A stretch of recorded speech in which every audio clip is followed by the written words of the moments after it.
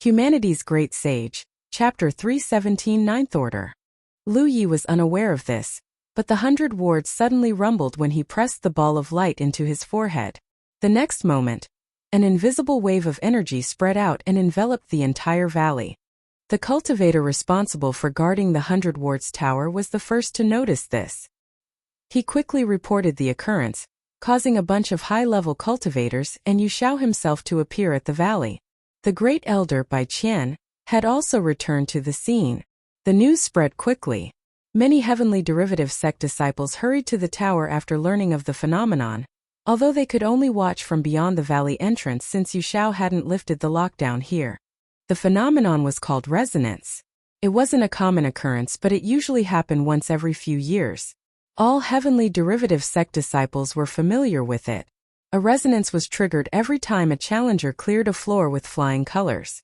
The Heavenly Derivative Sect had researched how well one had to perform to trigger a resonance, and they agreed that the result had to appear on the ranking list at the very least. Unfortunately, the ranking list was broken because the tower was in an incomplete state, so there was no way to confirm their theory. One thing was certain: the number of people who could trigger a resonance from the 100 wards tower was low. Practically every ward cultivator from all across Zhou would visit the 100 wards tower at least once in their lives, and a good number of them were repeat challengers. At least 1,000 ward cultivators visited the tower every year, and yet a resonance only happened once every couple of years. It showed just how difficult it was to trigger a resonance. A resonance occurred when the reward gifted to the challenger was so great that the heavens themselves were alerted. The buzzing also had an inspiring effect on all ward cultivators within its sphere of influence. That was why the disciples of the Heavenly Derivative Sect would go into a frenzy every time a resonance occurred. If they cultivated within the valley while a resonance occurred, they would be able to deepen their understanding of the way of wards and improve their attainment. The 100 wards tower was practically the holy land of all ward cultivators. The reasons the Heavenly Derivative Sect didn't just hoard it for themselves was 1. To build connections with the other sects, and 2. To increase the chances that someone might trigger a resonance. After all, it was something that benefited all of them. While the large majority of the reward went to the challenger as a matter of course, the slop still benefited their disciples greatly. Currently, the Heavenly Derivative Sect's disciples were gathered outside the valley and gossiping among themselves like housewives. No one knew why the 100 wards tower had been put under lockdown in the first place, and now a resonance had occurred when the valley was supposed to be devoid of people. How could they not be curious about this? Perhaps Sister Ling Yun is challenging the tower. I heard she achieved a breakthrough not long ago and was gearing up to make a third attempt. But Sister Ling Yun is over there, said someone while pointing at a beautiful woman not far away from them. The speaker looked and found that he was right. If it's not Sister Ling Yun, then perhaps it's Brother Ji Yi? Are you blind or what? Brother Ji Yi is standing right next to Sister Ling Yun. Huh. If it's not them, then who? They are the only 2 people in our sect capable of triggering a resonance. It doesn't necessarily have to be someone from our sect. Perhaps our elders had put the 100 wards tower under lockdown because an important guest from another sect was scheduled to challenge the tower today. They must be the genius cultivator of a Tier 1 sect or something. Are you kidding me? A good amount of Tier 1 sect cultivators visit our tower every year, but the sect has never locked down the entire tower for them. That's true. No disciple was able to figure out what was going on despite their discussion. Outside the entrance of the 100 wards tower, Yu Xiao and Bai Qian were standing shoulder to shoulder and looking at the first floor of the 100 wards tower. Didn't you tell him not to push himself beyond his limits? Yu Xiao asked while nursing a growing headache. Bai Qian's face looked as wrinkled as a bitter melon as he replied, "Of course I did.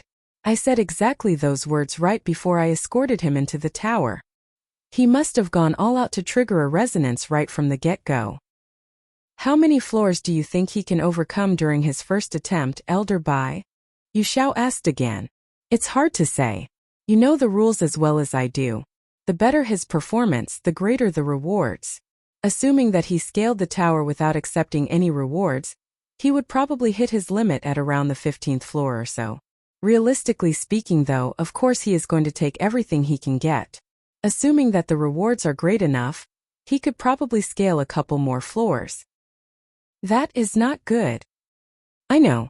Hopefully, he will realize the dangers of the 100 Wards Tower and not rush ahead bullishly.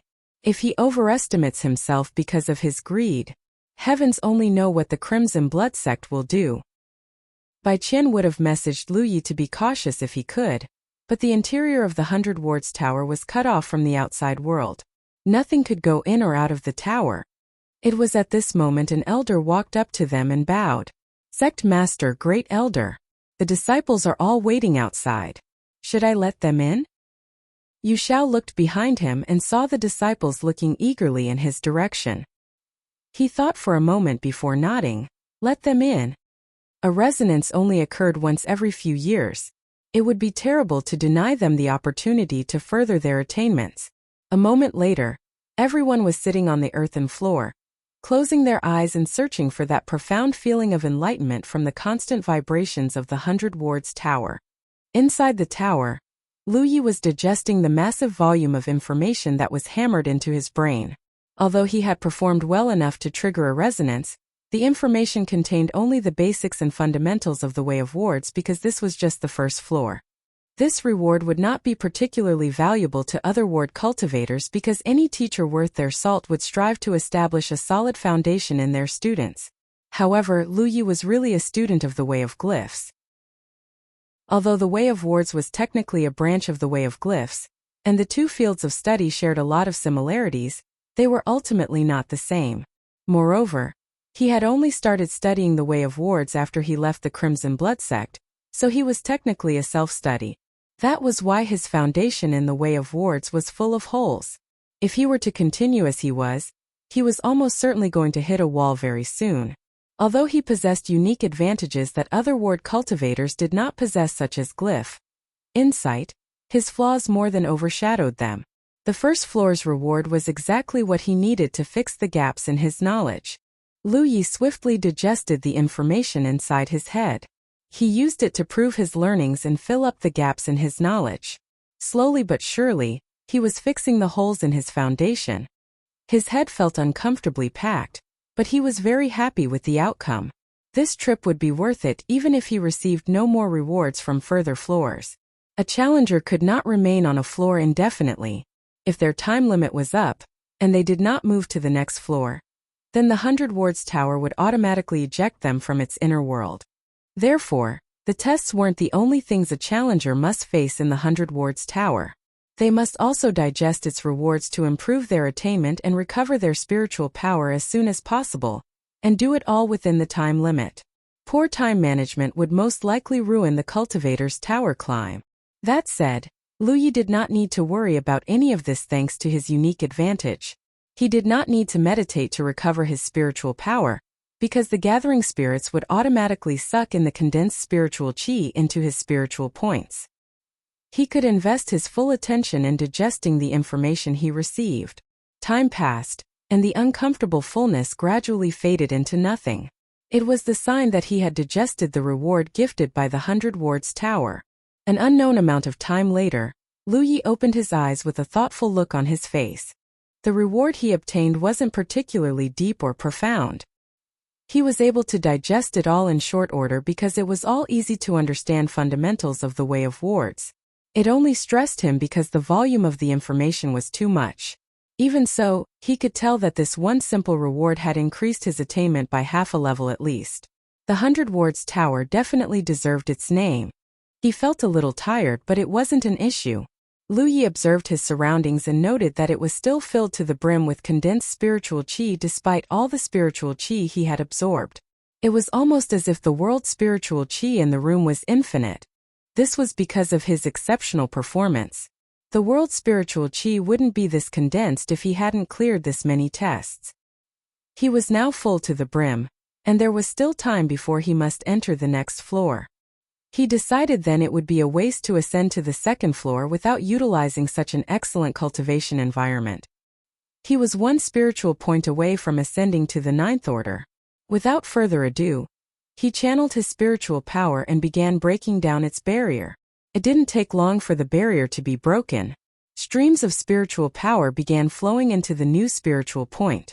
Soon, A new microcosmic orbit began circulating inside the spiritual point.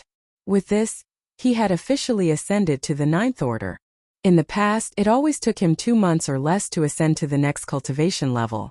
This time, though, it took him almost 4 months to ascend to the ninth order. It was because he had diverted most of his focus and energy on the way of wards recently. It was definitely worth it if he looked at the long-term picture, though.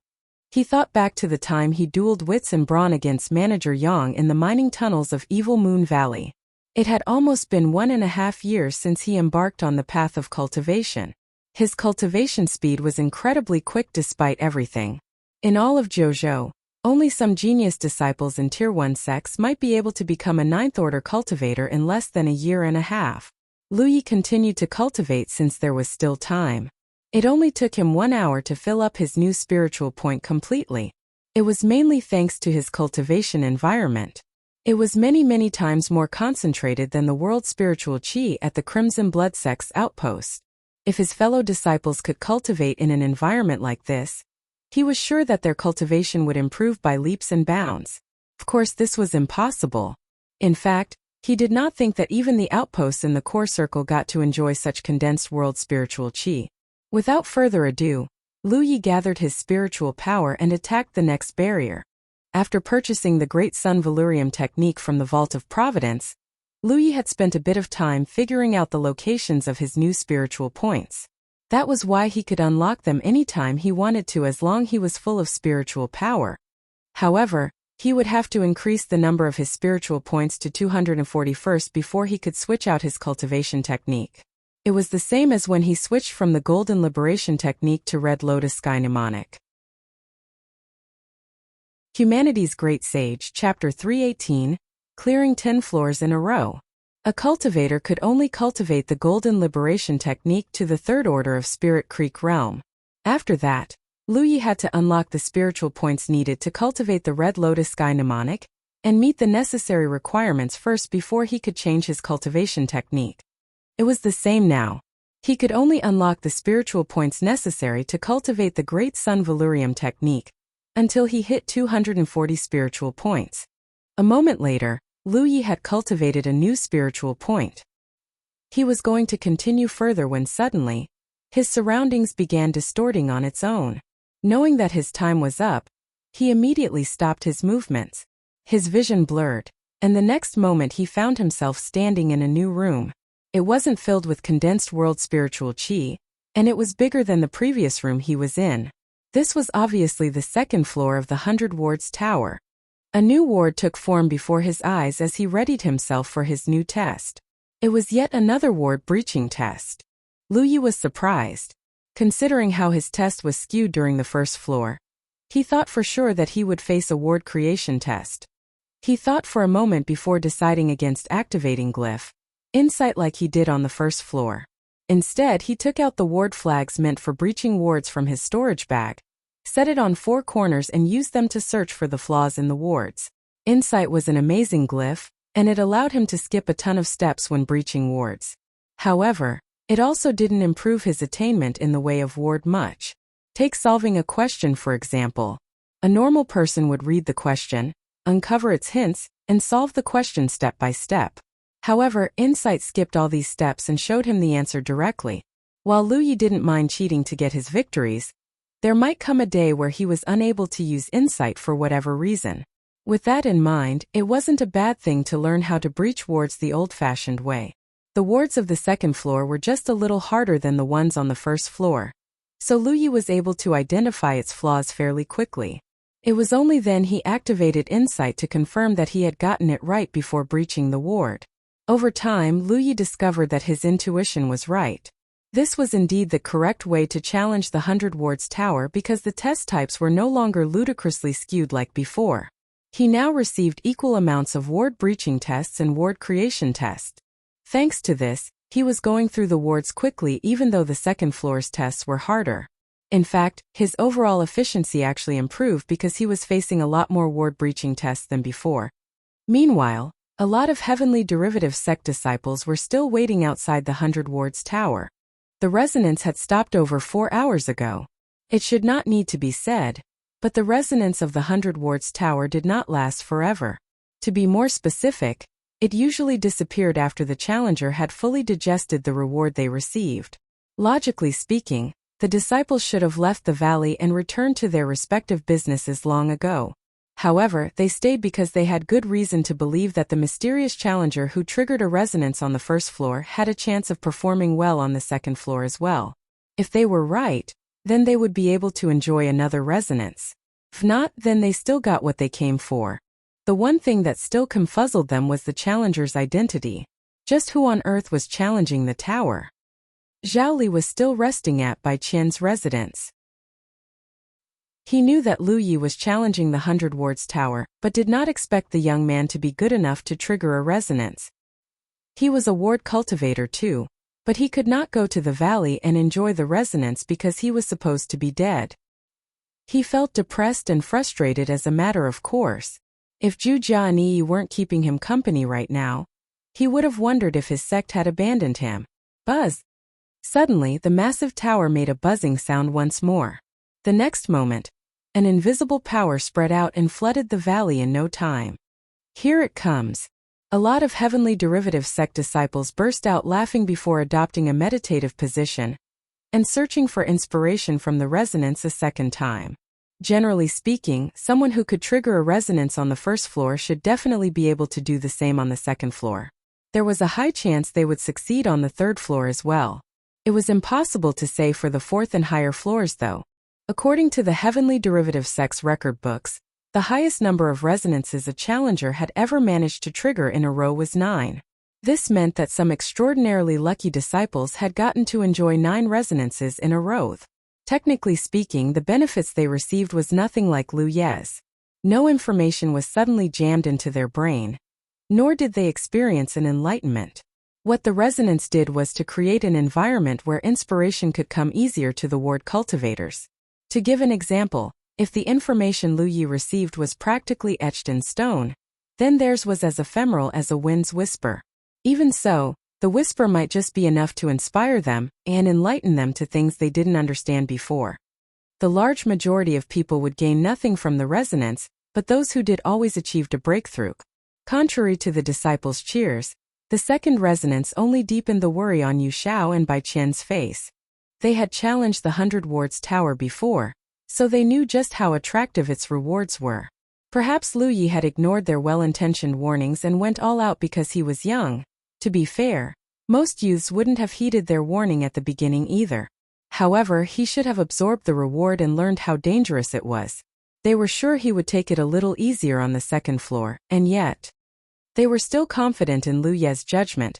But they could not help but worry that Lu Yi would be blinded by the rewards and kept pushing for the best possible reward despite himself. It could only end badly if their fears were true. It wasn't a baseless worry either. The exact scenario had happened more than once in the past. Meanwhile, Lu Yi was writhing like he was being electrocuted, bulging his bloodshot eyes and weathering a stupidly bad migraine once more. The room was also once again filled with fog-like world spiritual qi. Having learned from his first experience, he digested the information as quickly as possible so that the symptoms would disappear. Strictly speaking, the reward of the 100 Wards Tower and the glyphs of the Tree of Glyphs were similar in the sense that they both imparted their content via enlightenment. As for which experience was worse, he could only say that both were quite terrible. There was one silver lining to the 100 Wards Tower experience though. The terrible sensation would gradually disappear as long as he kept digesting the information. And he did. He dared not split his concentration with anything else. A few hours passed, and Lu Yi finally let out a small sigh of relief. It was hard, but he was able to digest the reward fully and strengthen his foundation some more. And just like last time, Lu Yi began cultivating and attacking the barriers surrounding his spiritual points. The days flew by in the blink of an eye. The heavenly derivative sect disciples were growing more and more excited. It was because the mysterious challenger had scaled to the 10th floor in just 5 short days. Moreover, they had triggered a resonance every single time. The resonance happened twice per day. Once during the day and another time during the night. This had never happened in the history of the heavenly derivative sect. Most recently, the most anyone had triggered consecutive resonances was 5 times. It was because the volume information granted by the 100 wards tower was so huge that the challenger had a hard time absorbing it all. If they failed to do it before entering the next floor, then the problem would only compound until they finally gave up or lost their minds, sometimes literally.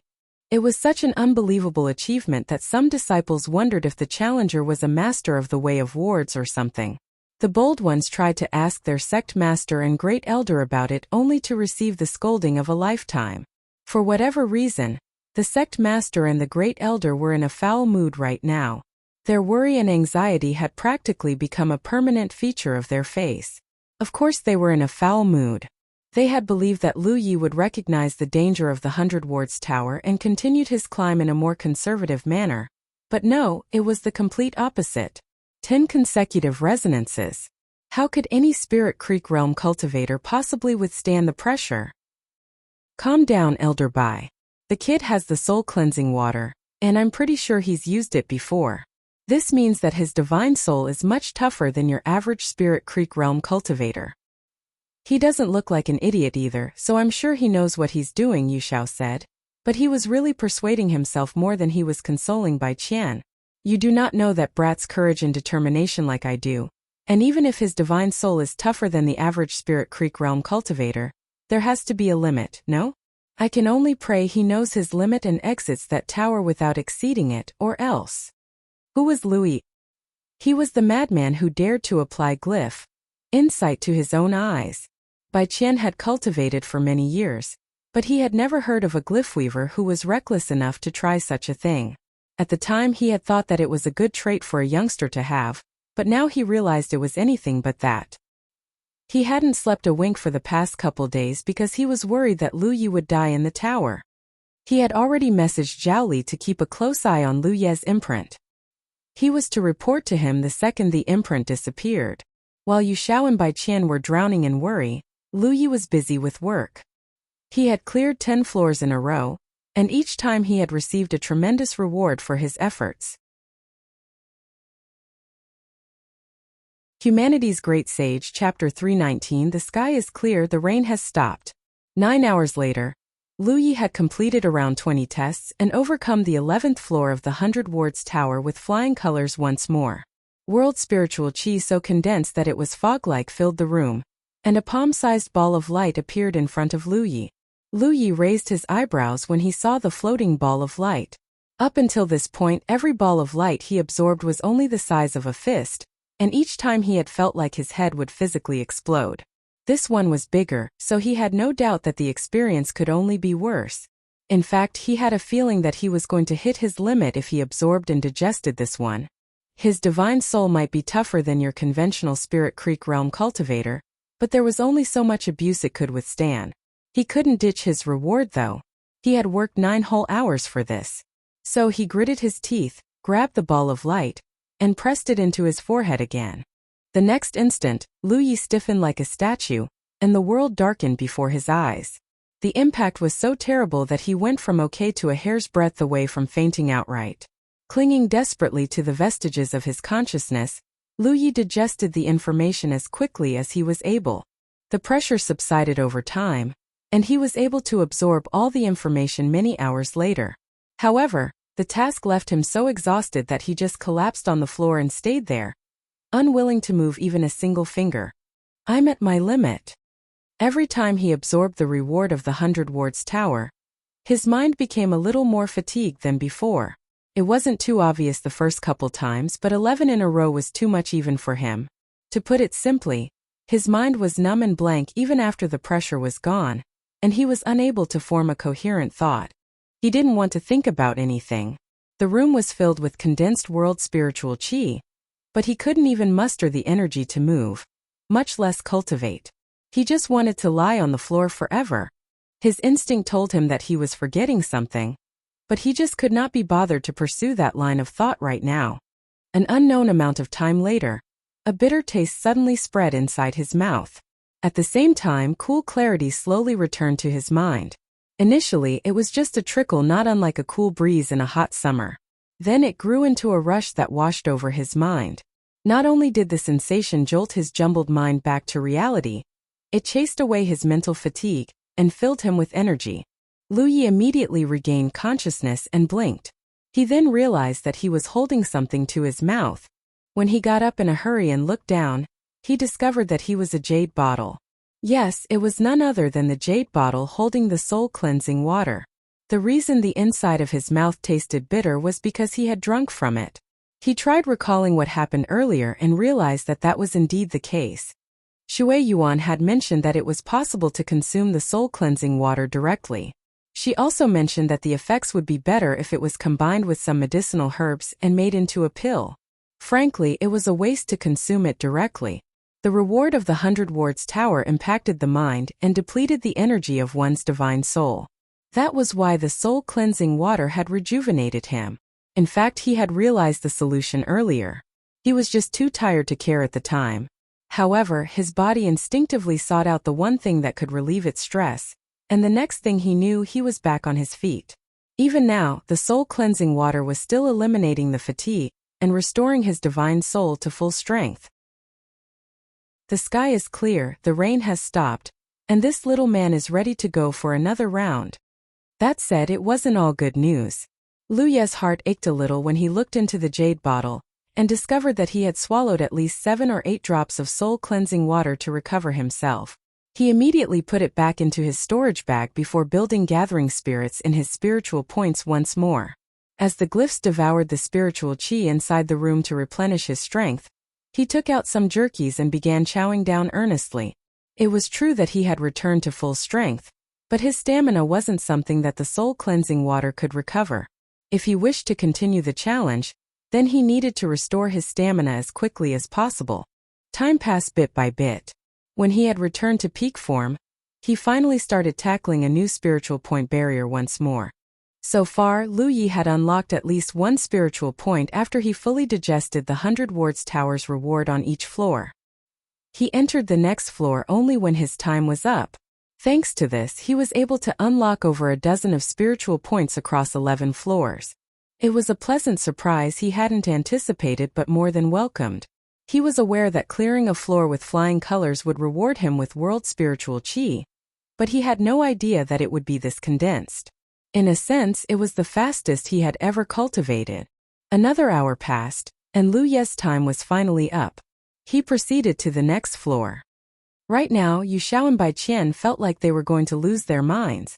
Up until this point, Lu Yi had overcome 10 floors in 5 days and achieved a resonance each time he cleared a floor. At the time, they were sure that the young man was nearing his limit, and that he would exit the tower at any moment. However, what happened next caused them to lose their composure completely. Lu Yi continued to overcome 2 floors every day without pause, and just like before, he was able to trigger a resonance each time. Before the 15th floor, Bai Qian had contacted Zhao Li at least once every hour to check if Lu Yi was still alive. After the 15th floor, they were so numb that they couldn't even be arsed to care anymore. It wasn't like they could do anything anyway. In contrast, the ward cultivators of the Heavenly Derivative sect were absolutely ecstatic right now. It was because they were witnessing the birth of an unprecedented miracle. They still didn't know who the challenger was, but it no longer mattered. No matter who they were, they had ascended to God status in their hearts. And how could they not? Not only had the mysterious challenger overcome 20 floors in 10 days, they also triggered a resonance on every floor. How could they be anything else but a god? At this point, there wasn't a single Heavenly Derivative sect ward cultivator who hadn't benefited from the repeated resonances. One could even say that Lu Yi had unknowingly improved the level of every ward cultivator in the sect. On the 21st floor, Lu Yi was currently trapped inside a murderous ward and being attacked by it. He was forced to see through its disguises and identify its flaws while dodging its attacks. At this point, Lu Yi could confirm that there was a difficulty spike every 10 floors. None of the wards he faced earlier had been nearly as troublesome. He was glad he spent some time eating to restore his stamina every time he entered a rest period. He might not have had the strength to continue his climb otherwise. The attacks weren't particularly powerful, but they were frequent enough that Lu Yi had to dodge as much as possible. He could block with protection, but it would cost him a not insignificant amount of spiritual power. Once again, he laid down his ward flags in every direction. This time he had to use 16 ward flags before he finally managed to locate a single flaw in the ward. He began breaching the ward after he activated Insight and confirmed that his answer was correct. An incense stick later, the ward abruptly froze and crumbled into nothing. There was no time to catch a breath though. The second test appeared almost immediately after the first time. Countless ward cultivators had challenged the 100 Wards tower, and a good number of them were far stronger than Lu Yi in terms of cultivation level. However, no one had ever managed to trigger 10 resonances in a row, much less 20. It was because its reward put a huge burden on one's mind. The better the reward, the greater the impact. Only a divine ocean realm cultivator could withstand the mental burden of the rewards continuously. But this was just the first portion of the 100 Wards tower, meaning that the tests were meant for Spirit Creek realm and Cloud River realm cultivators. Naturally, they wouldn't deign to challenge the tower. Lu Yi possessed several unique advantages compared to other ward cultivators. First things first, spiritual power. Most ward cultivators had to spend most of their rest period digesting the rewards of the 100 Wards tower before they could start replenishing their spiritual power. The slower ones even had to stop the absorption midway to replenish their strength. After all, they would not be able to tackle the next floor without sufficient spiritual power. However, this was not a problem for Lu Yi. He could digest the reward bestowed by the 100 Wards tower and replenish his spiritual power at the same time thanks to the gathering spirits he built within his spiritual points. He even had the time to unlock new spiritual points. This was an advantage no other ward cultivator possessed. The second unique advantage he possessed was, of course, the soul-cleansing water. Lu Yi was the first person ever to challenge the 100 Wards tower with the soul-cleansing water in his possession because the treasure was priceless and mainly used to improve the strength of one's divine soul. It was so precious that even divine ocean realm cultivators desperately desired the treasure. No one in their right mind would use it just to wash away their fatigue. But Lu Yi did, and not just one time. Since he discovered its function, he began consuming it as soon as he felt fatigued. It quickly washed away the fatigue and returned him to full mental strength. Since neither spiritual power nor mental strength was a problem to Lu Yi, he was able to give his all on every floor, achieve the best results, and obtain the best rewards of the 100 Wards tower. He would then ascend to the next floor after he absorbed the reward and improved his attainment. To put it simply, it was a virtuous circle. Of course, the price he paid was pretty huge, so to speak. The divine ocean realm cultivators would probably kill him if they knew what he was doing. The soul-cleansing water was a rare treasure even they desired, and he was chugging it down like it was an energy tonic. Lu Yi thought it was worth it though. No matter how valuable a treasure was, it was useless if it couldn't benefit its owner. To use it wastefully was still better than not using it at all. It wasn't like it would multiply if he left it in his storage bag untouched, so why not? Furthermore, he still had 2.5 bottles of soul-cleansing water in his storage bag. He thought it would be worth it to use half a bottle to clear the 100 Wards tower in one go. As the one who got it fair and square from the lost city of Xianyuan, it was his right to use it however he wished. 5 days later, Lu Yi had overcome the 30th floor and triggered a resonance once more. Having learned from his experience and knowing that another difficulty spike awaited him on the 31st floor, he did not try to unlock a new spiritual point and focused completely on recovering this time. In fact, he even took a small nap to ensure that he would be at peak form. Outside the 100 Wards tower, the cultivators of the heavenly derivative sect had gone completely insane. The number of cultivators in the valley had more than doubled during this time. Before this, everyone in the valley was a ward cultivator. After all, only ward cultivators could be inspired by the resonances. However, even those who didn't cultivate the way of wards had joined their brethren. It was because they wished to know who was the god who triggered 30 resonances in a row, and if they could maintain their streak and leave an unprecedented mark in the history books. Humanity's Great Sage, Chapter 320. The final 3 floors. Yu Xiao and Bai Qian were still standing shoulder to shoulder in the valley. However, they were less numb with resignation and more shocked and in disbelief right now. Bai Qian was Lu Ye's teacher in the way of wards, so he knew exactly how good the young man was. Earlier, he had told Yu Xiao that Lu Yi should be able to clear the first 10 floors without much difficulty because they were pretty simple. And maybe a couple more if the rewards he obtained from the 100 Wards Tower were good enough. And his prediction was reasonable. He had studied the way of wards for many years, so his eye for people in this regard was pretty good. However, Lu Yi had more than defied his expectations. He had overcome 30 floors in a row and triggered a resonance in all of them. To be clear, Bai Qian's assessment of Lu Yi was accurate. The only reason reality had not gone the way he expected was because of the rewards. Bai Qian could not begin to imagine just how great the rewards Lu Yi had received to improve so much in just half a month's time. To make a comparison, if Lu Yi's attainment in the way of wards was a 1 out of 10 before he entered the 100 Wards Tower, now he was a 5 out of 10. In other words, his attainment was 5 times greater than what it was before. To be fair, this was a perfectly reasonable outcome. Lu Yi had triggered 30 resonances in a row after all. Bai Qian dared not claim that Lu Yi's achievement would never be surpassed, but it was certainly unprecedented. What Bai Qian couldn't figure out was how Lu Yi, a mere Spirit Creek realm cultivator, was able to withstand the mental burden of the reward. Even if his divine soul was stronger than your average Spirit Creek realm cultivator, he should have imploded from the strain ages ago.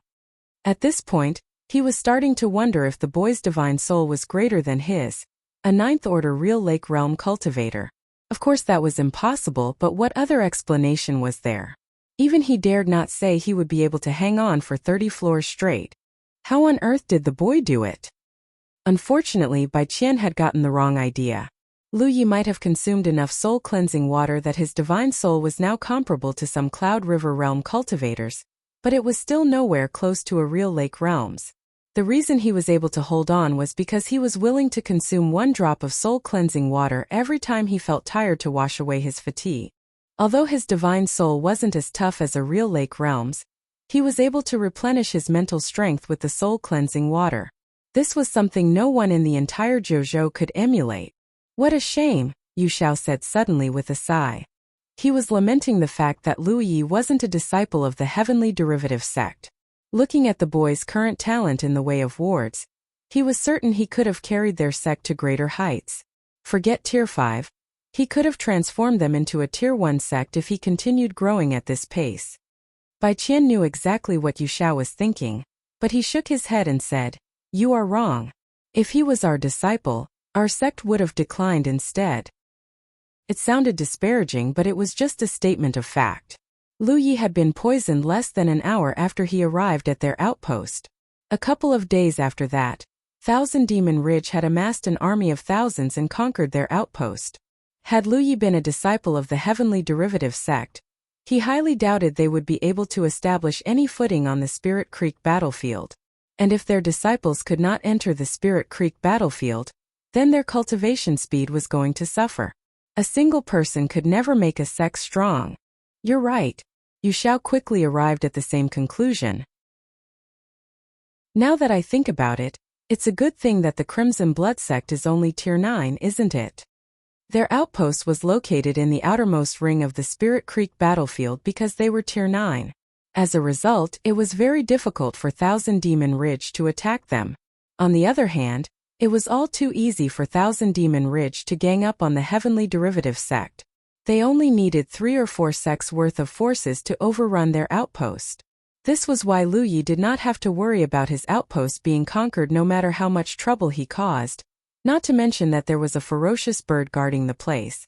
On a related note, Bai Qian had sent Zhao Li a short message. Is he alive or dead? Although he was past the point where he thought that the boy was in real danger of dying, he could not help but worry anyway. Zhao Li quickly responded, "He's still alive, Great Elder. By the way, can I come to the 100 Wards Tower? Brother Yi is going to come out in another 3 floors. When that happens, everyone will know that he's still alive, so I don't think it matters if I reveal myself now." "Good point. You may come." "Thank you, Great Elder." Zhao Li responded happily. It wasn't long before he appeared in the valley. The moment he showed up, all cultivators who did not know the truth were stunned by his appearance. It was because it was rumored that he and Lu Yi of the Crimson Blood sect had been poisoned to death by Thousand Demon Ridge. It was why the Crimson Blood sect's Keeper of Seal had gone on a rampage, and why they had lost so much face. However, it was clear now that the rumor wasn't quite accurate. After all, Zhao Li was clearly alive. What about Louis? Was he alive as well? The smart ones immediately caught the scent of a conspiracy. Zhao Li did not pay attention to them. After seeking out his acquaintances and inquiring a little about the situation, he sat down at a random spot and sent out a message. A group of people quickly gathered around him. Before Lu Yi challenged the 100 Wards Tower, he had spoken to Zhao Li about some of his plans. Assuming that everything went smoothly, they were going to execute those plans as soon as Lu Yi exited the tower. That was why he had made certain preparations beforehand. It would have been too late otherwise. As for what those plans were, let's just say that Zhao Li had been looking forward to it for a very long time. He was in the middle of discussing with his companions when suddenly, the tower buzzed like it was struck by an earthquake. The next moment, an invisible energy swept across the whole valley. They cleared the 31st floor. Someone cried. The ward cultivators immediately stopped whatever they were doing and used the resonance to enlighten themselves. Inside the 100 Wards Tower, Lu Yi let out a long sigh of relief. Although his skill was many times better than what it was before he entered the tower, the tests on the 31st floor still gave him some trouble. They were so difficult that he only managed to complete 5 tests in 9 hours. He thought for sure that his reward would be less substantial this time, but he was wrong. In fact, the ball of light was slightly bigger than what he thought it would be. As a result, Lu Yi wondered if the size of the reward was tied to his initial attainment when he first entered the tower. Had he remained exactly the way he was, there was no chance he would have been able to clear the tests on the 20th floor, much less the 31st. But since he never stopped progressing, his performance far exceeded his former self's capabilities. Assuming his theory was right, of course the tower had rewarded him handsomely. It was very easy to verify this. All he needed to do was to not perform his best on the next floor. The challenger only needed to clear the test one time to proceed to the next floor. It was believed that the more tests you cleared, the better the rewards would become. He would know if his theory was true if he cleared the test one time, but still received the same amount of rewards as before. Lu Yi wasn't going to do this though. The rewards weren't the only way to improve one's attainment in the way of wards. Overcoming the tests themselves was one such method. He did not think he would get many opportunities like this in the future, so he wasn't going to waste it just to verify a theory. Just like the previous floors, he was going to give it his all and leave no regrets behind. Half a day later, he overcame the 32nd floor and digested its reward. After washing away his fatigue using the soul-cleansing water, he was able to unlock another spiritual point before his time was up. Finally, he entered the 33rd floor. This was the final floor of the Heavenly Derivative Sect's 100 Wards Tower. There would be no more floors to conquer after this one. If he wished to continue his tower climb, he would have to wait until he ascended to Cloud River Realm and enter the Cloud River battlefield. Surprise rippled across Lu Yi when his vision cleared. It was because he saw a grand ward encompassing a large area in front of him. The grand ward was more or less the same size as the one used by the outposts in the inner circle, so it could not be easy to overcome. In fact, it was easily the biggest and most complex ward he had encountered since entering the 100 Wards Tower. Was it a coincidence, or did the tower read his inner desires and created it as his final challenge? The entire reason he came to the Heavenly Derivative Sect was to learn how to breach a grand ward. Only then could he occupy his enemies' outposts and rob them of their blessings. This was as good a chance as any to verify his skills. His time was limited, so Lu Yi spared only a bit of time to inspect the ward before throwing out his ward flags. He used them to determine the flow of the ward's spiritual power and the rough location of the nodes before narrowing it down to the letter. It was an enormous task. It took him an entire hour to confirm the location of the first node. After he confirmed that he had gotten it right using insight, he moved on to the next node. The first step was the hardest. Locating the second node only took a tease time after he confirmed the first node.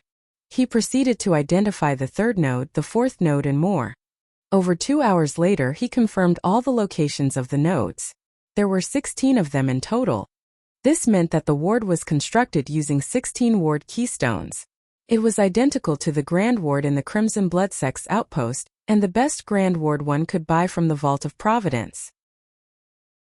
But although the Grand Wards were identical, they did not always share the same strength. The strength of a ward was usually determined by the concentration of the surrounding world spiritual qi. Generally speaking, the richer the world's spiritual qi in the environment, the stronger the ward would become. The Grand Ward in front of him was several times greater than the one at the Crimson Blood Sect, though it wasn't because the world's spiritual qi around him was richer. It was naturally stronger because the 100 Wards Tower made it so. Lu Yi hopped onto his flying spirit artifact and flew around the Grand Ward. He then nailed the ward flags into the nodes. When all 32 ward flags were in place, he came to a stop and grabbed the ward flag in front of him. Then he sucked in a deep breath and channeled his spiritual power into it. All 32 ward flags floated into the air and glowed with spiritual light at the same time. They started connecting and resonating with each other. As more spiritual power poured into the ward flag Lu Yi was holding, the invisible energy generated by the ward flag's resonance began suppressing the Grand Ward's circulation of spiritual power. The spiritual power of a Grand Ward was constantly flowing. This was something Lu Yi had observed a long time ago. This was why a Grand Ward was capable of restoring itself and defending against all attacks. To draw an analogy, a Grand Ward was like a flowing river. To breach it, Lu Yi had to cut the flow and turn it into a pool of dead water. Only by stopping the circulation of spiritual power completely would he have a shot at breaching a Grand Ward. Otherwise, the Grand Ward would continuously repair itself until it had run out of reserves, which was never going to happen in the 100 Wards Tower. Spiritual power was draining out of Lu Ye's body at a rapid rate. While he did not know if it was even possible to breach a Grand Ward with his own strength alone, this was both his final test and the proof that his plans weren't just a pipe dream. Naturally, he was going to give it his all. Humanity's Great Sage, Chapter 321, 2 Balls of Light. Thank goodness the ward wasn't controlled by someone, or Lu Yi wouldn't even bother to try and breach it. The difference between a Grand Ward that was controlled by someone and one that wasn't was like night and day. Even the most inexperienced controller would be able to make various adjustments to the Grand Ward, and right now Lu Yi was incapable of adapting to those changes. This one was static because it did not have a controller, so he could easily target its weaknesses. The spiritual power circulation of the Grand Ward grew slower and slower as he continued to pour his energy into the ward flag, but it was far from enough. He was losing spiritual power at a rapid pace, so Lu Yi quickly drank a bottle of mystic fruit cider and stuffed a couple of spirit pills into his mouth to replenish his spiritual power. Time passed bit by bit. It was a slow and arduous process, but Lu Yi could see that it wasn't a hopeless endeavor. He continued to pour his spiritual power into the ward flag. Even more time passed, and the flow rate of the Grand Ward's spiritual power was less than half of what it was. However, Lu Yi also felt a substantial increase in resistance from the Grand Ward. His ward flag had become as heavy as a mountain, and he could feel an obvious pushback of energy from it. Not only that, he was losing spiritual power at an increasing rate. Despite consuming the mystic fruit cider and spirit pills non-stop, he wasn't quite able to keep up with the rate he was losing energy. Suddenly, a soft creak drew Lu Ye's attention like a bee's sting. His heart sank when he realized that a tiny crack had appeared on the ward flag he was holding. Right now, he was suppressing the Grand Ward's flow of spiritual power with his 32 ward flags. To put it simply, he was single-handedly fighting against the Grand Ward. Even if the ward wasn't controlled by anyone, it was still one of the most powerful Grand Wards he had ever faced.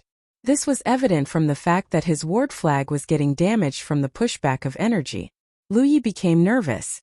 It would be a damn shame if he failed because his ward flag could not withstand the pressure. He might have forged the ward flag himself, but the materials had been provided by Bai Qian.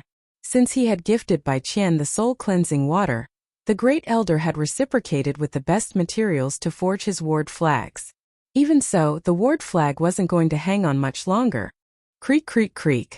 More cracks appeared on the ward flag. It was as if the item was made of clay instead of metal, and it looked like it could shatter any minute now. Lu Yi hurriedly increased his output of spiritual power. At this stage, the only thing he could do was to invest it all in a do-or-die gamble. Spiritual power started draining out of his body like an open dam. His hard work wasn't wasted. The Grand Ward's spiritual power slowed more and more until finally, it stopped dozens of breaths later. Lu Ye's face was completely flushed when he shoved his hand into his storage bag. 4 auras zoomed across the air the second he raised his hand. The 4 spirit artifacts made a full circle in the air before descending on top of the nodes like lightning. At the same time, sharp edge flashed across every spirit artifact. Lu Ye's heart leaped to his throat as he stared at the affected nodes. He even forgot to breathe for a moment. There was a short struggle between the Grand Ward and his spirit artifacts before he heard what could only be described as the sound of breaking glass. At the same time, dense cracks started spreading from where the 4 telekinetic weapons had struck. Finally, shatter. It was as if someone had brought a hammer to a giant mirror. Both the Grand Ward and his 32 ward flags abruptly shattered into a million pieces. It had only been half a month since he created the ward flags. To think they would all shatter into pieces in this test. Even Lu Yi himself was thrown back by the sudden eruption of spiritual power and slammed against the floor. Lu Yi hurriedly climbed to his feet as he panted like a dog. Joy was peeking out of his pale white face though. It was because he had single-handedly breached a Grand Ward. It was no cheap trick that the enemy could easily adapt to either. He had actually breached a Grand Ward in its entirety purely through his own power and skill. Of course, this wasn't max difficulty per se since it wasn't controlled by anyone. Then again, he hardly needed to take down an entire Grand Ward on his own when attacking a Thousand Demon Ridge outpost. Heavens know what Thousand Demon Ridge would think when they learned of this. He could only hope that they wouldn't pass away from sheer shock. It would be a waste of contribution points. The loss of his ward flags was a small issue. He could just forge another set when he exited the tower. What troubled Lu Yi was the fact that he was almost out of power, and there probably wasn't much time left on the clock. He highly doubted that he would be able to pass the next test. That was fine though. He was satisfied with this. Lu Yi sat on the floor and adopted a meditative position. Since there was no chance he was going to overcome the next test, he might as well use this time to catch some rest. To Lu Ye's surprise, no second test appeared after the Grand Ward was destroyed. In the past, the tests came one after another without giving him a chance to catch even half a breather. He wondered why. A million thoughts were running through his mind when suddenly, a palm-sized ball of light floated in front of his eyes. It wasn't as big as some of the rewards he had seen earlier, but its color was much richer than normal. It probably meant that it contained an incredible volume of information. I cleared the 33rd floor already, Lu Yi thought to himself in surprise. It was only now that he realized that the Grand Ward was the 33rd floor's one and only challenge. It was a surprise, but one that he welcomed greatly. This seemed to suggest that his earlier theory was correct. The rewards bestowed by the 100 Wards Tower was determined by the initial level of one's attainment when they initially entered the tower. Since he wasn't particularly good when he first entered the tower, he was rewarded handsomely even though had overcome the test of the 33rd floor only once. Another ball of light descended from the air. Its color wasn't as rich as the first one, but it was the size of a wash basin. Frankly, it scared Lu Yi to see it. He had never seen such a huge reward before. Would it kill him the second he imprinted it into his head? Moreover, this was the first time ever he was given multiple rewards by the tower. He was still weighing the risks and rewards when the basin-sized ball of light landed on the floor. Then it scattered into nothing and plink plank plunk. A bunch of items hit the floor with a series of metallic clangs. As it turned out, the reward was unlike any of the rewards he had obtained before. It was because it contained not a massive volume of information regarding the way of wards, but actual items. To be exact, it was a bunch of pitch-black ward flags. He counted 32 of them in total, and they made a perfect set. The 100 Wards Tower has a reward like this. Lu Yi was surprised because he had never heard of the 100 Wards Tower rewarding a set of ward flags. In fact, he was the first ward cultivator ever in the history of JoJo to ever receive such a reward. Again, Lu Yi didn't mind this because it was exactly what he needed right now. He had been planning to head back to the forge and forge a new set of basic ward flags for himself. While he fully expected to forge them better and faster than he did at the beginning, it was still going to take some time and effort to perform the task. Now that was no longer necessary. He did not bother inspecting these ward flags because the basic ward flags were 32 flags a set, and they were good enough for most ward cultivators up to the Cloud River realm. These ward flags were clearly extraordinary, so he didn't think he would be able to make sense of them in a short time. He decided he could inspect them later when he wasn't on a time limit. After he put the ward flags into his storage bag, he finally made a grab for the ball of light still floating in front of him. This was the third time he absorbed the ball of light, and his divine soul was much tougher than it was at the beginning. Unfortunately, the experience remained as bad as before. Outside the 100 Wards Tower, every cultivator was holding their breaths and waiting to feel its unique vibration. When it did, thunderous applause and cheers filled the valley instantly. It was because they had witnessed the birth of a miracle, one that would go down in the history books as one of the most memorable events of its time. They still didn't know who the mysterious challenger was, but the facts that the feat had taken place in the Heavenly Derivative sect, and that they were all ward cultivators were more than enough for them to feel proud and honored about it. Yu Xiao and Bai Qian exchanged a glance with each other and let out a long sigh of relief. It was finally over. It had been a terrifying half a month, but they were finally free from the mental torment. Although they were utterly amazed by Lu Ye's achievement, they had a lot to complain about the boy as a matter of course. The brat had turned out to be a bigger troublemaker than anyone could have imagined. But in the end, their 100 Wards Tower only had 33 floors. He could be the incarnation of the god of troublemakers, but even he had to stop for the moment. Their inner monologue aside, they were extremely envious of the Crimson Blood sect as a matter of course. Any sect who had him was basically guaranteed to have a bright future.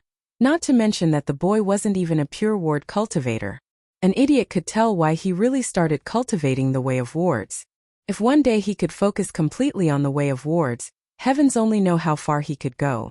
One thing for certain though, Thousand Demon Ridge's time of peace was over. Heck! A shakeup that would affect the entire Spirit Creek battlefield was looming on the horizon. Yu Xiao could not help but recall a certain past several decades ago. At the time, a Crimson Blood sect disciple had led a storm of change that affected the entire Zhou. Wherever the banner with a golden flame and a red background went, all Thousand Demon Ridge forces had backed away like it was their bane. Without exaggeration, the Crimson Blood sect of that time had stood at the pinnacle of the world. Is the Crimson Blood sect going to rekindle their former glory? All things considered, Yu Xiao was really glad that he had formed an alliance pact with Elder Tang of the Crimson Blood sect in secret when the old man was here. The cheers in the valley eventually subsided, and the ward cultivators began meditating and finding inspiration from the resonance once more. However, their heads were all turned toward the entrance to the 100 Wards Tower. It wasn't just the ward cultivators either. Everyone wanted to know who the mysterious challenger was. Several painful hours later, their long wait finally came to an end. A young man pushed open the door and stepped into the open. There were many who didn't recognize him, but those who did felt both astonished and a strange sense of understanding. They thought, oh, I should have figured it out sooner. Zhao Li was thought to be dead, but that belief was disproved a while ago. Naturally, Lu Yi of the Crimson Blood sect must be alive as well. Lu Yi wasn't expecting to see the sea of people gathered around the valley at all. Even Yu Xiao, Bai Qian and some of the real Lake Realm cultivators of the Heavenly Derivative sect were present as well. They were clearly the higher-ups of the sect. Sect Master Yu, Elder Bai. Lu Yi went up to them and saluted them respectfully. Bai Qian nodded with a kind smile on his face.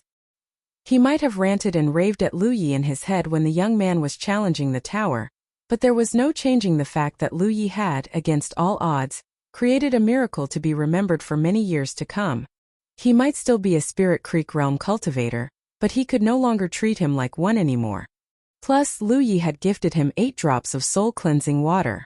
That gift alone obligated him to give the young man preferential treatment.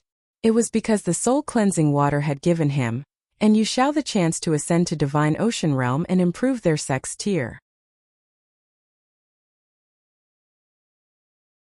Humanity's Great Sage, Chapter 322.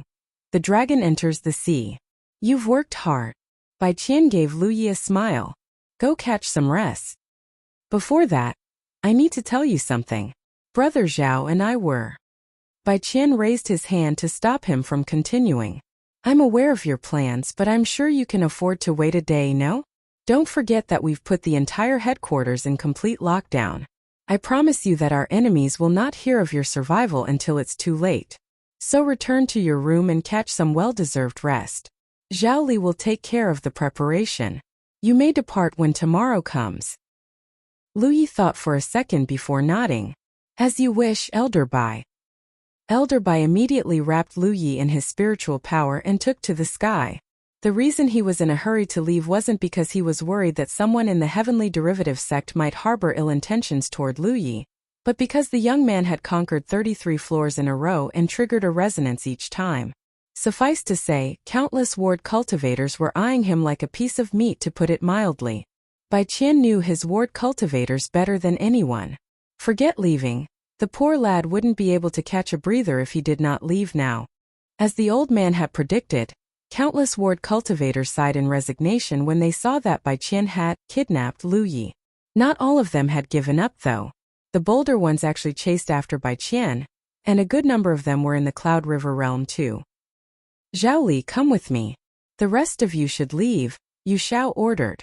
Yes, Sect Master. Zhao Li responded from the crowd.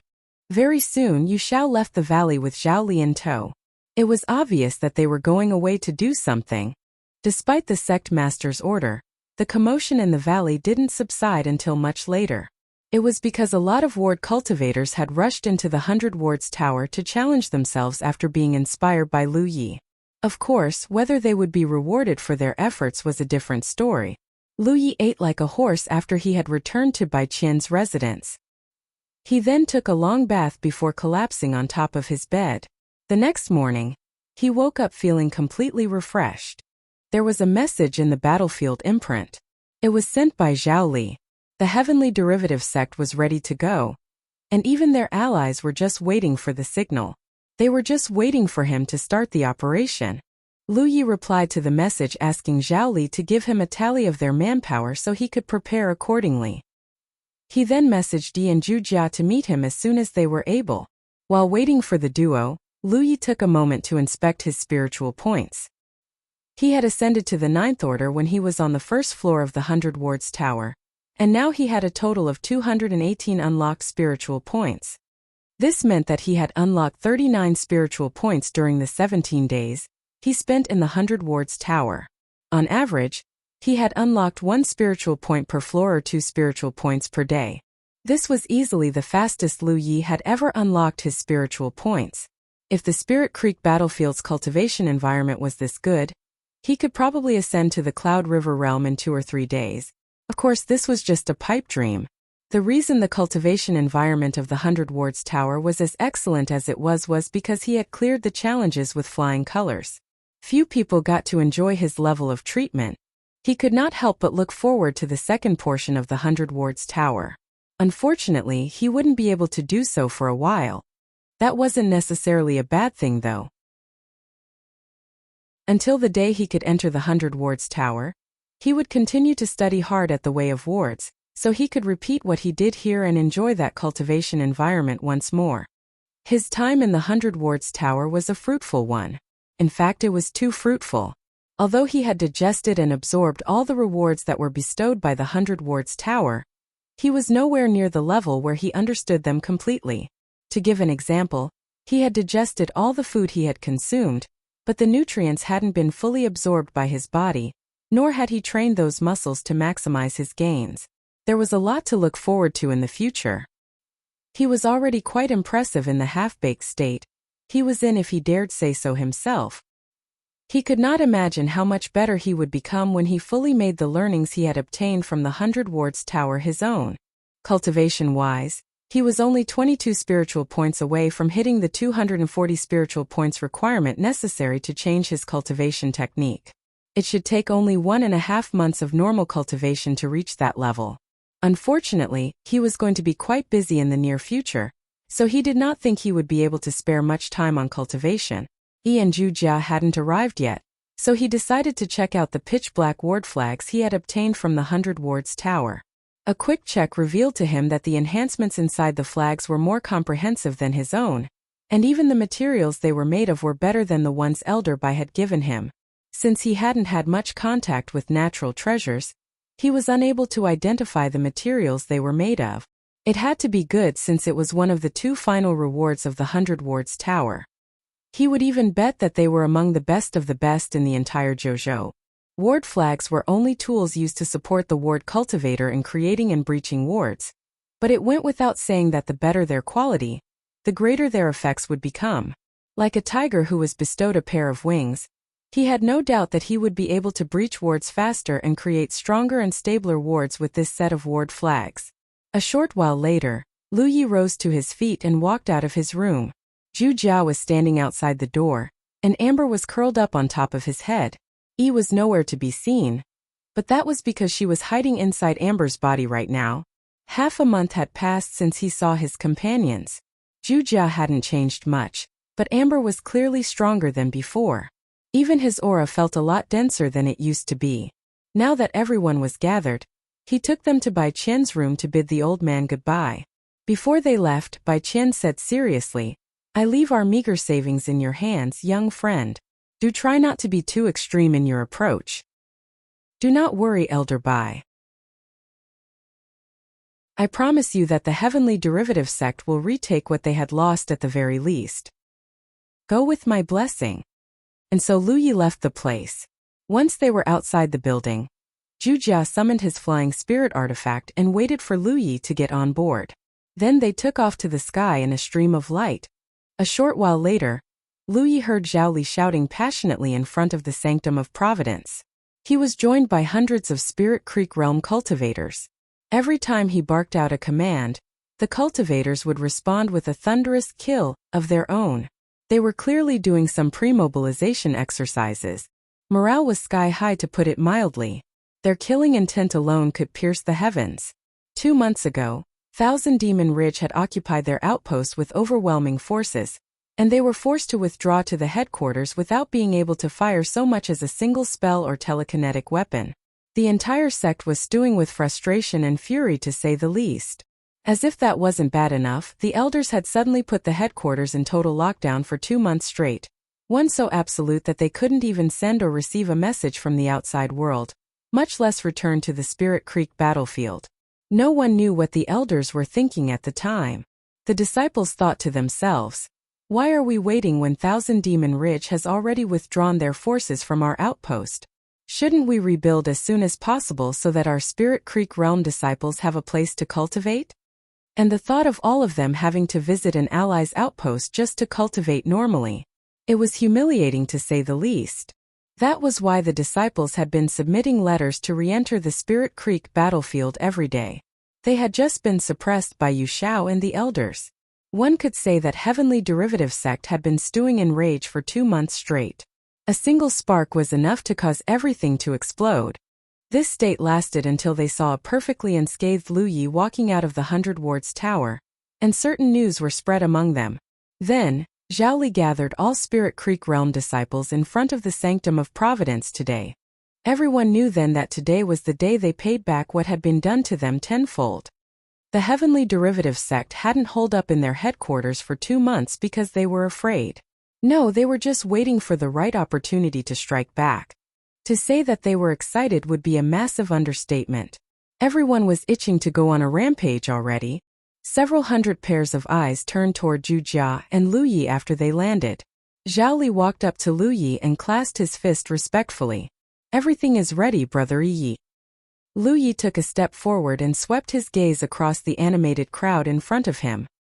He then looked at Yu Xiao and the Heavenly Derivative Sect elders floating not far away behind the crowd and gave them a nod. "Let's go." Zhao Li immediately turned around and shouted, "Let's go."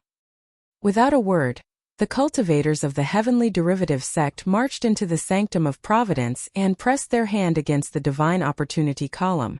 Then they teleported back to their outposts, one group after another. It was like a dragon entering the sea. The storm that would turn the entire Spirit Creek battlefield upside down began now. The first few groups were all body-tempering cultivators, followed by the combat cultivators and ghost cultivators, and finally the spell cultivators and medicine cultivators.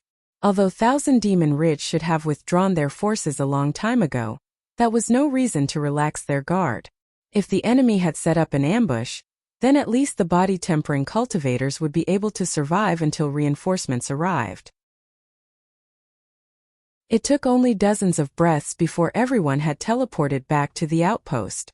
The ghost cultivators who had spread out to scout the area reported back that they hadn't seen any enemy within the vicinity. This was normal. It had been 2 months since the outpost was conquered. Thousand Demon Ridge could be completely out of their minds, and they still wouldn't sit on an empty ruin for 2 months straight. It was just illogical and benefited no one. A while later, a massive ship spirit artifact floated into the air. After everyone had gotten on, Zhao Li commanded the ship to fly in a certain direction.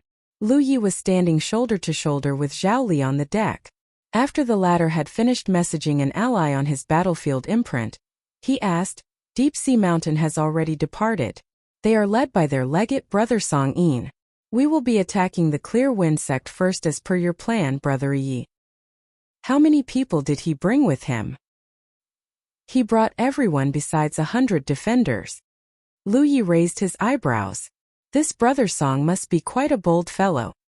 Zhao Li explained, "On the contrary, brother Song is usually a conservative fellow. If I'm not mistaken, he did this probably because he received some advice from his elders, or maybe he felt guilty he couldn't do more when our outpost was taken.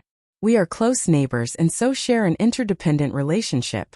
In fact, they were scared for their lives when Thousand Demon Ridge had occupied our outpost. 2 months ago, Lu Yi had been poisoned by a spy right after he arrived at the Heavenly Derivative Sect's outpost. Not long later, several Thousand Demon Ridge sects had joined hands to conquer the outpost by force. It was the Heavenly Derivative Sect's fault that he was poisoned on their turf, but it was his fault that their outpost was occupied, and Thousand Demon Ridge grew mad enough to activate a precious spy in the first place. He could not deny that some of the responsibilities fell on his shoulders as well. If he didn't have the Tree of Glyphs, he would have been crippled or dead already. If he didn't have the soul-cleansing water, Zhu Jia and Zhao Li could have died even with Shui Yuan's treatment. Ultimately, there was no point in assigning blame.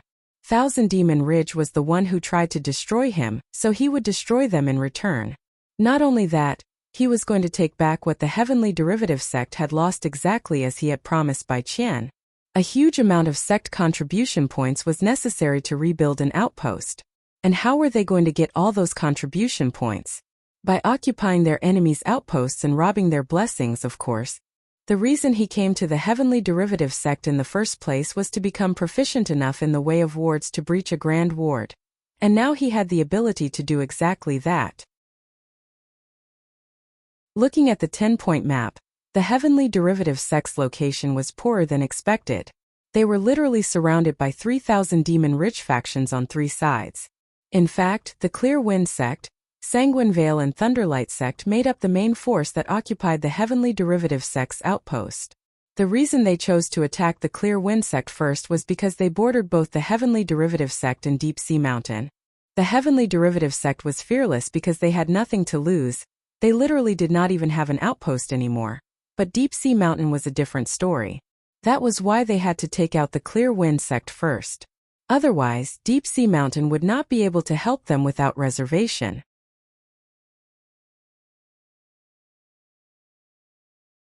Humanity's Great Sage. Chapter 323. You're alive? Oh! Of course, there was one more reason they were targeting the Clear Wind sect first. It was a Tier 6 sect while Sanguine Veil and Thunderlight sect were Tier 5. This would be Lu Ye's first battle after he came back to life per se, so of course they should go for the weakling first, relatively speaking. Just because the Clear Wind sect was a lower tier sect did not mean it was weak. The ship continued onward until they arrived at the Heavenly Derivative sects or vein. At least 100 spiritual lights jumped off the ship and flew into the caves. A while later, they returned with bloodstains on their outfits. The blood belonged to the Thousand Demon Ridge cultivators who were mining in there or vein. It had been 2 months since the Heavenly Derivative sect lost their outpost and put their headquarters under lockdown. Naturally, their friendly neighbors were unwilling to let the resources go to waste. Unfortunately for the miners, their greed had doomed them today. As they continued toward the Clear Wind sect's outpost, news of their invasion eventually spread to both their allies and their enemies. It was basically impossible to conceal such a large-scale operation. There were countless ways a cultivator might obtain intel from their enemies, and in this case it was perfectly natural for the Clear Wind sect to post watchers, ghost cultivators to be exact, within their territory. The Clear Wind sect immediately leaped into action, and the legate and prolgate made an emergency summon to all cultivators who were currently away from the outpost. At the same time, they requested help from both Sanguine Veil and Thunderlight sect. If the Heavenly Derivative sect was attacking alone, then they wouldn't have bothered calling their allies for help. However, the Deep Sea Mountain was involved in the invasion as well. Together, they numbered around 800 to 900 people. It wasn't a particularly massive force, but it was still something they could not afford to underestimate. In fact, the Clear Wind sect wasn't quite sure what the Heavenly Derivative sect was thinking. Unless they could occupy their outpost in a short time, their reinforcements would be able to catch them in a pincer attack. If that happened, the Heavenly Derivative sect and Deep Sea Mountain would be crying for their mothers for sure. While a million suspicions were running through their heads, a big ship spirit artifact came to a stop about 5 kilometers away from their outpost. Judging from the emblem on the ship, it belonged to Deep Sea Mountain. They were the neighbors of Clear Wind sect after all. It was only natural that they showed up sooner than the Heavenly Derivative sect. Less than an hour later, another ship spirit artifact arrived at the scene. This one was definitely the Heavenly Derivative sect. The two ships then advanced toward the outpost in tandem. Suddenly, a cultivator flew over from Deep Sea Mountain's ship and landed on their deck. Lu Yi looked at the newcomer curiously. He was a man with an imposing appearance and a face that invoked feelings of stalwartness and assurance. He was none other than the legate of Deep Sea Mountain, Song Ying. After Zhao Li had introduced them to each other, and they saluted one another in kind, Song Ying wasted no time in going straight to the point. Brother Yi, Brother Zhao told me a few things about you, but I still need to ask you something. How confident are you in breaching the Grand Ward, and how long do you need to do it? As Zhao Li had mentioned earlier, Song Ying was a very conservative man. Despite his personal and repeated assurances, the man would still rather hear the answer from Lu Ye's own mouth. His people's lives were at stake after all. He might be the legate, but even he dared not make what he believed to be an extremely risky action without taking all the necessary precautions. The main reasons he agreed to cooperate with Zhao Li on this operation were 1. He was good friends with the legate and trusted his character, and 2. Zhao Li swore on his honor that Lu Yi would be able to breach the Clear Wind sect's Grand Ward. A bitter smile crossed Zhao Li's lips. Brother Yi is the man who triggered 33 resonances in the 100 Wards Tower. Not to mention that this isn't the first time he's breached a Grand Ward. Considering his recent improvement, I have no doubt that he will succeed in this endeavor. Song Ying continued to look at Lu Yi as he said in a calm voice, I know nothing about the Way of Wards. What I do know is that Clear Wind sect has already sent out the call for help, and both Sanguine Valley and Thunderlight sect have dispatched between 300 to 400 people, each to rescue their ally. If they manage to reach us in time, then our situation would be awful to say the least. The only way we could stop this is to breach the Grand Ward and occupy the outpost as soon as possible. He did not press the matter, but he was clearly still expecting Lu Yi to give him a direct answer. If I fail to breach the ward within an incense stick, feel free to withdraw from this operation. Zhao Li shot Lu Yi an astonished look. Song Ying was frowning deeply as well. Although he was ignorant of the Way of Wards, and he had no idea what it meant to trigger 33 resonances in the 100 Wards Tower, he could not interpret Lu Ye's words as anything but a lie. A Ninth Order Spirit Creek Realm Master claiming that he could breach a Grand Ward in an incense stick? What kind of nonsense was this? For a second, Song Ying was tempted to turn his back on the duo and withdraw on the spot. He had heard of stories of Lu Yi of the Crimson Blood sect. At the time, he was impressed with Lu Ye's deeds during the Battle of Golden Tip, and was hoping to meet the man himself one day. Now though, he was thinking that the stories were exaggerated after all.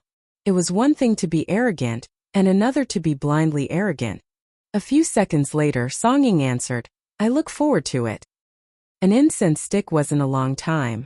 As much as he disbelieved Lu Yi, he did not mind wasting that bit of time. After Song Ying had flown back to his ship spirit artifact, Zhao Li asked worriedly, Brother Yi, are you sure? You can breach the Grand Ward in an incense stick. The legate knew how Lu Yi had conquered the House of Wintry Blossoms and Sunlit Mountain's outposts with Hidden Light Sanctuary and Lofty Plume Court, and both times the young man had used cheap tricks that could only work one time. Objectively speaking, he could not really say that Lu Yi had breached a Grand Ward through pure skill and knowledge.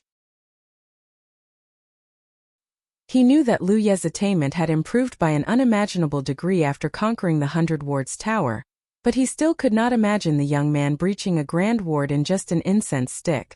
It was precisely because he was a ward cultivator that he understood just how difficult it was. I can.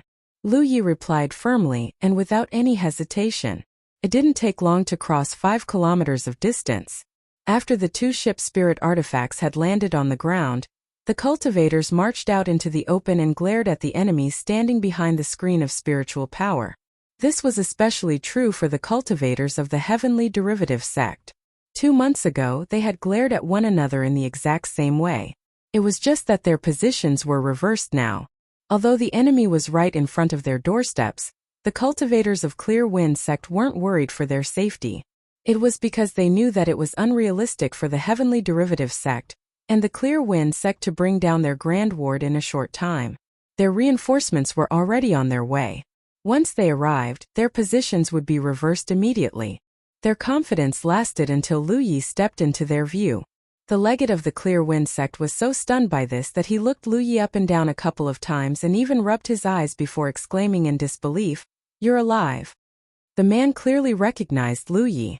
Although he had never seen Lu Yi in person, he had seen the young man's picture before.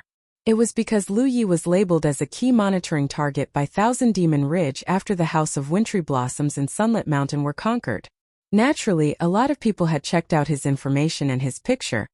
2 months ago, the Keeper of Seal of the Crimson Blood sect had turned violent at the Heavenly Derivative sect's headquarters and fought 5 real Lake Realm enemies on her own.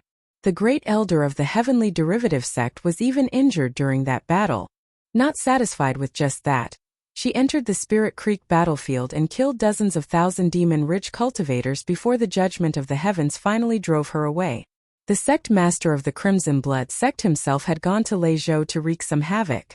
Although he wasn't able to deal any significant damage, he still gave the Divine Ocean Realm cultivators of Leizhou quite the scare. Even the second runner-up of the Spirit Creek battlefield Scroll of Supremacy, Li Baxian, had gone on a bloody rampage in the core circle for a time.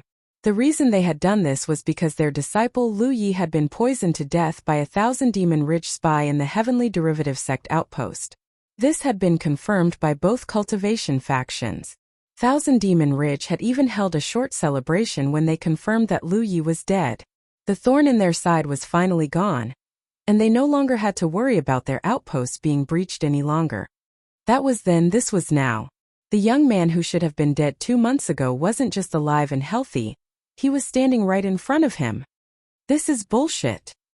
It took the legate of the Clear Wind sect some time to process his shock, but when he did he quickly figured out the truth. His emotions were a jumbled mess as he cursed the ancestors of everyone in the Crimson Blood sect in his head. Were they professional actors or something? It was precisely because their acting was so convincing that everyone in Thousand Demon Ridge was sure that Lu Yi was dead.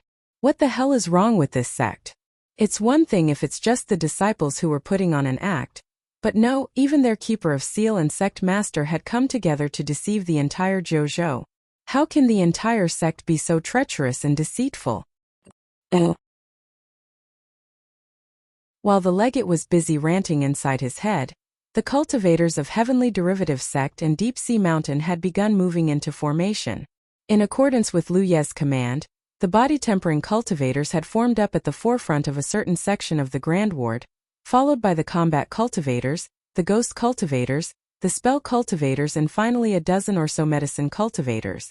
The legate of the Clear Wind sect felt his heart skipping a beat when he saw this. It was clear that the enemy was planning to attack their Grand Ward by force. Considering what had happened to the House of Wintry Blossoms and Sunlit Mountain, how could he not feel nervous about this? He did not stay nervous for long though. Lu Yi had breached the Grand Ward of the 2 sects, true, but his methods were cheap tricks that could only be used one time. Lu Yi might have come up with new tricks, but he should not be able to pull off anything as long as they kept a close eye on him. He was just thinking this when Lu Yi stepped forward and swept his gaze across the Grand Ward in front of him. His eyes were circulating with spiritual power because he had empowered them with insight. When he was performing the tests in the 100 Wards Tower, Lu Yi had only ever used insight to confirm that his deductions were correct. It was the way to improve his attainment in the way of wards. But since he was here to breach an enemy's Grand Ward, there was naturally no need to limit himself.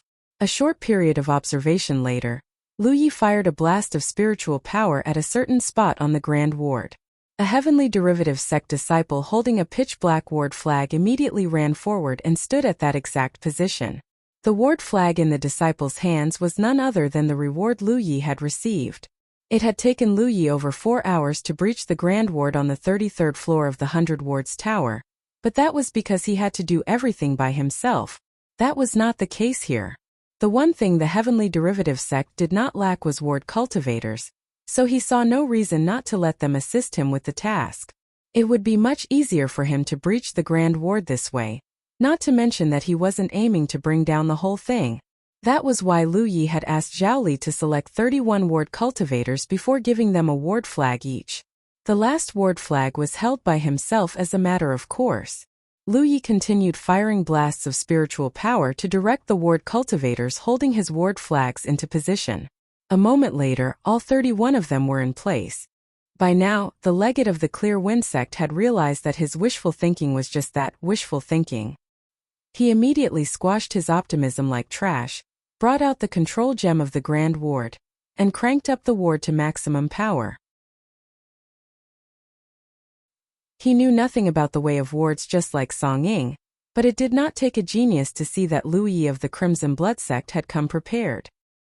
He had no desire to experience the same fate as the House of Wintry Blossoms or Sunlit Mountain.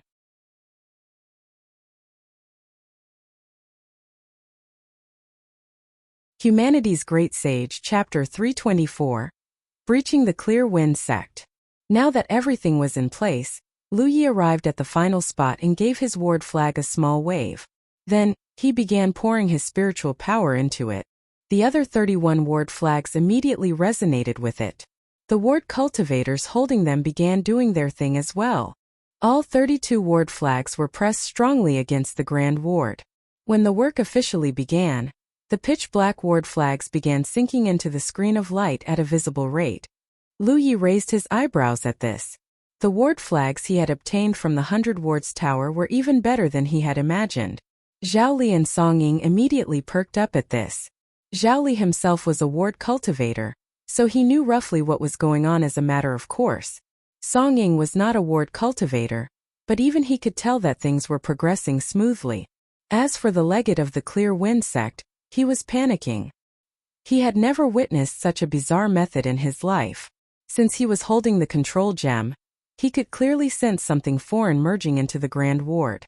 When he tried to purge it though, he discovered that he was unable to locate the foreign objects at all. It was almost as if they had become one with the Grand Ward. Forget him, no one in the history of the Spirit Creek battlefield had ever witnessed something like this. Spirit Creek Realm was the lowest cultivation realm, so even the old-school Spirit Creek Realm cultivators who studied the way of wards for decades after they had reached a dead end with their cultivation were unable to produce such an outcome.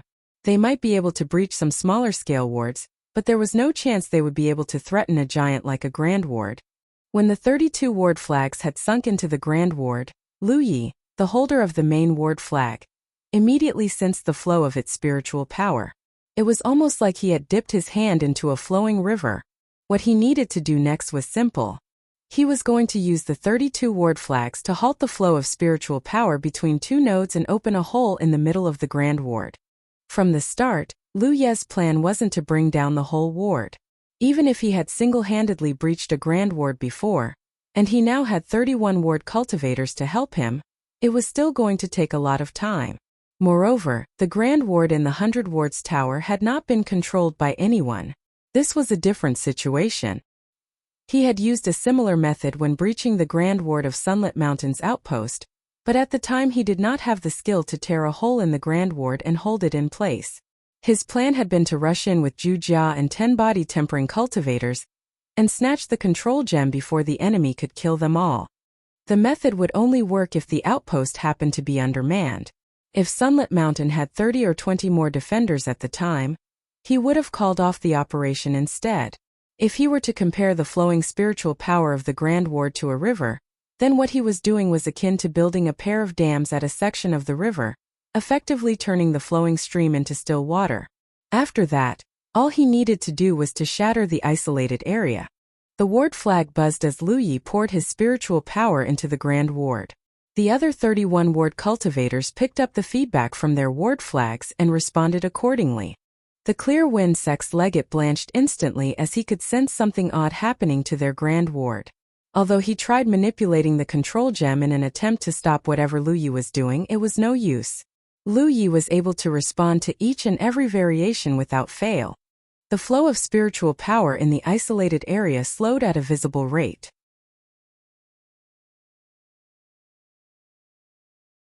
Their enemies died whichever way they fled. This was especially true for the group that relied on Wuxia to be their tank. His spiritual power and vitality mixing together to form a nigh impenetrable defense that was visible to the naked eye. He was able to block most of the enemy's attacks with nary a scratch. He was so tough that even his fellow body-tempering cultivators were shooting him looks of envy. Meanwhile, Lu Yi had withdrawn his 32 ward flags the second the Grand Ward was breached. Then, he followed the two small armies into the outpost, summoned his 4 flying weapons, and unleashed a bloody massacre on all enemies within 200 meters of him. Wherever he went, red dots flew out of corpses and entered the battlefield imprint at the back of his hand. Now that he was a 9th Order Spirit Order cultivator, his strength had experienced yet another qualitative increase. This was especially obvious with regards to his telekinetic prowess. Its power had increased more than a couple of times, not just because he had entered another cultivation level, but also his stronger divine soul. Back in the 100 Wards Tower, he had consumed the soul-cleansing water repeatedly to wash away his mental fatigue. But of course, that was hardly the only benefit of the soul-cleansing water. After using up more than half a bottle of it, his divine soul was now tougher than even an average Cloud River Realm cultivator. This was evident from the fact that Lu Yi was able to control 4 flying weapons at once without feeling any pressure whatsoever. He wasn't strained even after he imbued them all with double glyphs. The average 9th Order cultivator could extend their flying weapons range more or less 130 meters at most. However, Lu Yi's maximum range was 200 meters. That was a whopping 70 meters of difference. It meant that cultivators at his cultivation level could be killed before they even got close enough to use their own flying weapons. Lu Yi continued to wreak havoc across the chaotic battlefield until finally, his gaze locked onto the back of the Clear Wind Sect's legate. Empowered by Windwalk, he began making his way toward the enemy leader. Some escaping Clear Wind Sect cultivators noticed his intent and turned around to stop him, but Amber let out a roar from his shoulder and sent a visible shockwave toward them. All enemies who were struck by the shockwave immediately felt pain and saw stars in their eyes. Although they recovered quickly, they weren't fast enough to defend themselves against Lu Yi's flying weapons and the spells he unleashed next to him. Blood-curdling screams filled the air, and a dozen or so Clear Wind Sect cultivators dropped dead just like that. Their blood turned the ground red. He continued forward until he was right in front of the legate. The man was also a combat cultivator, but he was still caught off guard by Lu Yi's speed. He tried blocking Lu Yi's attack with his spirit artifact, but the young man easily sliced through his neck and sent his head flying through the air. Lu Yi was holding a control gem when he ran past the legate's headless corpse. Instead of refining it and claiming ownership though, he decided to continue hunting the Clear Wind Sect cultivators. The Clear Wind Sect's Sanctum of Providence had been taken over by the Allied forces. Zhao Li and Song Ying had also wisely left behind some men to guard the gap in the Grand Ward. Meanwhile, the main force was pushing forward and crushing the enemy's breathing space at a steady rate. Although Lu Yi had breached a section of the Grand Ward, it was still functioning this whole time. In fact, since Lu Yi had withdrawn his ward flags, the gap was shrinking because the Grand Ward was repairing itself. From the looks of it, it wouldn't be long before it returned to normal. What this meant was that the only way the Clear Wind Sect disciples could escape was through the gap in the Grand Ward. one that was shrinking by the second too. Naturally, the Heavenly Derivative Sect and Deep Sea Mountain weren't going to let them reach it. Grand Sky Coalition and Thousand Demon Ridge had fought each other on the Spirit Creek battlefield for centuries, but none of the battles had ever been as hopeless as this one. In the past, they could usually teleport back to Jojo through the Divine Opportunity Column, even if their Grand Ward was breached. However, the enemy had taken over the Sanctum of Providence, and the Grand Ward that was supposed to protect them had become their cage instead. Finally realizing that there was no hope of escape, the survivors stopped running away and retaliating with all their might. Unfortunately for them, it was too late. Their enemy was drastically outnumbered in the first place, not to mention that one group had died in the initial clash, and the other had escaped through the Divine Opportunity Column. Less than 200 of them were left in the outpost. How could they hope to defeat 800 to 900 cultivators with so few numbers?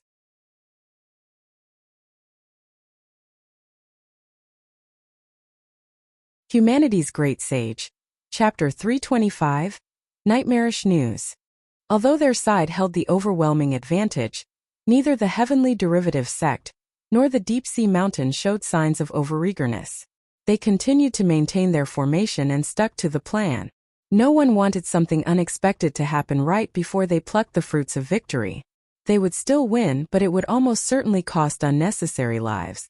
The survivors of the Clear Wind Sect tried charging the enemy line multiple times, but each time they were pushed back by the body-tempering cultivators led by Zhu Jia.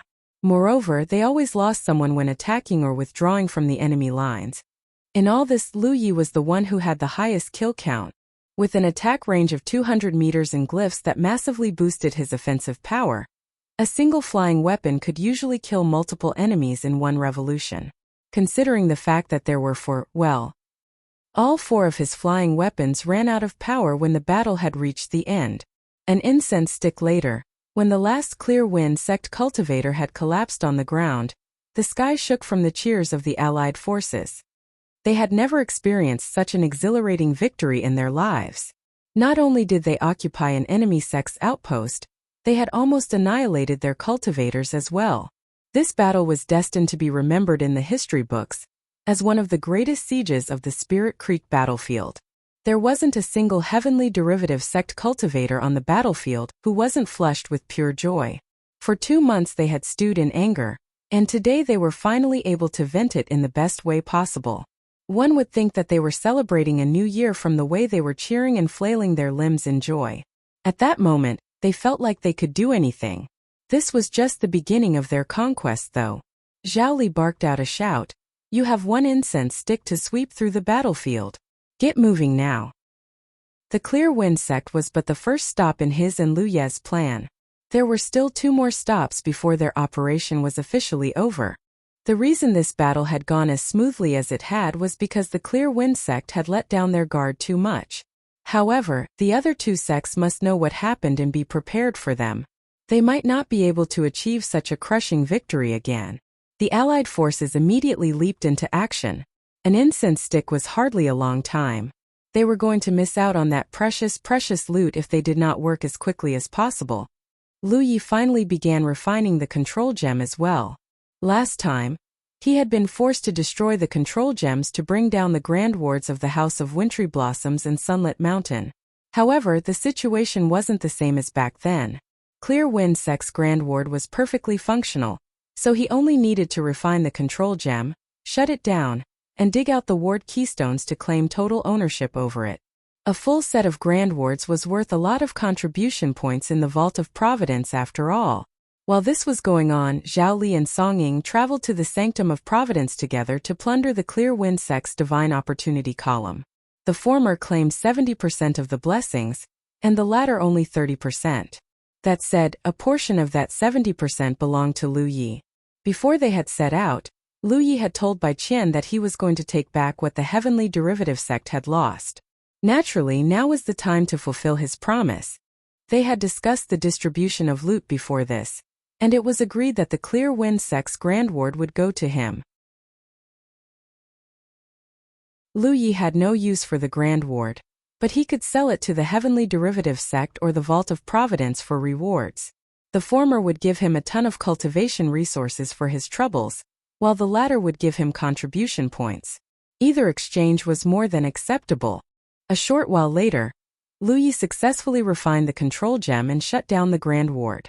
He then requested some help to dig out the ward keystones and put them in the storage bag.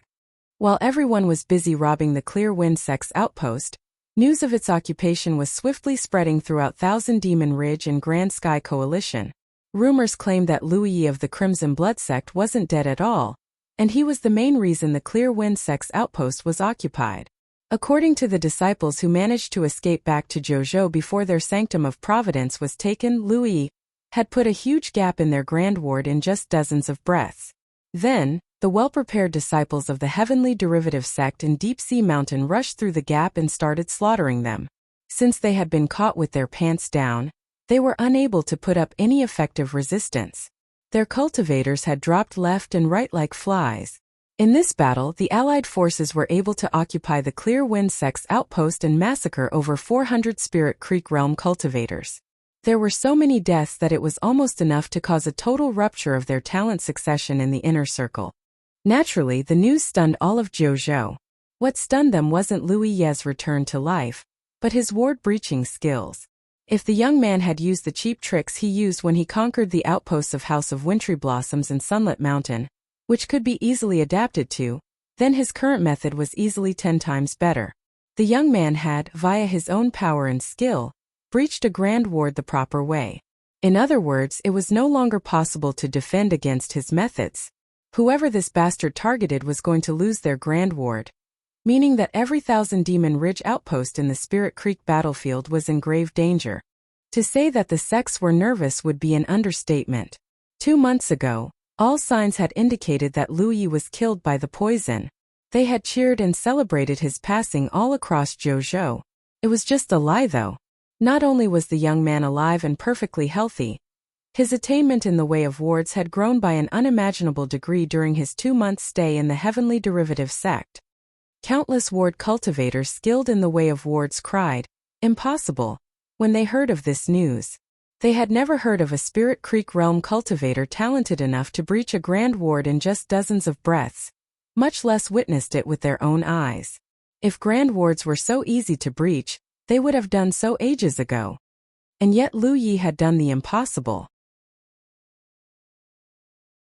Short of denying reality itself, they had no choice but to accept the truth. Naturally, the entire Zhou was in an uproar because of this. Back in the Spirit Creek battlefield, both Sanguine Veil and Thunderlight Sect were panicking right now. They were on their way to reinforce Clear Wind Sect, and they were going to reach the outpost and catch the enemy in a pincer attack in just another hour or so. Then they heard the impossible news that the Clear Wind Sect's outpost had been occupied, and nearly all of their cultivators were slaughtered to the last. At first, no one was willing to believe the news. They all thought it was a sick joke and messaged their companions about it. Eventually, though, they realized it actually wasn't a joke, and terror consumed them like someone had poured an ice bucket over their heads. They immediately turned around and flew back to their respective outposts. If Clear Wind Sect's outpost was truly conquered, then one of them was going to be the next target. As for who was more likely to be targeted, Sanguine Veil was probably it because they were closer to the Clear Wind Sect than the Thunderlight Sect. Sanguine Veil's Legate and Prolgate acted like headless chickens for a time. They sent out an emergency request for reinforcements and begged Thunderlight Sect to send their forces over to Sanguine Veil first. It was because Thunderlight Sect's forces were already on the road. Assuming their ally was willing to take the risk, there was still a good chance they would be able to hold back the combined forces of Heavenly Derivative Sect and Deep Sea Mountain. Thunderlight Sect was aware that they were next if Sanguine Veil were to fall. The Prolgate leading the expeditionary force was inclined to agree to Sanguine Veil's cry for help as well. However, this wasn't a matter he could decide alone, so he had to send a message to the headquarters and request for direction from his elders. The higher-ups of Thunderlight Sect quickly arrived at a consensus and agreed to respond to Sanguine Veil's cry for help. Without further ado, the Prolgate turned the ship around and flew towards Sanguine Veil's outpost. Meanwhile, the cultivators' Heavenly Derivative Sect in Deep Sea Mountain had already finished sweeping the battlefield. They were now on their way to their next stop, Sanguine Veil. Lu Yi was currently working on something with the ward cultivators of the Heavenly Derivative Sect. Speed was of the essence here. The news of their occupation of Clear Wind Sect's outpost must have spread by now. If they were too late to show up at Sanguine Vale's outpost, then their next battle was going to be a hard one. That was why they were making haste now. If they weren't mistaken, Sanguine Vale and Thunderlight Sect should have dispatched some reinforcements to assist Clear Wind Sect. News of its occupation must have reached their ears already, so they were probably on their way home right now. A funny thought arose in his mind though. What if they could intercept these forces before they returned to their outpost? All massive ship spirit artifacts that could carry hundreds of people at a time were all purchased from the Vault of Providence. They cost a lot, and their quality usually reflected that price. However, there was a limit to how fast they could go, and they were definitely slower than an individual's flying speed. The cultivators flying the ship had already cranked up its speed to the max, but it still wasn't fast enough to catch up to their enemy. That was why Lu Yi was busy right now. He was going to boost the ship's speed beyond its limit. Some time passed, and a ward that encompassed the entire ship's spirit artifact was built. The ward was nothing special. It was just a ward with a massive glyph, Windwalk as the core and 16 ward flags as the base. If he could apply the glyph to himself in amber, then of course it could be applied to a flying spirit artifact as well. However, Lu Yi literally could not sustain a glyph that was big enough to empower the entire ship. It was a different story if they used a ward though. The reason he used 16 ward flags to build a ward was to secure the glyph to the ship, and to make it so that it could absorb spiritual power to sustain itself. A pile of spirit stones had been placed next to each ward flag, and their spiritual power was being siphoned into the massive ward. After Lu Yi had activated the ward, it buzzed once before coming alive. Complicated patterns began to appear and shower the entire deck in light. One moment, the two ships were flying side by side. The next, the heavenly derivative sex ship shot forward like an arrow and transformed into a dot in the horizon in an instant. On the deep sea mountain ship, Song Ying was tallying his casualties when he noticed the disturbance. When he looked up and realized that his ally's ship had turned into a dot in the sky, he hurriedly sent a message to Zhao Li with a slack jog. He wasn't the only one who was caught off guard by the sudden movement. Nearly everyone on the ship was sprawled across the floor, and it took a not insignificant amount of effort to climb back to their feet. Lu Yi hurriedly adjusted the output of the ward. He had created countless wards when he was challenging the 100 Wards Tower, but this was the first time he created one award meant to accelerate an object. Naturally, his inexperience had caused a minor screw-up. If he did not adjust the output now, the ward was going to overload and destroy itself in less than an hour. The ship gradually slowed down until Lu Yi had found the sweet spot. The ward was now stabilized, but the ship was still moving at more than twice its normal speed. While this was going on, Zhao Li replied to Song Ying's message and explained what had happened before ordering his cultivators to pay close attention to their surrounding. 2 hours later, a cultivator reported that they had spotted a massive ship some distance in front of them. They were clearly moving towards Sanguine Vale's outpost. Zhao Li perked up immediately. As he and Lu Yi predicted, Sanguine Vale had dispatched some reinforcements to rescue Clear Wind Sect from their predicament. Unfortunately for the reinforcements, they were able to conquer the outpost before they could arrive, so they had no choice but to turn back. Why had Heavenly Derivative Sect and Deep Sea Mountain left the Clear Wind Sect's outpost in such a hurry? It was to catch up to the reinforcements Sanguine Vale had dispatched. Ram it! Zhao Li immediately ordered from the deck.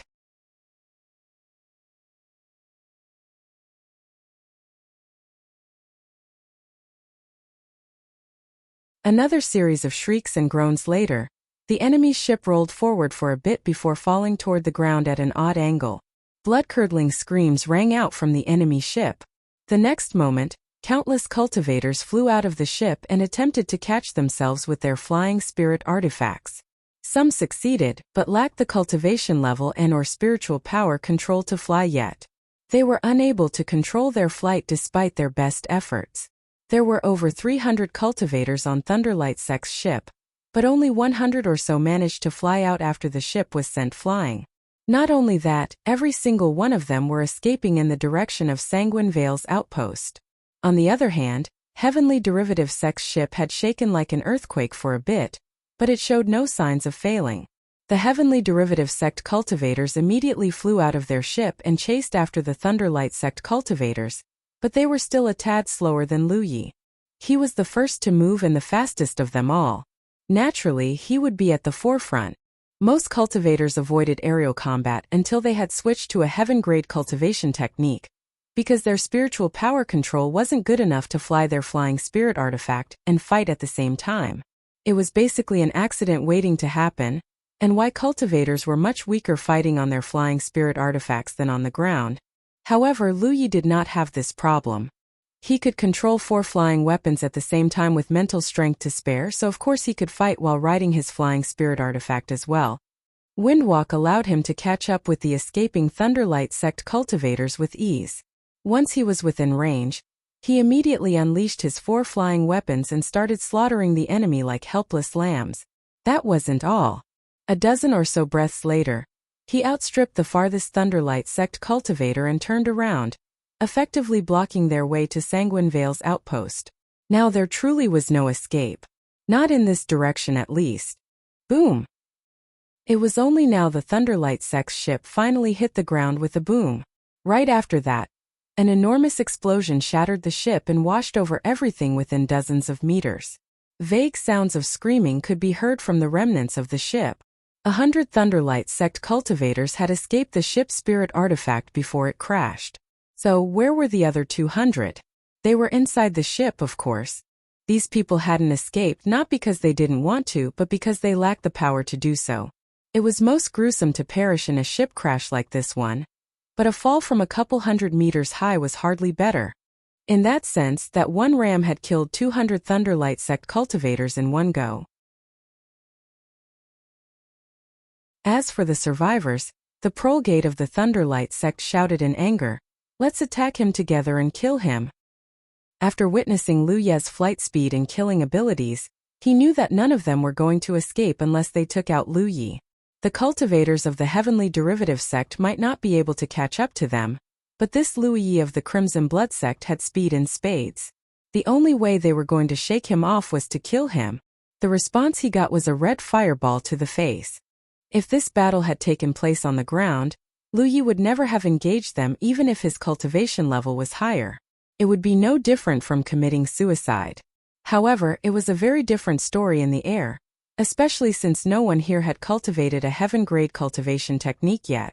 Lu Yi was as strong in the air as he was on the ground because his divine soul and spiritual power control were far beyond the average Spirit Creek realm cultivator. But everyone else? They would be lucky to maintain even 70% of their average strength. Plus, there was a lot more room for maneuvering and dodging while riding his flying spirit artifact. Long story short, it was basically impossible for the enemy to hit him, but he could kill every last one of them with unerring accuracy. Thanks to him slowing down the escapees and shaving their numbers non-stop, it wasn't long before Zhao Li and the cultivators of the heavenly derivative sect caught up. Now that they were caught in a pincer attack, there was no longer any hope for the Thunderlight sect cultivators of escaping alive. Flying weapons and spells filled the air. Thunderlight sect wasn't going to go down without a fight. The great battle lasted for a moment. Eventually, the disturbances subsided into nothing. Earlier, the heavenly derivative sect in Deep Sea Mountain had suffered a small amount of casualties despite their total dominance at the Clear Wind sect's outpost. This time though, they hadn't lost a single person. The worst they got was some light bruises when the two ships had collided. After sweeping the battlefield, Lu Yi went back to the heavenly derivative sect's ship and inspected its condition with some ward cultivators. The bow had suffered a not insignificant amount of damage, and its overall performance was expected to suffer a little. All in all though, it was very much still shipworthy. This time they did not rush ahead immediately. Instead, they waited for the Deep Sea Mountain to catch up to them. This one battle had cost Thunderlight sect over 300 cultivators. It was a horrible loss to say the least. More importantly, there was no chance they were going to keep their outpost unless their allies could reach them in time. However, their closest ally, Sanguine Vale, was next on the enemy's hit list. Not only was Sanguine Vale unable to assist Thunderlight sect, they were the ones who asked for help in the first place. As for the other sects, there was almost no chance they would reach them before the enemy arrived. Meanwhile, the legate of the Thunderlight sect had turned as ashen as death. Over 300 imprints had vanished from his battlefield imprint in just dozens of breaths earlier. Each imprint represented the life of a Thunderlight sect cultivator. He knew that it was the force they had initially sent to assist the Clear Wind sect before changing destinations to Sanguine Vale.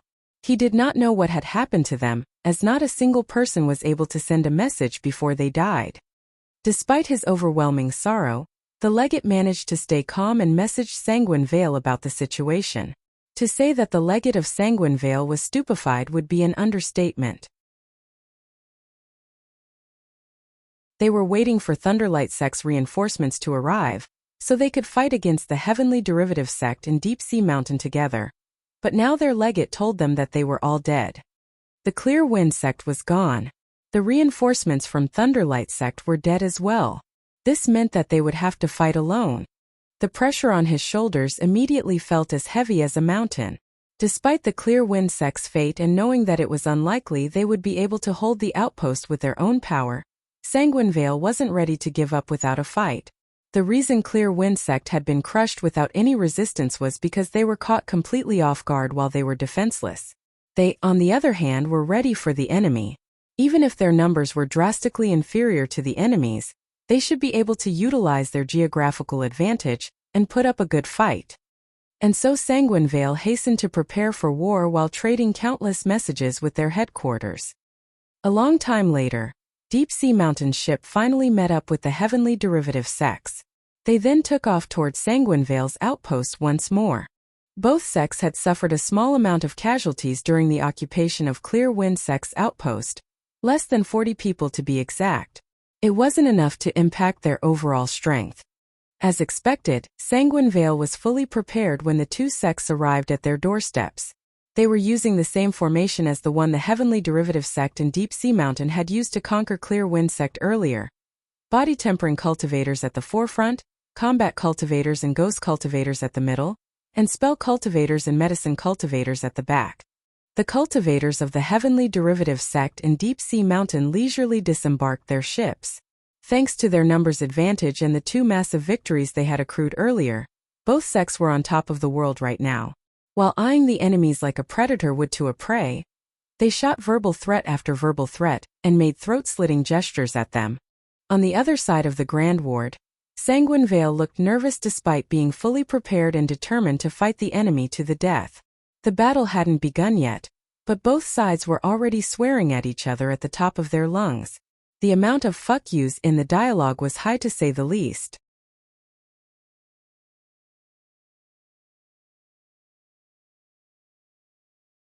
Humanity's Great Sage. Chapter 327, Sanguine Vale's Guts. Lu Yi activated Insight and located the nodes on Sanguine Vale's Grand Ward.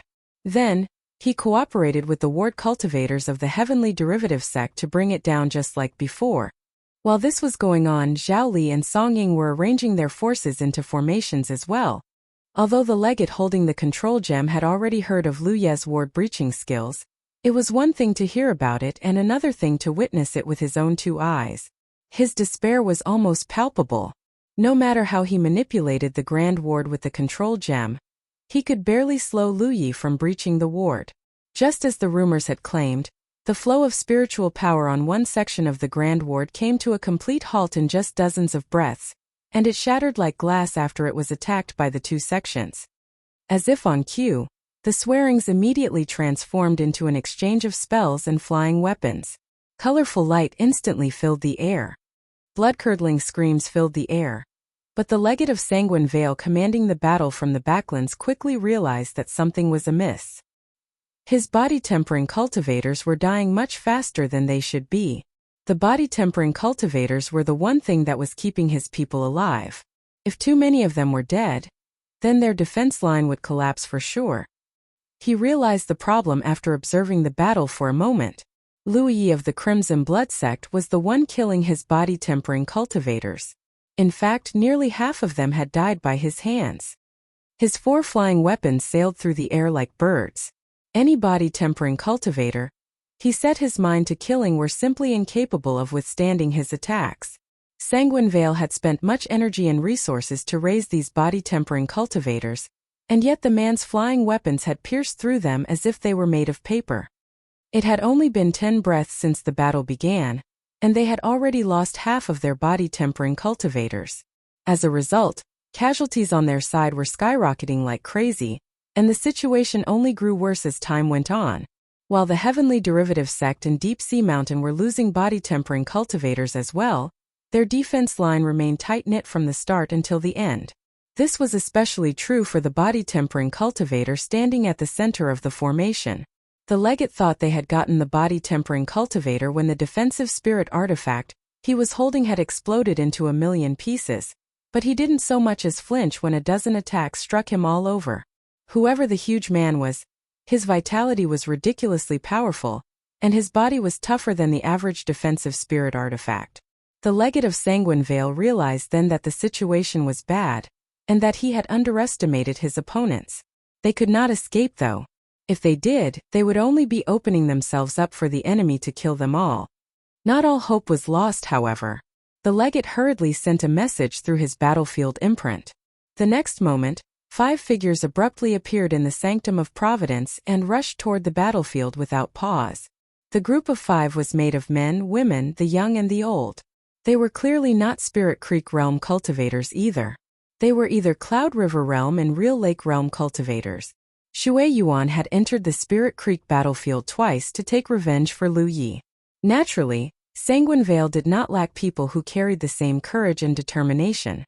The only reason this didn't happen more often was because the price they had to pay was massive, and the risk to their lives was very real. However, their outpost was tethering on the brink of collapse right now. The time to be pussyfooting around was over. All 5 cultivators only appeared to be Heaven-grade 8th Order Spirit Creek Realm cultivators because that was the cultivation level they were at before ascending to the Cloud River Realm. The same went for the exact amount of spiritual power they could wield. In this regard, they were inferior to Shui Yuan because the woman had ascended to Cloud River Realm as a Heaven-grade 9th Order cultivator. That was why her spiritual power was capped to Heaven-grade 9th Order when she entered the Spirit Creek battlefield. The question was why Sanguine Vale hadn't dispatched a group of cultivators who had ascended to the Cloud River Realm at Heaven-grade 9th Order instead to save their outpost. The answer was simple. They didn't have anyone like that. It was no easy feat to unlock 360 spiritual points. Not even the disciples of Tier 1 sects dared to claim that they could definitely unlock that many spiritual points. Less than 1% of all cultivators at the Spirit Creek Realm level could ascend to Cloud River Realm as a Heaven-grade 9th Order, and Sanguine Vale was just a Tier 5 sect. This group of 5 was already the best they could afford to send. Lu Yi noticed the 5 powerful auras faster than anyone else. When he looked up and saw the 5 auras flying their way, he immediately barked out a warning, "Watch out!" Perhaps his shout had been too loud, but the senior of the 5 immediately shot him a look of cold murder. What was looking to be another crushing victory instantly turned into a stalemate the moment the 5 cultivators joined the battlefield. In fact, Grand Sky Coalition's attack rhythm was disrupted to the point where their casualty rate skyrocketed in an instant. They were 5 Heaven-grade 8th Order cultivators after all. Their combined power was enough to turn the entire situation on its head. Sanguine Vale's legate let out a sigh of relief, and Zhao Li and Song Ying grew incredibly worried. A while later, tendrils of purple lightning began slithering across the 5 cultivators' bodies. Their expressions turned pained, and the middle-aged woman among them was even trembling slightly. She was so affected that even her attacks were much weaker than before. They all knew what the consequences of killing someone in the Spirit Creek battlefield was. They were all ready to bear it. That said, knowing wasn't the same as experiencing it for themselves. They had heard of Shui Yuan's 2 rampages in the Spirit Creek battlefield, and none of them thought that they were inferior to her in terms of guts. It wasn't until they killed their first Spirit Creek Realm cultivator that they realized that they had overestimated themselves. The judgment of the heavens was a deadly punishment. The reason Shui Yuan could kill dozens of Spirit Creek Realm cultivators and still appear completely unaffected was because her divine soul was special. These 5 had the guts to do what was necessary, but to perform on the same level as Shui Yuan? That was a completely different story. They were already at their limits despite having killed only 20 or so enemies combined. Right now, they were only defending against the enemy's attacks. Hold the line while I go kill that Luyi, the senior uttered through gritted teeth before charging straight toward Luyi. His face was warped from the sheer amount of pain that was affecting his divine soul. Luyi was the true reason they had entered the Spirit Creek battlefield. If they could kill the young man, Thousand Demon Ridge would reward them handsomely even if they lost the outpost in the end. It would be enough to rebuild their outpost and some more. The old man was a combat cultivator judging from the fact that he wielded a sword. He fired several sword lights at Luyi when he descended from the sky. Luyi hurriedly unsheathed the inviolable and tried to cut through the sword lights. He was successful, but there was still enough force behind the attack to send him flying. As if on cue, the old man's sword sailed toward Luyi's solar plexus like a snake strike. The attack was so quick that Luyi nearly failed to react in time. He barely blocked the sword thrust with a protection, but the old man immediately followed up with a number of blossoming attacks. One of the benefits of a powerful divine soul showed itself at this moment. Luyi's eyes were unable to keep up with his enemy's skills, but several parts of his body, all of them vital spots, abruptly hurt as if they were pierced by needles. He instinctively summoned several protections to shield those areas. His glyphs shattered, and blood burst out of his flesh. He was in no danger of dying though. This time the force of the attack sent him flying toward the ground. The old man blinked in surprise. His cultivation level was Heaven Grade 8 order right now. It should have been child's play for him to slay a 9th order cultivator. He was unable to accept this outcome, to put it mildly. While dodging the enemy's attacks, the old man dashed toward Luyi once more and thrust his sword at him. Light burst out of both his body and his weapon as if he had become one with the sword. His power might be capped to that of a Heaven Grade 8th order cultivator on the Spirit Creek battlefield, but he was really a real Lake Realm cultivator. Even the champions on the Scroll of Supremacy would have found it difficult to defend against the attack, to say nothing of a 9th order cultivator like Luyi. In fact, Luyi had failed to block the attack because it actually moved faster than he could react. Although he had conjured a protection large enough to cover more than half of his body when he fell toward the ground, the unknown skill still managed to shatter the glyph and skewer him right below the solar plexus. The blade was half a finger away from his heart. The only reason he survived wasn't because the old man had misaimed, but because he had taken a deep breath at the last moment. "Brothery!" Zhao Li cried out in shock as he had been keeping an eye on Luyi. Song Ying was also running to his rescue without a word. Unfortunately, neither of them would reach Luyi before in time. The old man did not celebrate even though he had scored a near-fatal blow. He would not relax until his target was well and truly dead. Without pause, he injected spiritual power into his sword in an attempt to turn Luyi's internal organs to goo. It was the same principle as Luyi's burster. Even at the Spirit Creek realm level, a puncture wound usually wasn't enough to kill a foe unless it struck a vital spot. However, it was an opportunity for the attacker to dish out some extra damage.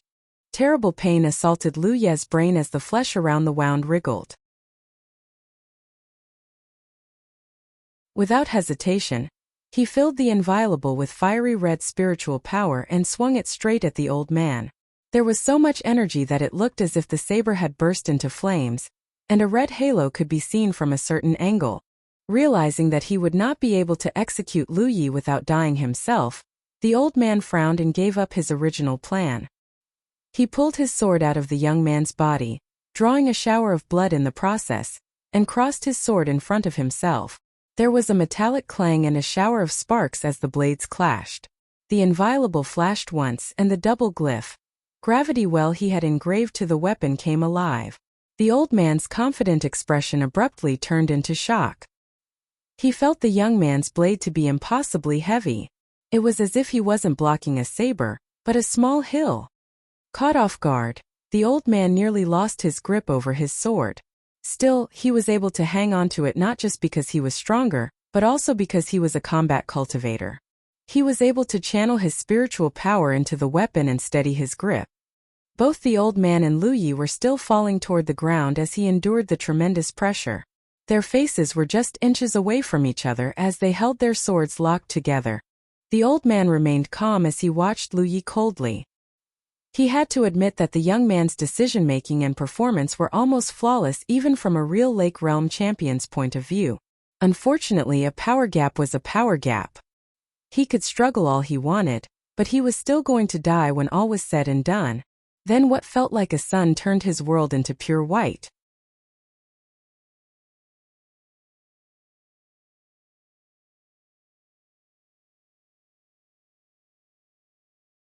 In the stone forest that was only a few kilometers wide in diameter, yellow sand was kicked into the air as Lu Yi circled the old man like a lithe butterfly and launched a series of swift attacks from every direction. Despite being empowered by Windwalk, he never overcommit and pulled back each time he failed to land a hit. Their weapons clashed again and again. The old man's vision hadn't recovered yet, but Lu Yi still wasn't able to land a hit. In fact, the old was pointing his sword at the ground most of the time and only lifting it occasionally to point at and neutralize Lu Ye's attack. A true heaven-grade 8th Order cultivator would not possess such a powerful ability. It was because his skills were that of a real lake realm even though his spiritual power had been suppressed. There was one thing that worried the old man though. The surrounding noises had suddenly vanished a while ago. It was almost as if he and Lu Yi were the only ones left in the world. Once again, Lu Yi charged toward the old man. Pushing his perception to the max, the latter turned his head slightly before raising his sword to block the attack. However, the space surrounding him abruptly clenched as if it was becoming solid. It caused his movements to slow just a tad. The old man blanched instantly. The next thing he knew, a blurry Lu Yi had left a massive wound that stretched from his shoulder to his abdomen and sent him flying back. Before he could land on his feet, Lu Yi summoned his 4 flying weapons, spun them around the old man like a top, and finally attacked him from 4 different angles. One wrong move could be the death of the old man. He pointed his sword in 4 different directions in succession and successfully parried all the attacks. The old man would have let out a sigh of relief, but Lu Yi was once again right in front of him. They fought on. Outside the 9 Realms scroll, Yi was looking a bit pale. She was pouring all her spiritual power into the spirit treasure.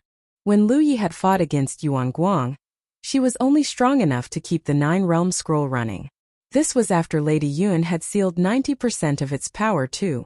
There was nothing she could do to affect the world within the ward scroll.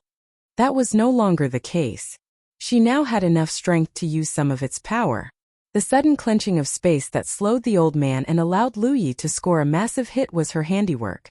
On the surface, it looked like the old man was fighting Lu Yi one-on-one.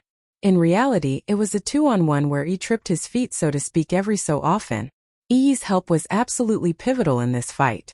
There was nothing Lu Yi could do that the old man couldn't defend against, but Yi's actions were completely imperceptible even to him. Sometime later, the old man looked to be panting heavily in the painting. There were only 3 wounds on his body, but each one was severe enough to call for immediate medical attention. The worst one was the puncture wound that skewered his right lung. The wound itself wasn't that serious, but the damage caused by Burster was a completely different story. It was why the old man was breathing like an old pair of bellows. He staggered to his feet as the blurry outline of a young man walked toward him. He stopped about 3 meters away from him. Even now, the old man had no intention of going down without a fight. He squeezed out every ounce of spiritual power from his body before thrusting his sword at Lu Yi. At the same time, Lu Yi rushed toward him with a fiery red inviolable. The 2 men passed by each other and stopped for a moment. Then Lu Yi flicked the blood away from his saber and returned it to his sheath. The old man behind him hit the ground with a thud. In Lu Ye's opinion, most cultivators of Jojo shared a common failing, and that was that they did not make a habit of giving their final opponent some parting words. The trait was only more common at higher cultivation levels. The reason for this was because the 2 factions had fought each other for countless years. The river of blood between them ran so deep that practically no one would allow their enemy to live if at all possible. Begging for one's life was just a pointless action that served no purpose but to belittle oneself. Hence, nearly all fights between Grand Sky Coalition and Thousand Demon Ridge were to the death. A pool of blood spread beneath the old man's body. His wide, bulging eyes were all one needed to see to know just how frustrated and confused he had felt before he died. He was a powerful real Lake Realm cultivator who entered the Spirit Creek battlefield to defend his sect and take out the major threat to Thousand Demon Ridge, Lu Yi, and yet against all odds, He had died in the hands of the young man instead. Of course he couldn't pass away with his eyes closed. A dot of light so red it was almost black flew out of the old man's body and into the back of Lu Ye's hand. This was the first time he had seen such a color. Up until this point, most of the contribution points he obtained were more or less the same shade of red. This was clearly because the old man was a real Lake Realm cultivator. Although he could only express the strength of a Heaven Grade 8th Order on the Spirit Creek battlefield, it did not change the fact he was really a real Lake Realm cultivator. I wonder how many minor realms this old man is above me? 10? 20? More? Lu Yi checked his contribution points and discovered that it had skyrocketed by about 7 to 800. There were many reasons why high-level cultivators who descended to the Spirit Creek battlefield were unable to act as they pleased. 1. The heavens would automatically suppress their strength to their peak form before ascending to the Cloud River realm. 2. They would be punished with the judgment of the heavens every time they took a life. The more they killed, the worse the punishment would become. That was why high-level cultivators generally avoided the Spirit Creek battlefield barring peaceful visits and exceptional circumstances. It was because the price they had to pay was ridiculous. The reason Sanguine Vale went this far was because they were desperate.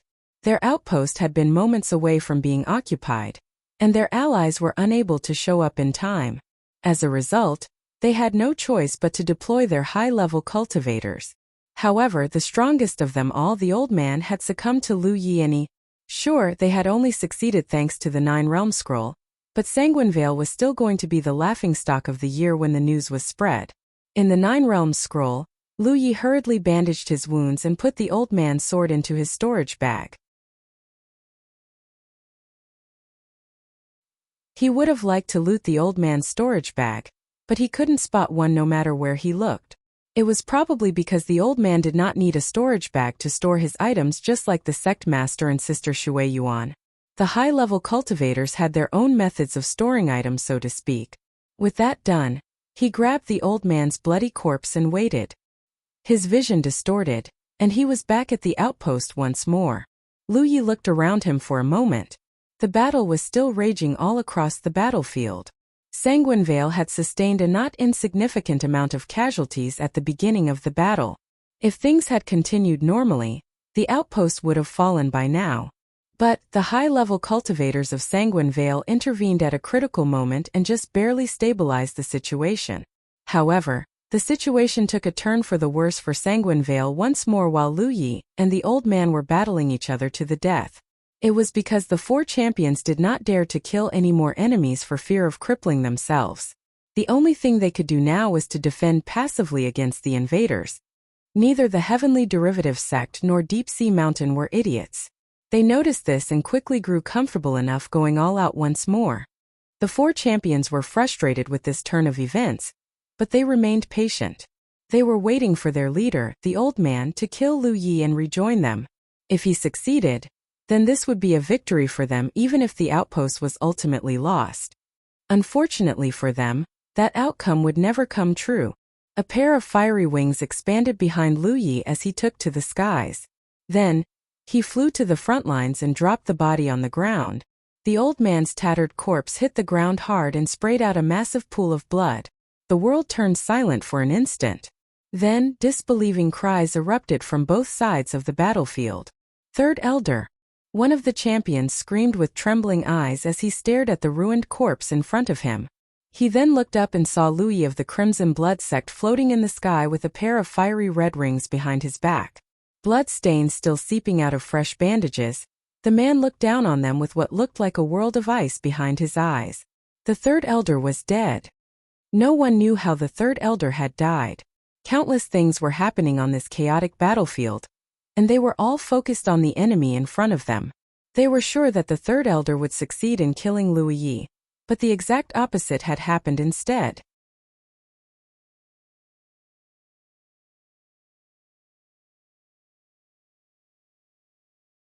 Humanity's Great Sage, Chapter 329, Mr. Idol. Sanguine Vale was a Tier 5 sect, so they did not have a Divine Ocean Realm cultivator. The strongest cultivator in their sect was a real Lake Realm, and this Third Elder was among the top even among the real Lake Realm cultivators. However, Lu Yi had dumped his tattered corpse from the sky like he was dumping trash. This was a huge blow to Sanguinevale's morale, to put it mildly, not to mention that they were at a disadvantage to begin with. More importantly, if Lu Yi could kill the third elder, then of course he could kill the other 4 champions as well. A sense of crisis enveloped the remaining 4 champions instantly. Not daring to hesitate even a second longer, the woman cried, "Retreat!" All Sanguinevale forces immediately started retreating toward the Sanctum of Providence. The cultivators of Heavenly Derivative Sect and Deep Sea Mountain pursued them relentlessly. Spells and flying weapons kept being discharged at their prey in an organized fashion. There wasn't a single street leading toward the sanctum that wasn't strewn with corpses. By the time Sanguinevale had reached the Sanctum of Providence, dozens more souls had been sent to the afterlife. The defenders did their best to hold the line, while their backline teleported back to the headquarters, using the Divine Opportunity column. As their numbers decreased, so did their ability to resist. Then, when their defensive power had dropped to a critical point, the cultivators of Heavenly Derivative Sect and Deep Sea Mountain swarmed into the Sanctum of Providence like a flood. All Sanguinevale cultivators who hadn't escaped yet were well and truly trapped. Even the woman who gave the order to retreat just now had been killed in the attempt to protect the rear forces. During her final moments, she slayed a few cultivators with all her might before screaming due to the sudden increase of purple lightning that was killing her from the inside out. The 2 invading sects rushed forward. A moment later, the battle was over. This time there were no cheers or even victory cries. This was the second Thousand Demon Ridge outpost they had conquered, but they had also sustained much greater casualties. Just like before, they started sweeping the battlefield for loot. At the public square in front of the Sanctum of Providence, Lu Yi was sitting cross-legged and receiving treatment from a medicine cultivator. The injuries the old man had dealt to him were more severe than his bandages could contain. His wounds tingled when the medicine cultivator started healing him with his powers. Although his physique was incomparable to Wuxia's, it was equal or slightly stronger than other body-tempering cultivators at his level. It was all thanks to the dragon scale he had obtained from the dragon spring. One good thing about having a powerful physique was swift recovery. This was especially obvious when receiving treatment from a medicine cultivator. Zhao Li and Song Ying had visited him together to check on his condition. They relaxed only after they learned that he was doing okay. While the sects were busy looting Sanguinevale's outpost, the news of its occupation had spread through Zhou like wildfire once more. Since Clear Wind Sect's outpost was occupied, nearly every cultivator in the Spirit Creek battlefield and even Zhou had been keeping a close eye on the Allied force. They wanted to know where they were going and how well the battle had gone. As a result, practically everyone had learned of the news in less than a cup of tea's time after the outpost was occupied. What shocked them was that Sanguinevale didn't just lose their outpost, but 2 real Lake Realm champions as well. According to the news, Sanguinevale had sent 5 champions beyond the Spirit Creek realm into the Spirit Creek battlefield, in an attempt to emulate the Keeper of Seal of the Crimson Blood sect. However, 2 of them were killed in action, while the other 3 were currently suffering under the torment of the judgment of the heavens. The purple lightning did not disappear even after they returned to Zhou. Its duration depended on how many people they had killed on the Spirit Creek battlefield. To put it simply, they were going to wish they were dead for the next month or 2. This was why the powerful cultivators of Zhou were unwilling to enter the Spirit Creek battlefield without good reason. The punishment of the heavens was just too terrible. That wasn't all. It was said that one of the 2 of the real Lake Realm champions who perished in that battle included the Third Elder, an 8th Order Realm Lake Realm cultivator. Most people had the premonition that Sanguinevale was going to lose their outpost for sure, but to lose 2 real Lake Realm champions in a row? That was something no one had expected to hear. Countless people messaged Sanguinevale to find out what the hell had happened. A Divine Ocean Realm cultivator had even visited them in person. Eventually, they learned that the Third Elder had left in the middle of battle to kill Lu Yi of the Crimson Blood sect, only to be killed through an unknown method. He lost his life and brought great shame to Sanguinevale. Lu Yi was only a 9th Order cultivator right now. There was no way he could have killed a Heaven Grade 8th Order on his own, even considering his legendary feat during the Battle of Golden Tip. And this was before mentioning that this particular Heaven Grade 8th Order cultivator possessed the skill and experience of a real Lake Realm. There must be something Sanguinevale had missed in the chaos of battle. Some other factor must have been in play to cost the third elder his life. Unfortunately, it was going to remain a mystery for the time being. He had left the battlefield after teleporting both Lu Yi and the third elder into the Nine Realms scroll. As a result, no one in Sanguinevale knew what had happened to the man. This marked the second outpost the combined army of the Heavenly Derivative Sect and Deep Sea Mountain had occupied. Thunderlight Sect was next for sure. For a moment, Thunderlight Sect fell under the limelight. Everyone wanted to know how they would deal with this crisis. However, they quickly learned that the sect had already evacuated all of their cultivators back to their headquarters in Zhou. And how could they not? The 300-man-strong reinforcement they had sent to reinforce Sanguinevale had been annihilated by the Heavenly Derivative Sect on the way. This meant that there were only 100 or so defenders left in the outpost. To remain and fight was to commit suicide. That was why Lu Yi and the two sects found no one by the time they reached the outpost. Even the ward keystones of their grand ward had been dug out and taken back to the headquarters.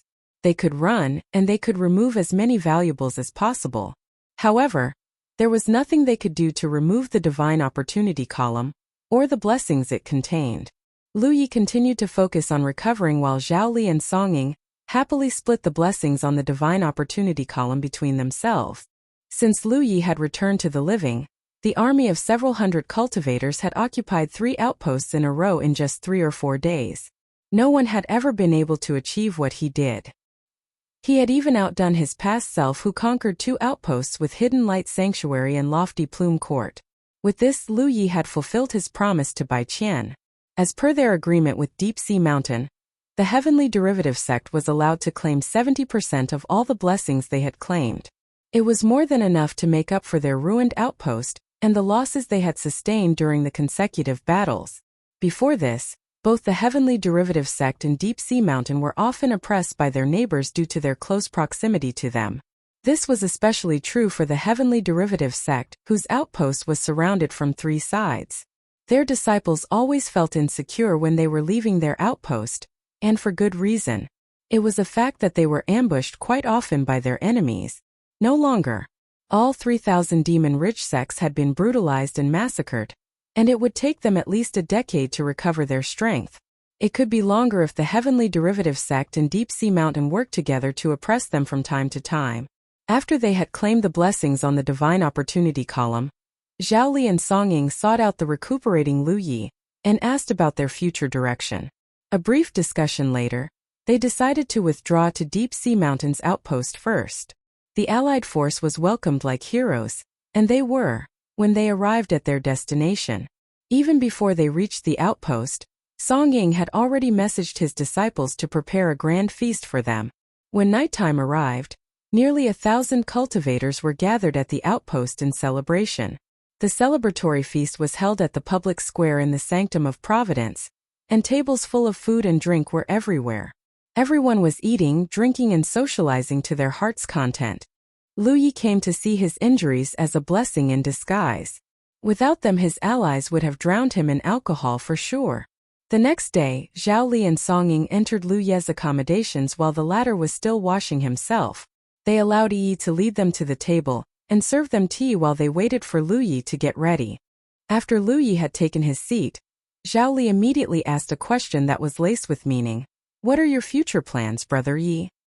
Song Ying was also looking at him like a child would at his parents when they wanted something.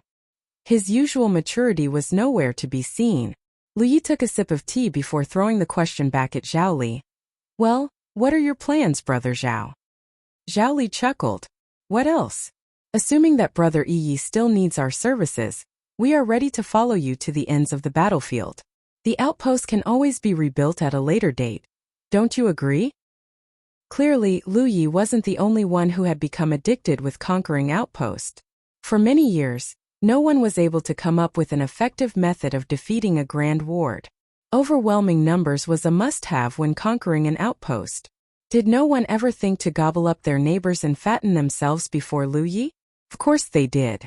It just wasn't doable until Lu Yi came by. That was no longer the case. Grand Sky Coalition now had a Lu Yi who could breach even Grand Wards as easily as eating lunch. If they didn't know better, they would have thought that the Grand Wards the heavens had sold them were a scam.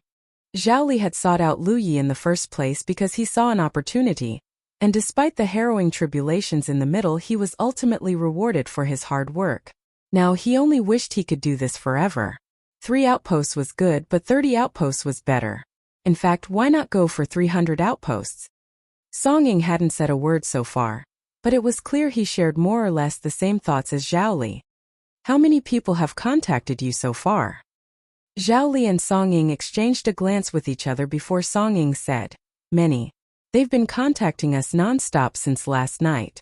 In fact, they're hoping to visit me today after learning that you'll be staying here temporarily. That was what he said, but they all knew that the legates and prolegates were really looking forward to meeting Lu Yi. After all, he was the man who made conquering outposts possible. Obviously, Zhao Li and Song Ying weren't the only ones who had received a ton of messages. Lu Yi himself and even Hua Xi had received a lot more messages than normal. The occupation of the outpost of Clear Wind Sect, Sanguine Veil and Thunderlight Sect might be nightmarish news to Thousand Demon Ridge, but it was the complete opposite for Grand Sky Coalition. Since last night, the 2 cultivation factions had exchanged enough messages to rival the snowflakes of a harsh winter. Some impatient legates were already rushing to Deep Sea Mountains outpost as quickly as they could. They would probably arrive in less than half a day's time. Lu Yi of the Crimson Blood Sect had become the Mr. Idol of Grand Sky Coalition in a single night. There was no man or woman who didn't want a piece of him. Of course, I dare not give them a sure answer without hearing your opinion first. That is why I am here. It's okay. Let them all come. Both Zhao Li and Song Ying's faces immediately flushed with delight.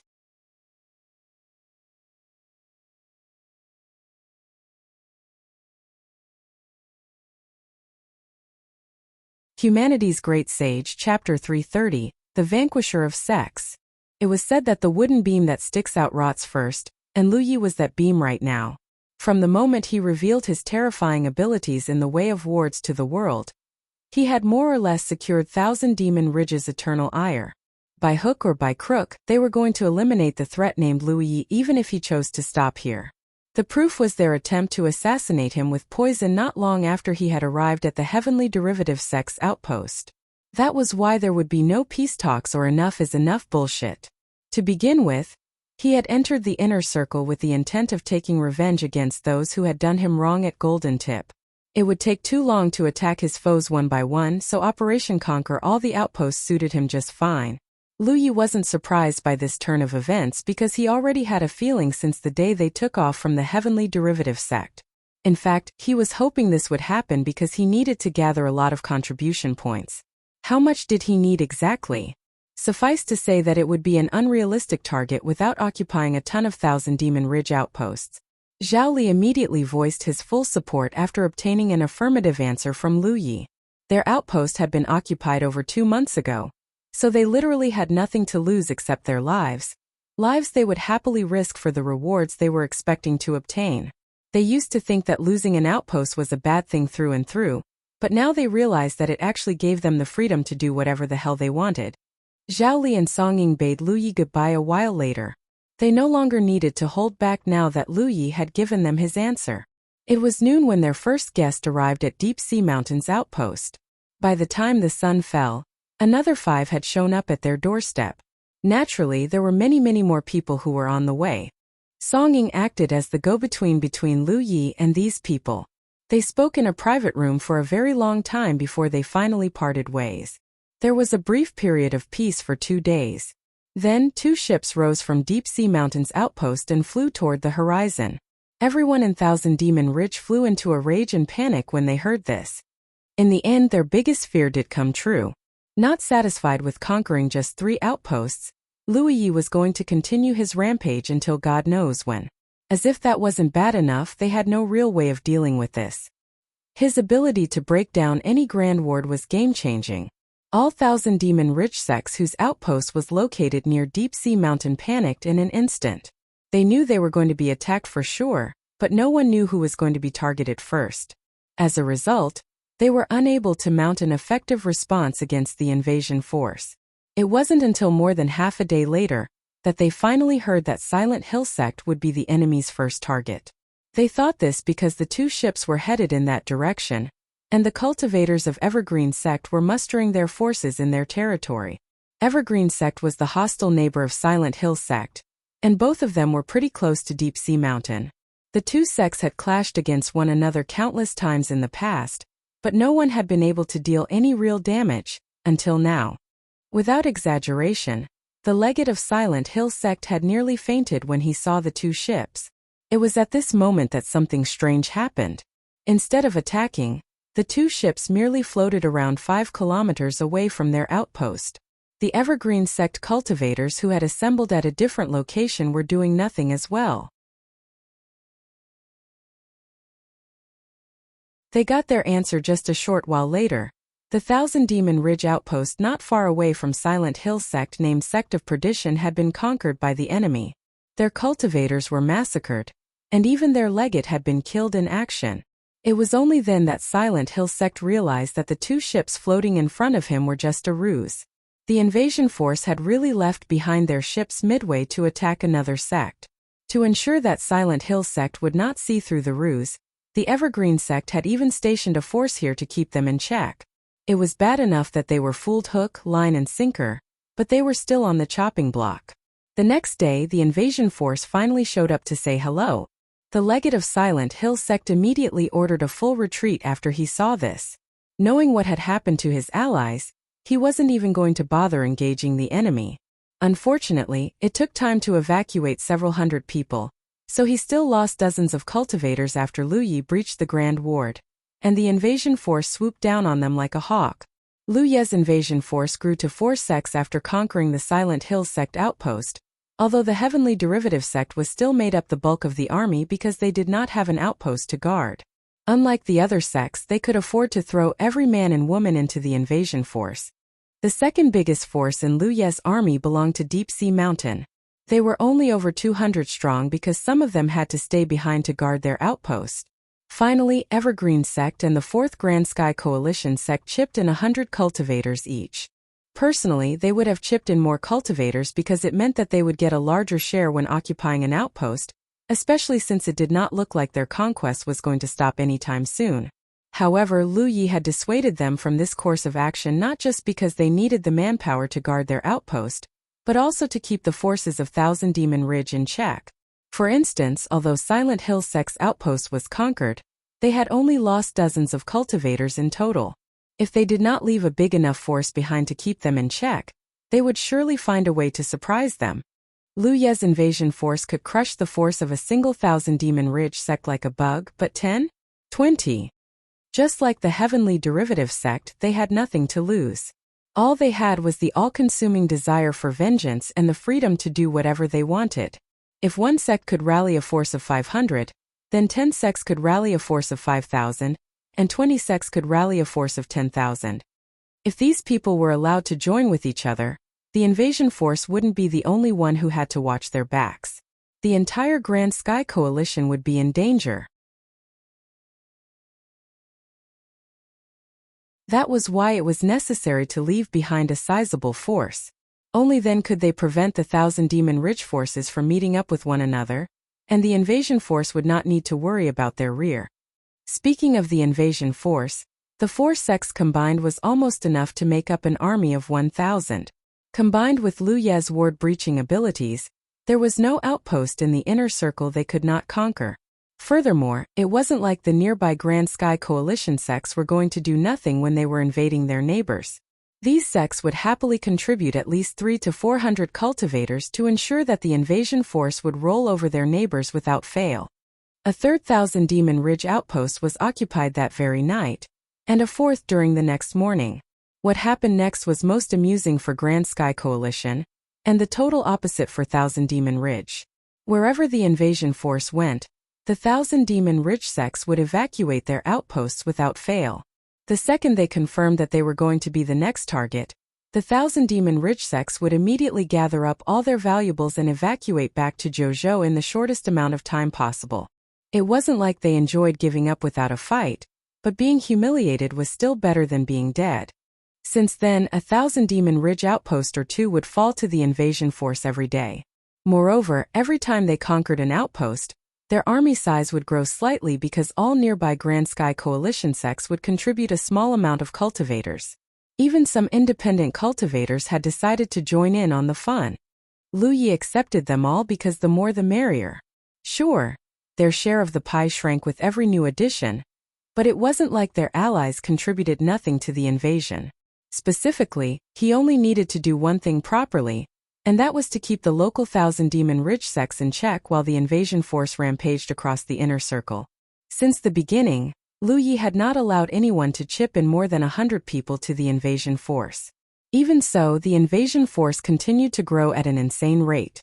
Just 10 days after the invasion officially began, the invasion force had grown to 3,000 cultivators and 8 flying ships strong. The chaos that was currently rippling across the entire Spirit Creek battlefield was unprecedented. Wherever the invasion force went, 1,000 Demon Ridge sects bowed out without putting up even the slightest bit of resistance. There were some stubborn fools who decided that death was preferable to dishonor, but then Lu Yi breached their grand wards in just dozens of breaths. By the time they wanted to escape, it was already far too late.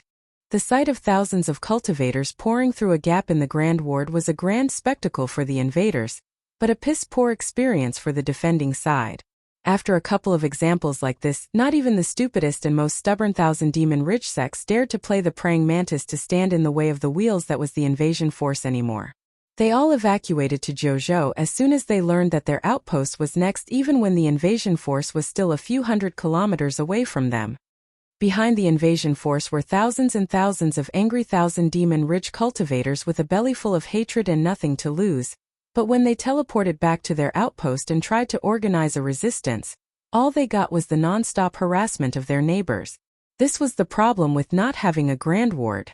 For starters, the cultivators of the Grand Sky Coalition could come and go as they pleased. If they tried to pursue them, an ambush was sure to await them. If they gathered a large enough force to overwhelm an ambush, then their enemies would simply retreat to their outpost and let them batter futilely against their Grand Ward. They were always on the back foot no matter what they did. It was clear that Lu Ye's earlier decision was a resounding success. If the Grand Sky Coalition sects hadn't left behind enough forces to suppress the local sects, an army much bigger than theirs would be hunting them down right now. As more and more outposts fell to the invasion force, the nickname the Vanquisher of Sect suddenly spread across the inner circle like wildfire. It was of course referring to Lu Yi. No one knew how the nickname had begun, but it had probably originated from 1,000 Demon Ridge because they were wrecked left and right and needed an excuse to justify their failure. Never mind that all Lu Yi was breaching the Grand Ward of their outposts, and not a single sect had been annihilated in the process. Seriously, a sect was still far from being annihilated even if every Spirit Creek realm cultivator in their 1,000 Demon Ridge outpost was killed. For some reason, the nickname was unanimously approved by everyone in the Grand Sky Coalition as well.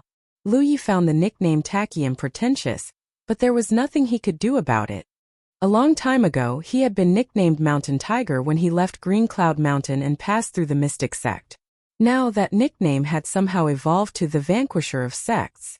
The situation rapidly devolved into an uncontrollable level in just half a month's time. Countless Grand Sky Coalition sects were praying for Lu Yi and his invasion army to pass through the area, so that they could finally give their neighbor the friendly spanking they so deserved.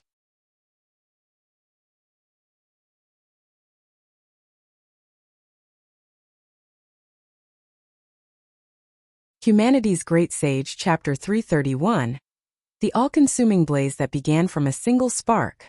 In retrospect, Grand Sky Coalition's decision to escort Lu Yi back when he was still a small Fifth-Order Spirit Creek realm cultivator had been wise beyond words. If they hadn't done what they did back then, Lu Yi would have died a long time ago, and Grand Sky Coalition would not be enjoying today's glory. Everything in the world was predetermined. In this case, one might say that Lu Yi was just paying back the favor Grand Sky Coalition had done to him back then. While the cultivators of Grand Sky Coalition were ruminating the past in a new light, their counterpart was deeply worried about the present. Normally, the two cultivation factions were evenly matched on the Spirit Creek battlefield. The sects were like the black and white stones on a go board, and no one stone had the strength to turn the tides completely in their favor. That was no longer the case.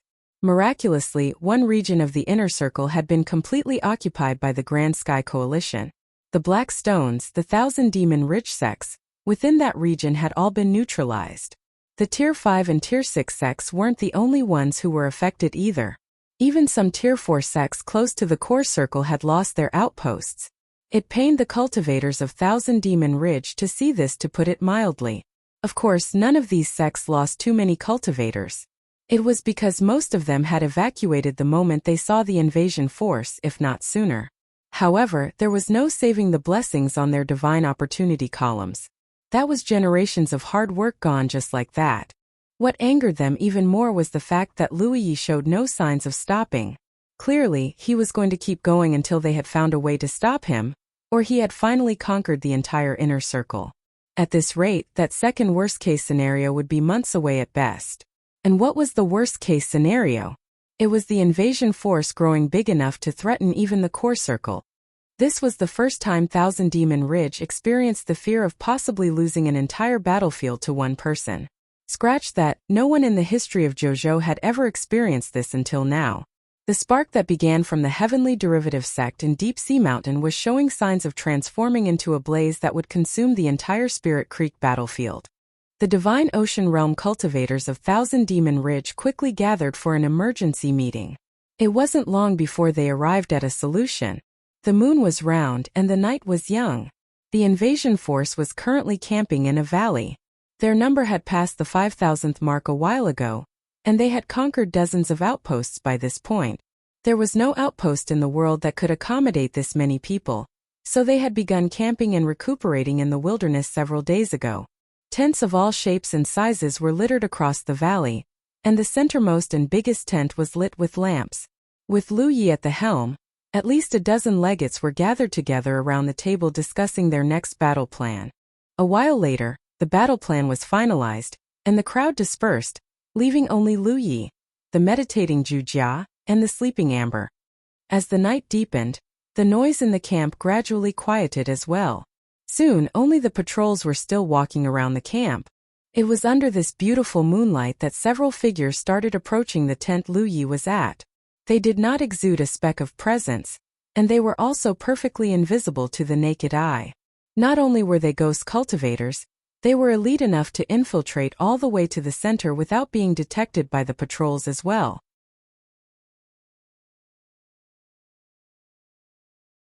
This alone should make their affiliation and intentions clear. The current Spirit Creek battlefield was super hostile toward Thousand Demon Ridge, and the root of all evil was currently residing in this camp. If they could kill him, then their predicament would resolve on its own. It was the most effective and direct method. These ghost cultivators had been handpicked for this mission from the most prestigious of sections. One might even call them the strongest Spirit Creek realm ghost cultivators Thousand Demon Ridge possessed. A lot of expectation was riding on their shoulders, to say the least. Of course, the chances that these ghost cultivators would survive the mission was very low. Ideally, they would assassinate Wuxia without a sound and slip out just as stealthily as they came in. It was also the only scenario they might emerge alive. Every other scenario led to certain death. It was an enemy camp of 5,000 cultivators after all. No one complained about the mission though. From Thousand Demon Ridge's point of view, Wuxia of the Crimson Blood sect was the root of all evil. Because of him, dozens of Thousand Demon Ridge sects had lost their outposts, and entire regions spanning thousands and thousands of kilometers were dragged into his personal war as well. For as long as he lived, the motherfucker was probably going to run through every Thousand Demon Ridge sect in the inner circle at least once. So far it looked like their infiltration had gone perfectly. There was one thing that concerned the ghost cultivators though. There were no guards outside Wuxia's tent at all. If the situation was reversed, and they were protecting someone like Wuxia, then they could not imagine a scenario where they wouldn't secure his tent with alarms, guards, traps, and a million other things. But no matter how they looked at it, the tent in front of them was completely defenseless. They couldn't help but wonder if it was a trap. It was too late to turn back though.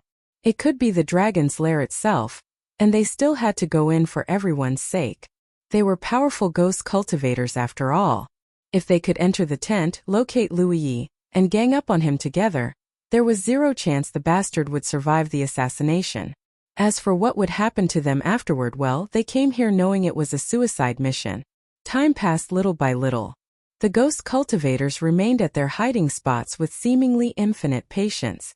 Patrols kept passing by the tent, and sometimes they even flew through the area. However, not a single person was able to spot them because of the gap between their cultivation level. They were the elites among the elites chosen to undertake this mission after all. How could they hope to succeed if they couldn't even hide from the patrols? Finally, their chance presented itself. A towering figure pushed away the tent flap and stepped out into the open.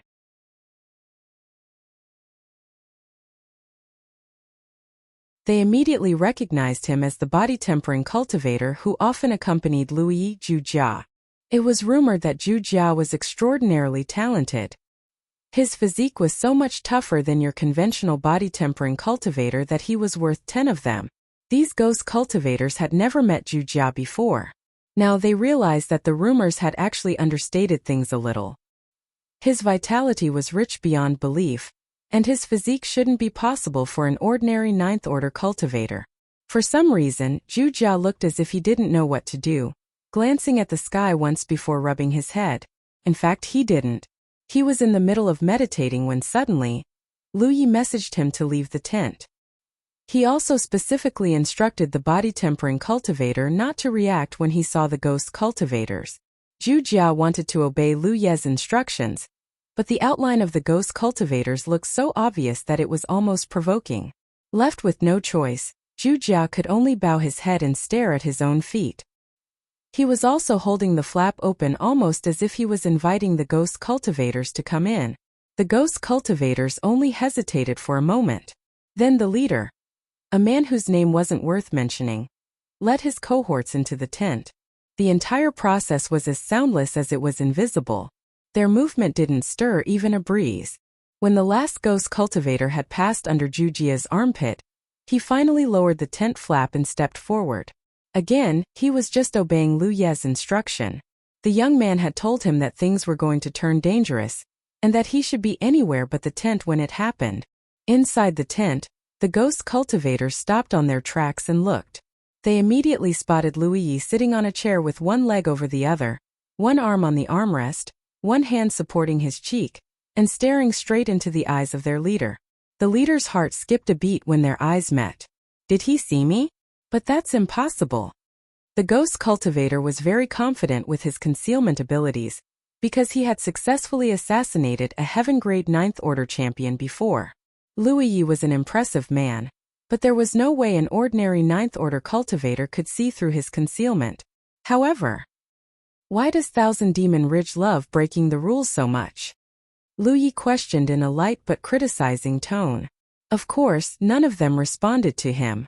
The young man could just be bluffing after all. After the Battle of Golden Tip, Brotherly told me that the Spirit Creek battlefield is governed by a set of rules.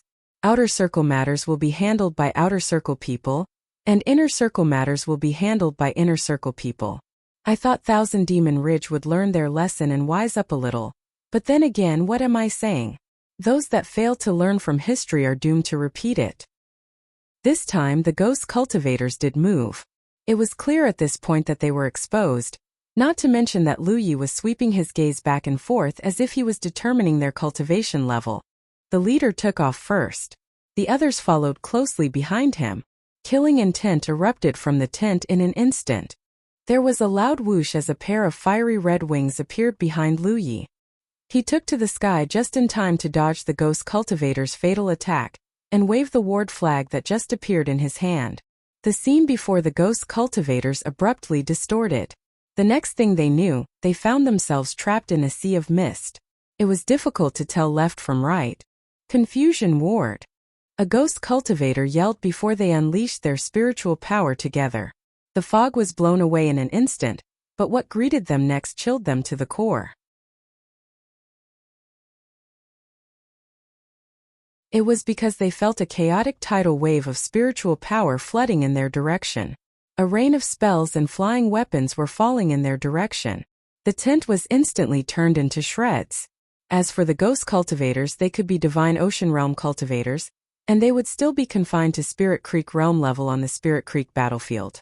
Naturally, there was no surviving a bombardment like this.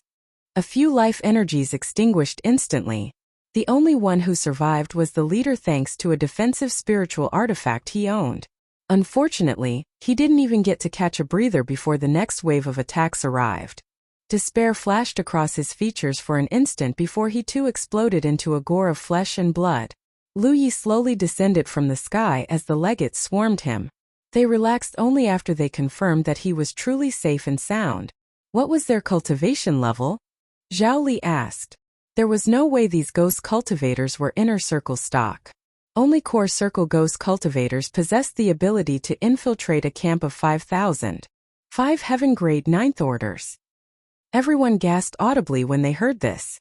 Thousand Demon Ridge had truly spared no effort to kill Lu Yi.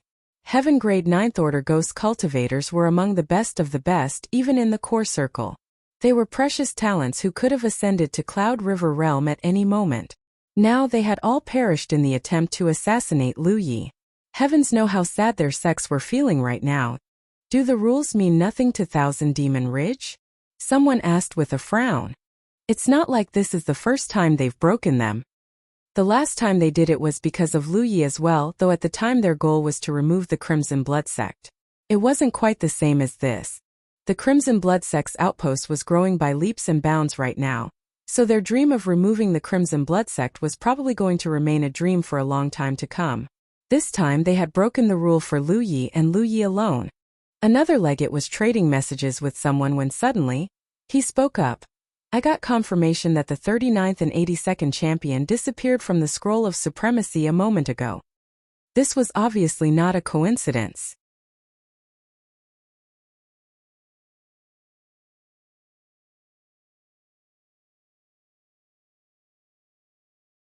Humanity's Great Sage.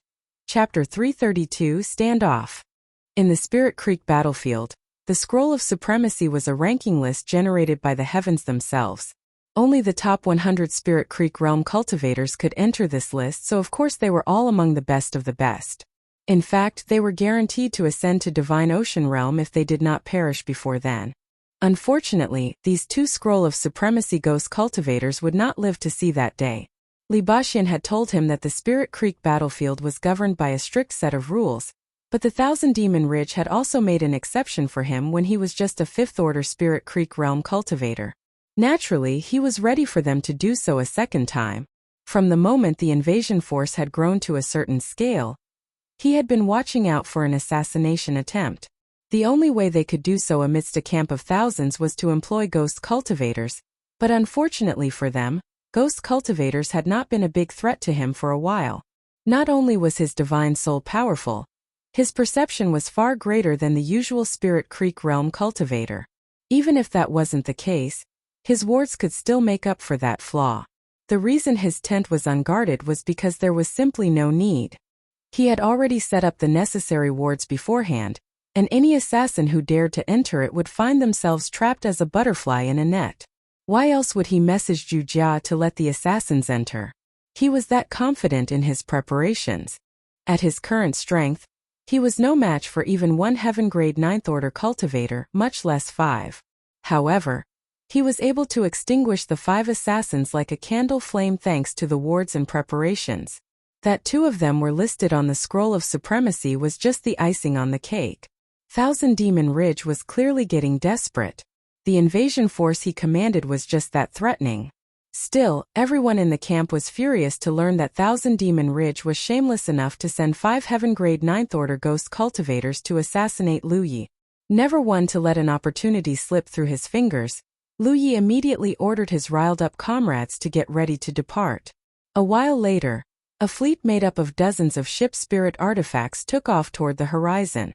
At the same time, the Divine Ocean Realm cultivators of Thousand Demon Ridge received confirmation that the 5 ghost cultivators had failed their mission. Their hearts felt as heavy as stones. There had never been a Spirit Creek Realm cultivator in the cultivation world of Jiuzhou who left such a deep impression in the minds of so many divine ocean realm cultivators.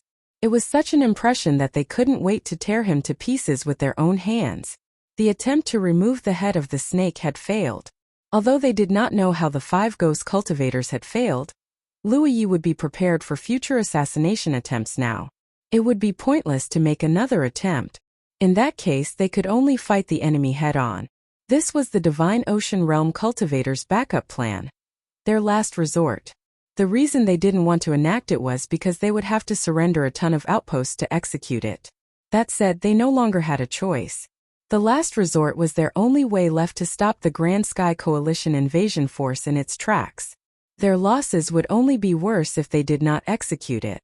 The orders were sent out, and the entire Thousand Demon Ridge began to move. All sects on the invasion force's attack path began evacuating their outposts IJ the opposite direction of the invasion force. Thousands of kilometers away from the invasion force, more sects were abandoning their outposts. However, they were moving toward the invasion instead of a way to meet up with their retreating comrades. There was no hiding such a large-scale operation from Grand Sky Coalition's scouts. It wasn't long before they figured out Thousand Demon Ridge's plan, and it was a good one. It was the only way they could halt the invasion force in its tracks. It was around this time the news that Thousand Demon Ridge had dispatched 5 Heaven-grade 9th Order Ghost cultivators to assassinate Lu Yi had spread. Naturally, Grand Sky Coalition was furious to hear this. This was like having several adults join a fight between 2 kids because the loser was being soundly trounced. How could the Grand Sky Coalition tolerate such blatant disregard of the rules? The last time Thousand Demon Ridge had done such a thing, Grand Sky Coalition had responded promptly. It was the same this time. By now, the war had spread to the core circle as well, so cultivators of the core circle started hopping over to the inner circle and joining the invasion force. Of course, Thousand Demon Ridge wasn't going to be outdone by their counterpart. Their core circle cultivators began mobilizing en masse as well. As a result, both armies started growing at an explosive rate. 10 days later, the 2 armies came face to face on the opposite sides of Wuxia. Wuxia was a massive 300-meter-wide river that stretched across the entire Spirit Creek battlefield. Its waters were murky, yellowish and extremely rapid. It was also a natural stronghold. Normally, a cultivator could easily fly over it via telekinesis. But today, no one dared to cross the river.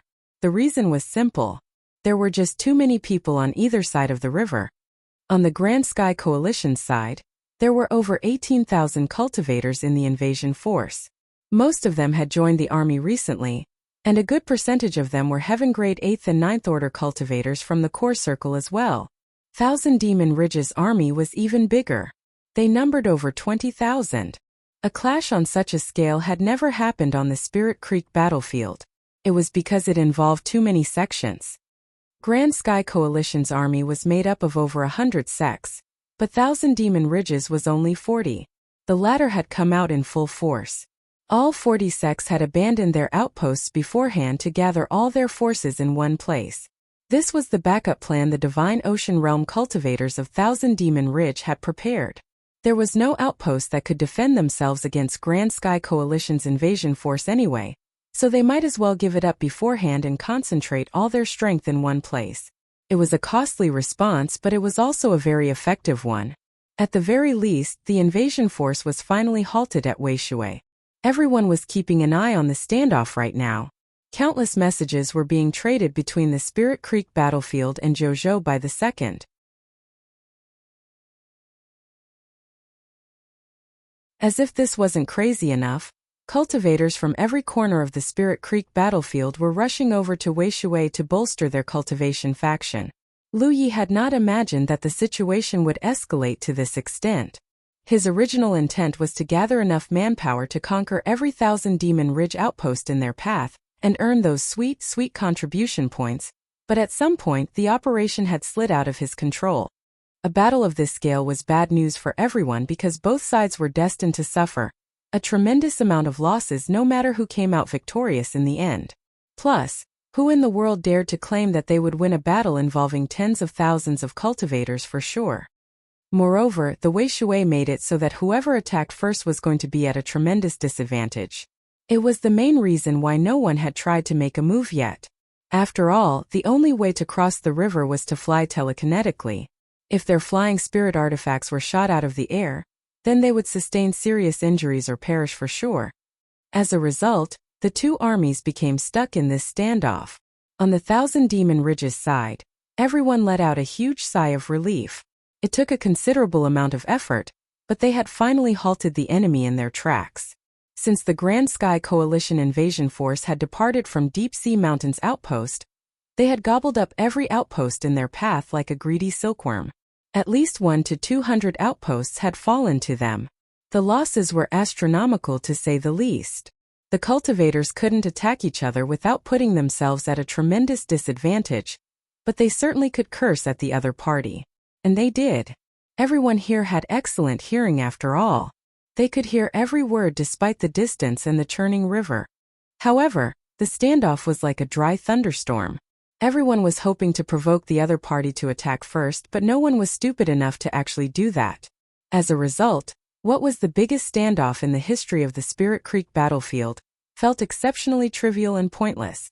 On a related note, Lu Yi was the main focus of Thousand Demon Ridge's verbal curses.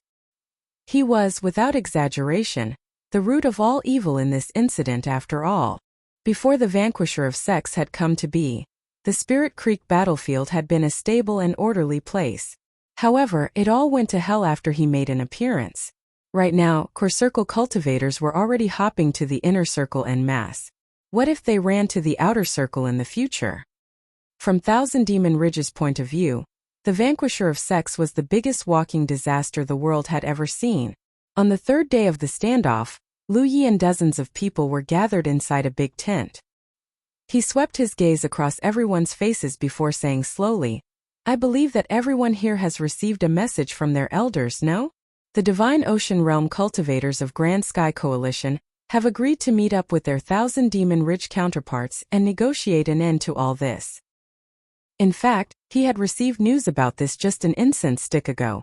Under any other circumstances, the Divine Ocean Realm cultivators of either side would never sit down for a peace talk.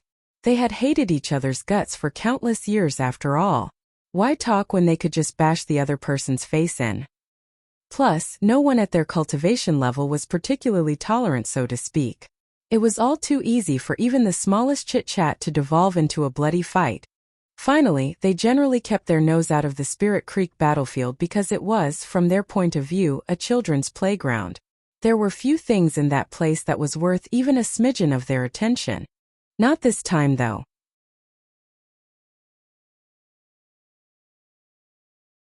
This was so big that it had completely gotten out of hand for their children. Not only did they have to get involved, they were forced to sit down and have the peace talk they so loathed. If the two armies on the opposite sides of Wei Shui were to go to war, then it was going to be a real war. No matter who emerged victorious in the end, the losses they would sustain would be unacceptable for either side. Everyone in the tent nodded. As Lu Yi guessed, they had all received a message from their elders as well. "What are your plans, Brother Yi?" A Heaven-grade 8th Order champion from the Core Circle inquired. There must be a reason Lu Yi had gathered them here at such a sensitive time. Lu Yi said calmly, "From the looks of things, I am almost certain that peace talks will be the final outcome. Perhaps our seniors could make Thousand Demon Ridge bleed a bit for this peace, but this is as far as our invasion force goes." Everyone was silent. They were reluctant to end things here, but they could not deny the logic behind Lu Ye's words. Thousand Demon Ridge could not bear the fruit of a true war, and neither could the Grand Sky Coalition. Not even the champions of the Core Circle could gain too big an advantage in a clash of this scale. Therefore, the only possible outcome was both sides agreeing to stop here and withdraw their forces. That said, Thousand Demon Ridge was the defending side, so their Divine Ocean Realm cultivators had the right to make some slightly excessive demands that were still within Thousand Demon Ridge's ability to accept, stuff like resource compensation and so on. It was going to take a while to finalize the details, though. That is why I would like to start over. For a moment, everyone could only stare at Lu Yi in confusion. What exactly did he mean by start over? Then the quick-witted ones figured out his meaning, and Zhao Li blurted, "Are you saying That you want to redo all this at a different location?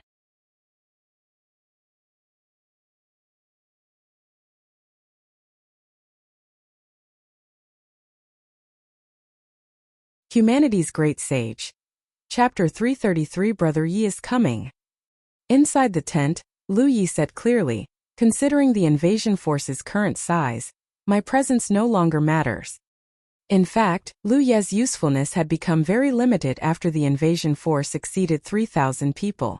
That was enough firepower to breach any Grand Ward via brute force. In fact, Lu Ye's greatest effect in the invasion force wasn't his ward breaching skills, but his ability to bring people together. He was the reason the invasion force had come to be in the first place. He was also the reason why the Grand Sky Coalition sects had contributed their forces wherever they went. Lu Yi might not have the strongest cultivation in the army, but he was the one that everyone was willing to listen to and obey. Not even a champion of the core circle would have had an easier time at transforming the allied forces into a cohesive whole. Now though, their army numbered almost 20,000 people. They literally did not need him anymore. The peace talks between the Divine Ocean Realm cultivators of their cultivation factions were on the way, so it was only a matter of time before the invasion force was disbanded. However, Lu Yi wasn't planning to stop here. He did not know exactly how many contribution points he had plundered on the way, but he was pretty sure that he was still a ways away from his goal. That was why he needed to occupy more Thousand Demon Ridge outposts no matter what. The Thousand Demon Ridge had named him the Vanquisher of Sects for his deeds, but in reality a spark would have described him better. He could start an inferno anywhere as long as he was still in the Spirit Creek battlefield. What should we do after you're gone? A legate asked. Just stay here and apply pressure on the Thousand Demon Ridge, and our seniors will be able to demand more compensation that benefits us all. The crowd mulled over his answer thoughtfully. A while later, the Heaven Grade 8th Order cultivator nodded in agreement. I must admit that your plan is pretty good, Brother Yi. Do you want us to get you some help? We can send a squad to protect you just in case the Thousand Demon Ridge decides to send more core circle cultivators to attack you. It's okay. You've worked hard to earn your contribution points. You should keep them. Jiao will be enough to protect me. Lu Yi was planning to conquer more outposts, and to do that he must teleport to a different corner of the Spirit Creek battlefield, using the Divine Opportunity column. Naturally, a long-distance teleportation like this was going to cost a ton of contribution points. It was fine if it was just him and Jiao, but the cost would outweigh the reward if too many people teleported with them. The invasion force had come together because of Lu Yi, so of course they had no qualms with him taking his leave after a job well done. Although it meant that they would not be able to join Lu Yi on the second phase of his operation, every single one of them had earned more profits than they could have earned in months. This was especially true for the sects who followed Lu Yi from the very beginning. Not including Lu Yi, their share of the profits was easily the greatest out of all of them. Finally, there was no chance the two armies would be able to go to war with each other. Rather than languishing here until the Divine Ocean Realm cultivators were done with their peace talks, they might as well do as Lu Yi suggested and find ways to insert panic and pressure within the Thousand Demon Ridge. An incense stick later, a ship spirit artifact took to the sky and sailed to the nearest Grand Sky Coalition outpost. At the same time, tens of thousands of kilometers away from Weishui, Luofu of the Silverlight Island sought out Qishur and reported in excitement, Brother Yi is coming. Qishur immediately perked up. Really?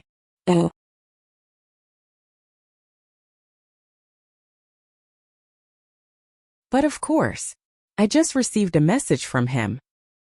Needless to say, Lu Yi and the invasion force were on everyone's lips right now. There wasn't a single person in the entire Spirit Creek battlefield who wasn't keeping an eye on them, not to mention Luofu and Qishur. Back then, when Lu Yi had first entered the inner circle, the young man had had to manipulate the Great Serpent to crack the Sky Pillar sect open like an egg. At the time, he did not yet have the ability to breach a Grand Ward, so he had left as soon as the deed was done. It hadn't even been half a year since the day he left, and today he had become a living legend who single-handedly mustered a cultivator army of 20,000 and dominated a good section of the inner circle. Wherever the invasion force went, the Thousand Demon Ridge wailed in misery and defeat. To say that Luofu and Qishur were envious would be an understatement. If Lu Yi already possessed such skill when he first arrived at the Silverlight Island, they would have been the ones to reap the benefits of Lu Ye's conquest, not that so-called heavenly derivative sect or the Deep Sea Mountain. In fact, they were the first sects to make contact with Lu Yi and form an alliance pact in the inner circle. However, they couldn't even meet up with the invasion force because they were simply too far apart. The more Luo Fu thought about this, the more sad he felt. Every time his mood reached a certain low, he would gather his men and bully the Cloud Smoke sect to fix it. The Sky Pillar sect had transformed into a tortoise since they lost their outpost. They were unable to rebuild their outpost in peace even to this day due to the Silverlight Island's constant harassment. They weren't the ones who shouldered the brunt of the Silverlight Island's harassment though. No, that unfortunate honor went to their close ally, the Cloud Smoke sect.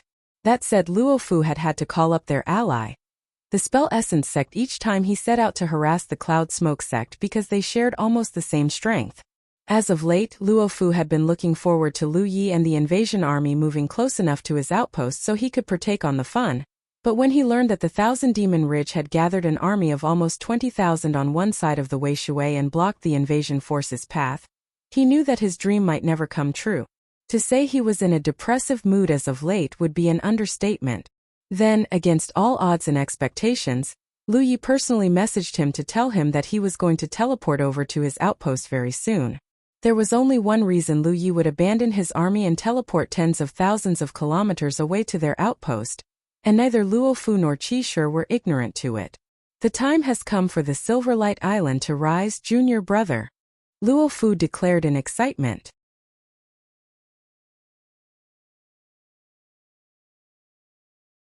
As usual, Qi Shi was the calmer between the two of them. He walked in circles for a bit before saying, "We should contact the Spell Essence sect." Luo Fu slapped his own head in realization. Yes, you're right. I'll do that immediately. He was in the middle of a conversation with the legate of the Spell Essence sect when a disciple came over to inform him, "Senior brothers, Brother Lu has arrived at our outposts." Which Brother Lu are you referring to exactly? Luo Fu asked with a frown. It is Lu Yi of the Crimson Blood sect. Luo Fu and Qi Shi exchanged a surprised glance with each other. Lu Yi had told them that he would arrive soon, but neither of them had expected to show up this quickly. They quickly made their way to the Sanctum of Providence.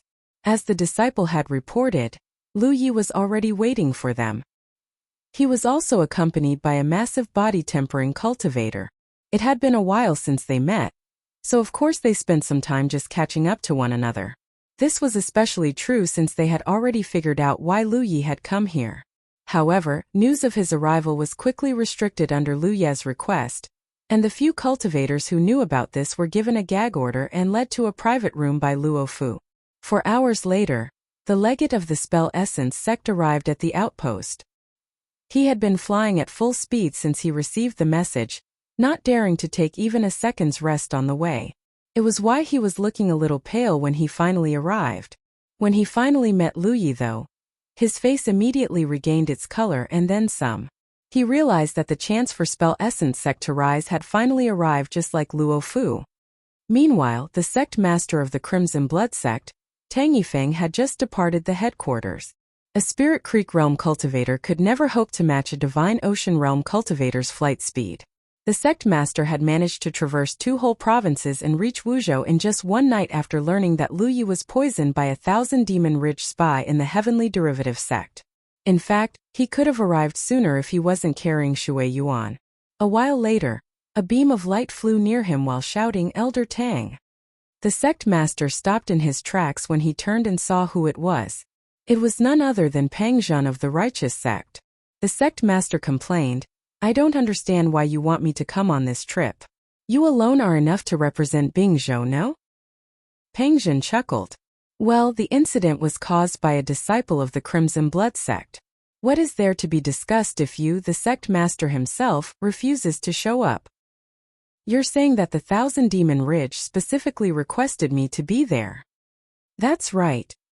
In that case, I'm going to give them a good talking to when I get there. It's not like they're young anymore.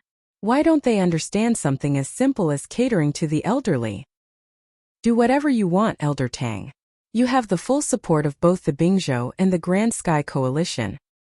The sect master's eyes glinted with understanding. He nodded. Let us speak as we fly.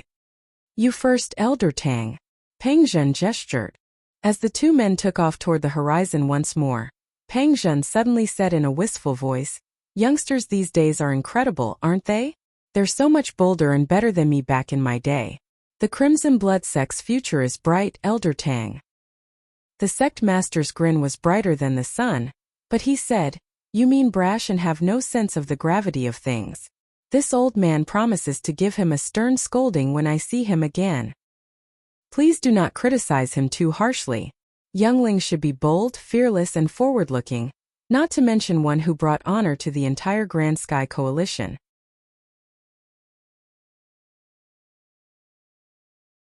It's been a while since we have such a talented youngling. Did you know that Elder Su of the Green Jade sect complained to me that he had missed such a good seed just a few days ago? He's just a petty bastard who can't stand others getting the better of him. I don't understand though. What does my disciple have to do with him or his sect? Oh, you didn't know? Way back at the Evil Moon Valley, the Green Jade sect actually had a chance to recruit Lu Yi. However, the disciple supervising the recruitment drive had rejected him after discovering that his talent was one leaf. Really? Ha ha ha ha. The sect master laughed boisterously when he heard this. He can only blame his disciple for judging a book by his cover. Indeed. Who would have thought that Lu Yi could achieve what he did with just one leaf? By the way, did you ever check his talent again afterward? Logically speaking, it should be impossible for Lu Yi to cultivate as swiftly as he has. The Green Jade sect could have missed something since they hadn't exactly measured the refugees with the best standards or equipment. The sect master waved him off. Since when was talent the defining factor of anything? My talent wasn't particularly good either. I was only 34 leaves when they checked me, but where am I now? There are also countless people who are much more talented than you and I back then, and where are they now? Talent has never been the only deciding factor of one's achievements, and it never will be. Only those who fight tooth and nail to grow in every way will make it, while the rest are left in the dust. Sometimes literally. You are completely right, Elder Tang. By the way, did you know that Lu Yi is extremely concerned with his nickname even to this day? If I remember correctly, it was your Lushan who started it in the first place. You should tell him to ascend to the real lake realm as soon as possible, or Lu Yi will give him a run for his money when he ascends to the Cloud River battlefield. Haha, I do know about that, yes. If the day comes, Lushan only has himself to blame.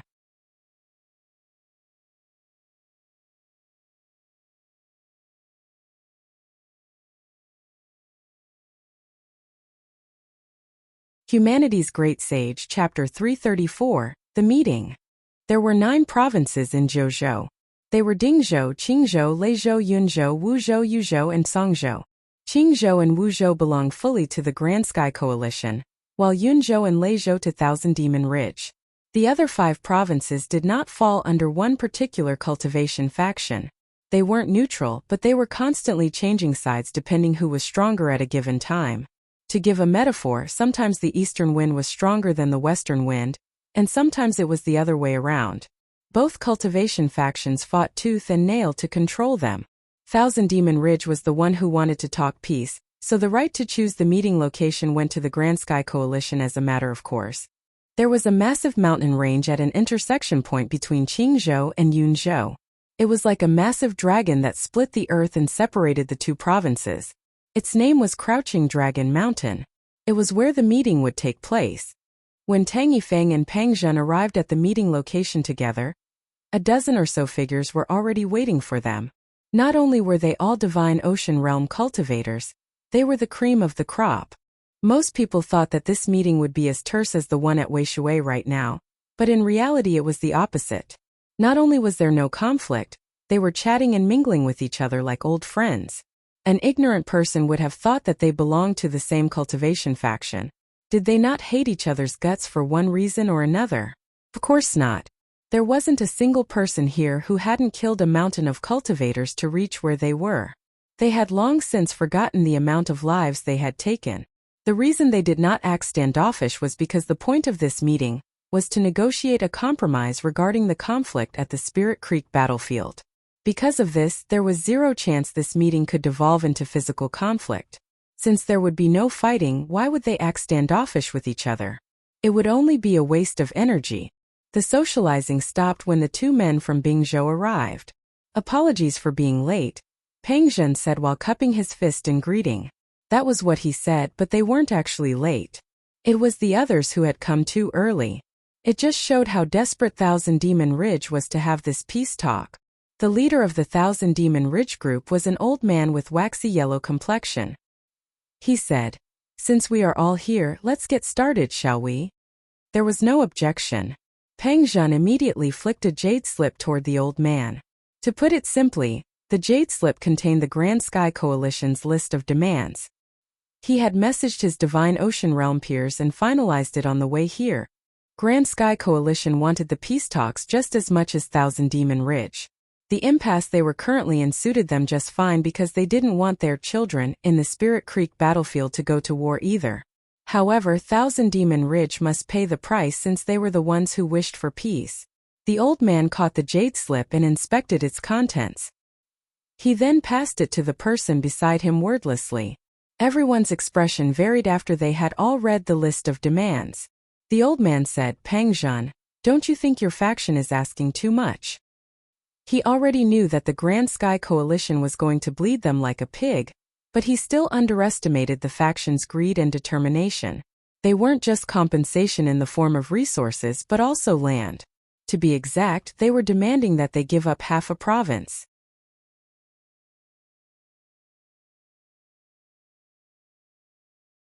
The amount of resources the Grand Sky Coalition was demanding was already shocking, but half a province? There was just no way in hell they could accept these demands. If they didn't know better, they would have thought that the Grand Sky Coalition wanted to instigate a war. Peng Zhen let out a chuckle and said, "That's fine. That's the reason we're here, aren't we?" "Sure, but the little fellas in the Spirit Creek battlefield can only wait so long. They are all young and rash. A lot of people will die if someone loses their cool."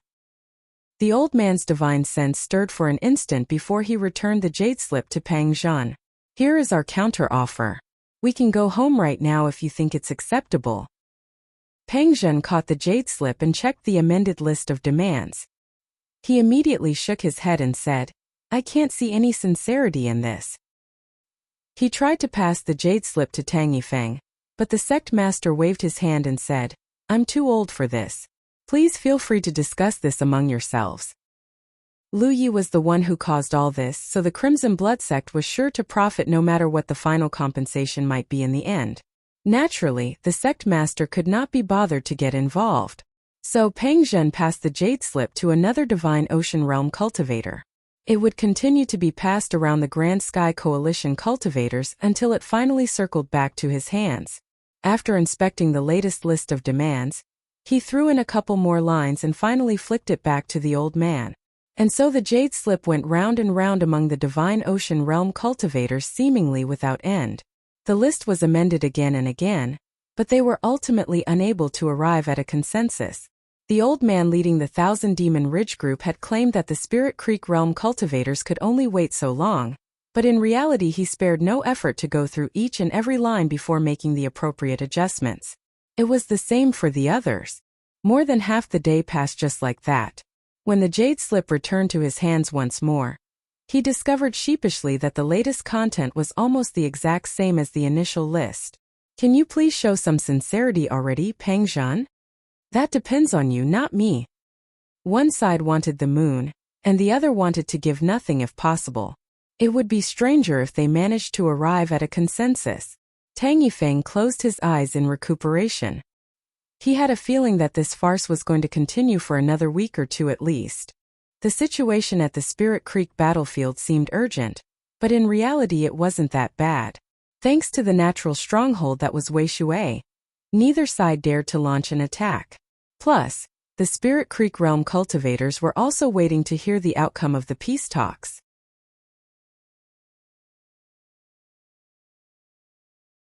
While the Divine Ocean Realm cultivators were haggling like a housewife, Silverlight Island and Spell Essence sect had already begun attacking Cloud Smoke Sect's outpost. To say that the cultivators of Cloud Smoke Sect felt exasperated would be an understatement. This wasn't the first time it had happened, and it wouldn't be the last. Ever since Sky Pillar Sect had been crippled by the enemy, they had been bullied nonstop by their two neighbors. In fact, it was getting to the point where they were getting used to being attacked. Besides those who were responsible for overseeing the Grand Ward, everyone else continued on with their life as usual. There was no chance the two sects would be able to breach the Grand Ward anyway. Worst case scenario, they lost some spirit stones to maintain the Grand Ward. That was until the legate controlling the Grand Ward saw a familiar face stepping out of the crowd. He was accompanied by 30 or so people. At first he couldn't quite understand what was going on. Then the group of 30 plus started bringing out their ward flags and moving into position. The legate's face turned as pale as death. The vanquisher of sects, he blurted out in a trembling voice. His mind turned blank. For a moment he thought he was mistaken. After all, the vanquisher of sects should be standing off against their 20,000-strong army on the opposite side of Wuxia, right? That was thousands of kilometers away. It should be impossible for him to show up here so quickly and without warning unless he teleported over using the Divine Opportunity Column. The Spirit Creek battlefield was huge, but the Divine Opportunity Columns were everywhere. Sure, it cost a ton of contribution points to perform a long-distance teleportation, but would the Vanquisher of Sects be wanting for contribution points? Of course not. God knows how many thousand demon-rich cultivators had died by his hands. He would not be crowned with such a demonic title otherwise. Retreat. Retreat back to Jojo now. It took the legate of the Cloud Smoke Sect only a moment to figure out the truth. Without further ado, he ordered his cultivators to withdraw back to Jojo.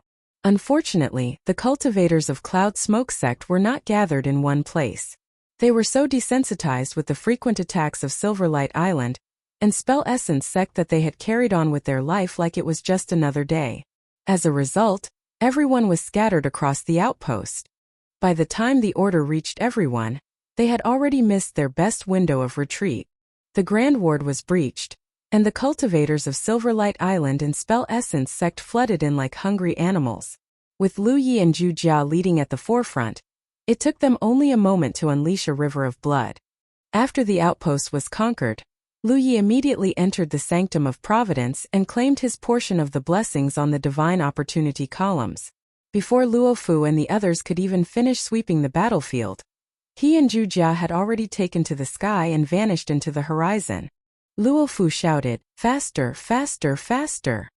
The reason Lu Yi did not wait for Luofu was simple. He was on a time limit. The Divine Ocean cultivators of both factions were already in the middle of peace talks. They could take forever, or they could come to a consensus right now and give the order to cease fire. One way or another, Lu Yi wasn't going to wait and see if his fears would come true. He was going to occupy as many thousand Demon Ridge outposts as possible, not only to gather the contribution points he needed, but also increase his side's leverage.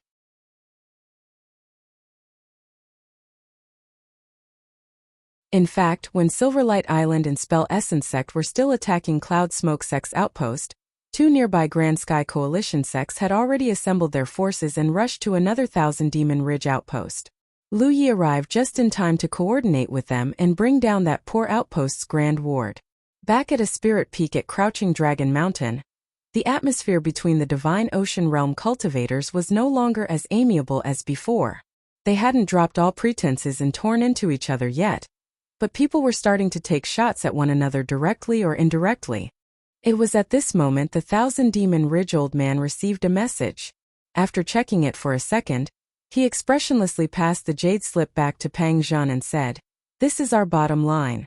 If the Grand Sky Coalition thinks it is acceptable, then we can sign a sacred pact right away." Pang Zhan was surprised when he inspected the jade slip's contents. It was because the amended list of demands actually looked sincere this time. In fact, it was better than what he thought the finalized list would be. A negotiation was like doing business. One side would raise the stakes, and another would do the opposite until they finally arrived at a compromise they could both accept. The problem was that they weren't even close to reaching that point. For Thousand Demon Ridge to compromise so much and without warning could only mean that something was wrong. Peng Zhen was no inexperienced greenhorn. He knew that something must have happened to cause Thousand Demon Ridge to make such a drastic decision all of a sudden, but for now he did not know what it was. His eyes glinted as he passed the jade slip to Tang Yifeng. "Will you please take a look, Elder Tang?" The sect master stopped napping and opened his eyes. He had clearly stated that he wasn't going to participate in the negotiation, and yet Peng Zhen was asking him to check the contents of the jade slip a second time. Something unexpected must have happened. The sect master accepted the jade slip and took a look. Just like Peng Zhen, he was surprised by the extent Thousand Demon Ridge was compromising. The sect master looked up and stared at the old man. Peng Zhen did the same thing. The old man's eyes twitched. Knowing that it was only a matter of time before the Grand Sky Coalition found out, he revealed the truth. Cloud Smoke Sect's outpost had been occupied, and the Miluo sect is under him. Their outpost had just been occupied. He then looked at Tang Yifeng and said, "Your new youngling is most impressive."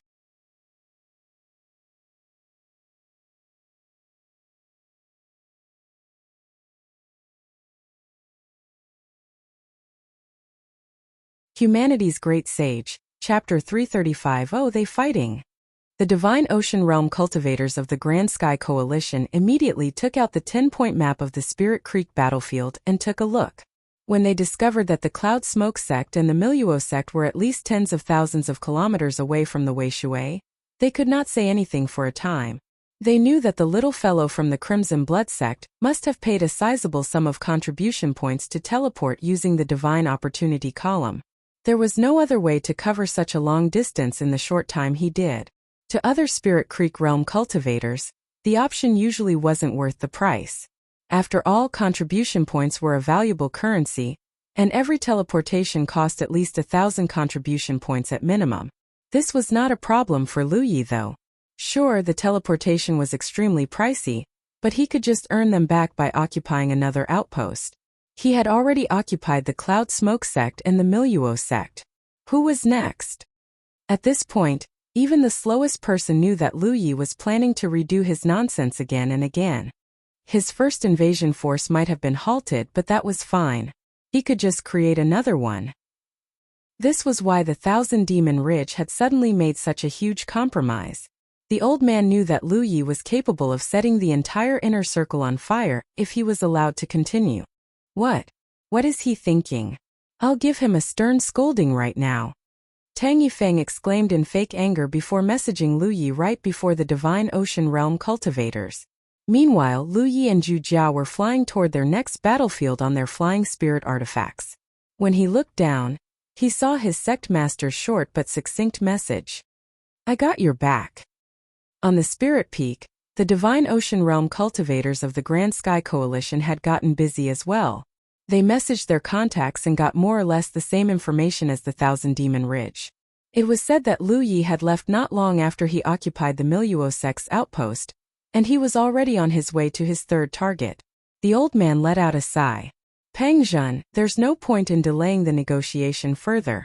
We've stopped him once and we can stop him again. All it'll cost us is a couple of outposts." Peng Zhen nodded in agreement. "Oh, we know what you're capable of." The old man said exasperatedly, "Show me your terms." The Thousand Demon Ridge might be in a hurry to end this negotiation, but that definitely wasn't the case for the Grand Sky Coalition. Peng Zhen stared the old man in the eye and said, "We want half a province's worth of outposts on top of what you've already seen earlier. Of course, you may negotiate among yourselves which province you wish to give up. And take your time. We are in no hurry whatsoever." There was no doubt that the compromise offered by the Thousand Demon Ridge had exceeded Peng Zhen's expectations. If he hadn't heard about Lu Ye's latest exploits, he would have agreed to it already. However, the situation had changed since Lu Yi had begun a second conquest in a completely different location. One could even say that the standoff at Weishui no longer mattered. Peng Zhen would not deserve his post if he failed to notice that they were in a position of great advantage once more. As he had told the old man, the Grand Sky Coalition was in no hurry to wrap up the negotiations. It was quite the opposite. The longer the Thousand Demon Ridge took to compromise, the bigger their losses would become. Each time Lu Yi conquered an outpost, they would lose a massive amount of contribution points and resources. Sure, the old man wasn't lying when he said that they could stop Lu Yi. The thing was, Lu Yi could just start a 3rd, 4th, 5th and even a 100th conquest.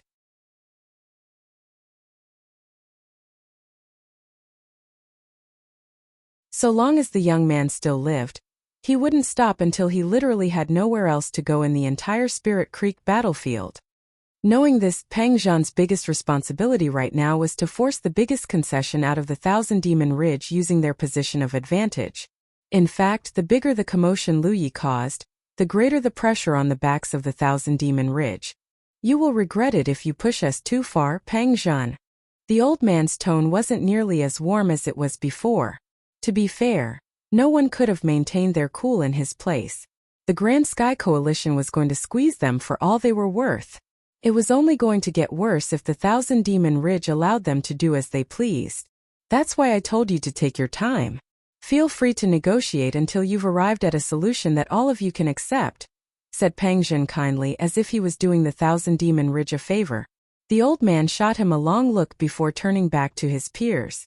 He began interacting with them via his divine sense while sending message after message. It wasn't long before the news that a 3rd Thousand Demon Ridge outpost had been conquered broke out. Lu Ye's second invasion force was now 6 sects strong. The group of 1,000 or so was currently moving toward the next Thousand Demon Ridge outpost in high spirits. All Grand Sky Coalition forces in the area were excited to say the least. They all sent their forces to join the second invasion force. The Thousand Demon Ridge was making some emergency mobilizations as well. Just like before, all Thousand Demon Ridge sects along the path of the invasion force gave up their outposts and assembled at a point some distance away from the front lines. 2 days later, 2 armies of 3,000 to 4,000 cultivators each confronted each other with just 1.5 kilometers of ground between them. Unlike the first conquest though, these armies weren't separated by a natural stronghold, so the situation was a lot more sensitive. One misstep or two might just be enough to trigger a full-scale war. It was only then the champions of the Thousand Demon Ridge let out a small sigh of relief. The Thousand Demon Ridge hadn't suffered too many losses this time since they knew what was coming. They were able to mobilize in time and stop Lu Yi in his tracks before he could occupy more than a dozen or so outposts. Even so, there was no denying that the Thousand Demon Ridge had lost another region of outposts on the board that was the Spirit Creek battlefield. Back on the Spirit Peak of Crouching Dragon Mountain, the old man stared at Pang Zhan with a dark expression on his face. Can we negotiate now? For the past 2 days, both sides had been waiting to hear the latest news from the Spirit Creek battlefield. It wasn't until the second invasion force was halted in their tracks that the old man finally spoke up.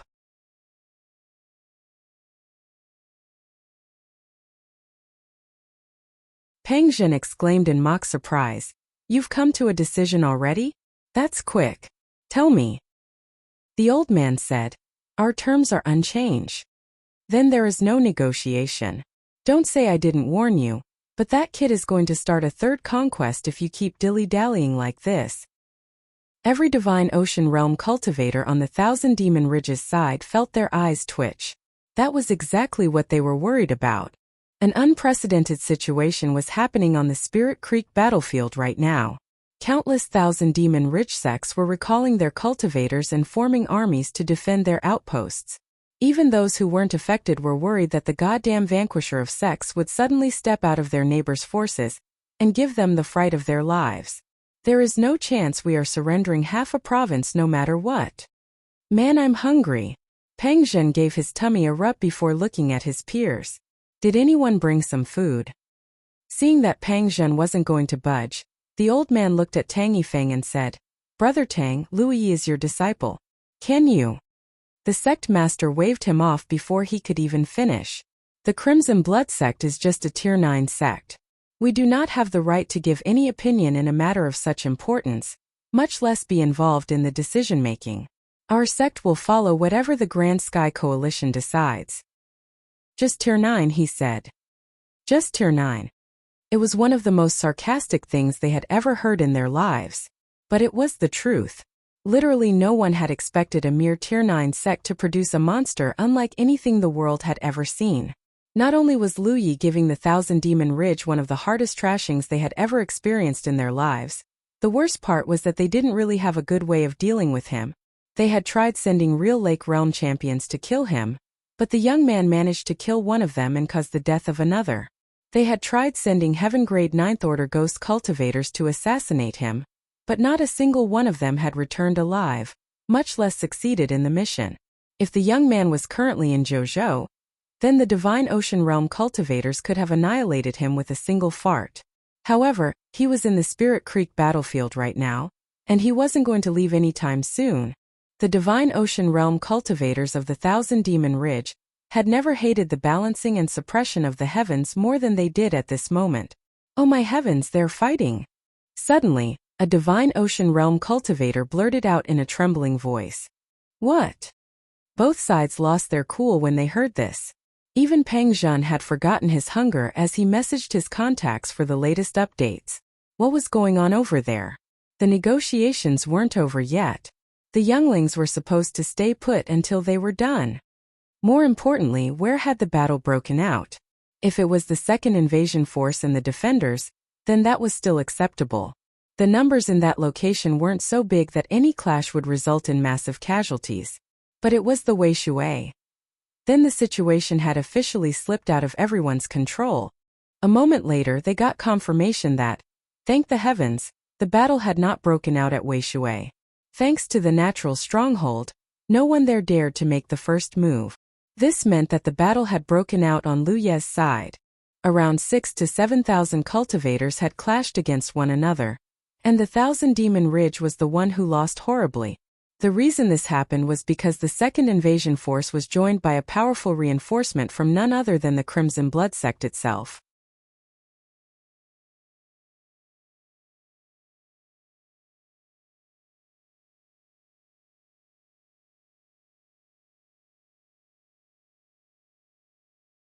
Humanity's Great Sage, Chapter 336, Behind the Scenes.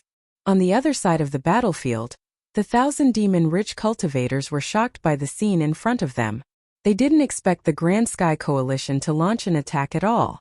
They thought that this would be the same as Wei Shui, where both sides were stuck in a stalemate until the Divine Ocean Realm cultivators were done with the negotiation.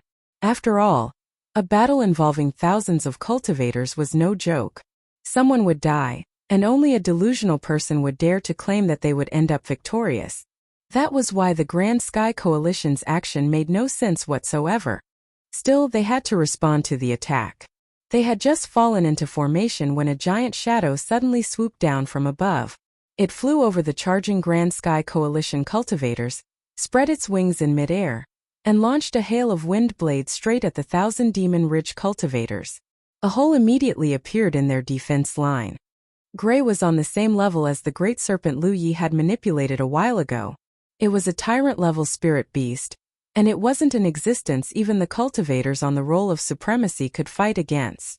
Back then, drawn by the blood chi within the dragon scale, the great serpent had nearly conquered the Sky Pillar sect's outpost single-handedly. The Sky Pillar sect had lost over 100 cultivators despite resisting with all their might. As a spirit beast that existed on the same level as the Great Serpent, Gray was just as powerful. In fact, in a battle against cultivators, Gray's mobility should make it deadlier than the Great Serpent. Every time Gray swooped down from the sky, wind blades would rain from the sky and cut the cultivators into pieces. Blood spilled all over the ground, and massive gaps appeared in what should have been a fairly tight defensive line. While the cultivators were panicking, the invasion force led by Lu Yi and Zhu Jia cut right through them like a hot knife through butter.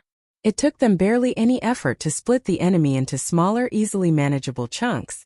The Thousand Demon Ridge put up a valiant resistance, but there was just no way they could hold the line after losing cohesion. Most of the time they had just unleashed their spirit artifact right before they were hit by several attacks. They were dead before they could scream.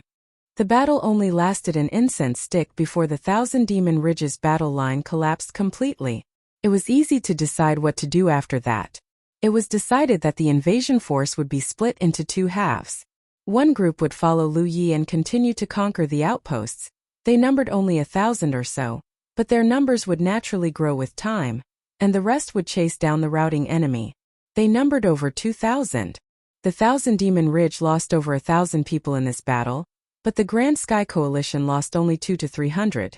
The entire world was shocked when the news was spread. The Divine Ocean Realm cultivators of both sides warned the legates at Wuxia again and again to stay put unless absolutely necessary. At least half of the reason the second invasion force was able to score such a massive victory was thanks to Gray. The power and intimidation factor of a tyrant-level spirit beast were just too great. Without it, the outcome of this battle would have been far murkier. It would have been a Pyrrhic victory at best. A day later, the split armies met up and swept through all the abandoned Thousand Demon Ridge outposts around them. Then they marched on. On a spirit artifact ship, Lu Yi was sitting cross-legged and bare-chested, revealing an innumerable amount of fresh wounds and old scars. Wuxia was sitting next to him and healing the fresh wounds with her spiritual power. She let out a little sigh on the inside.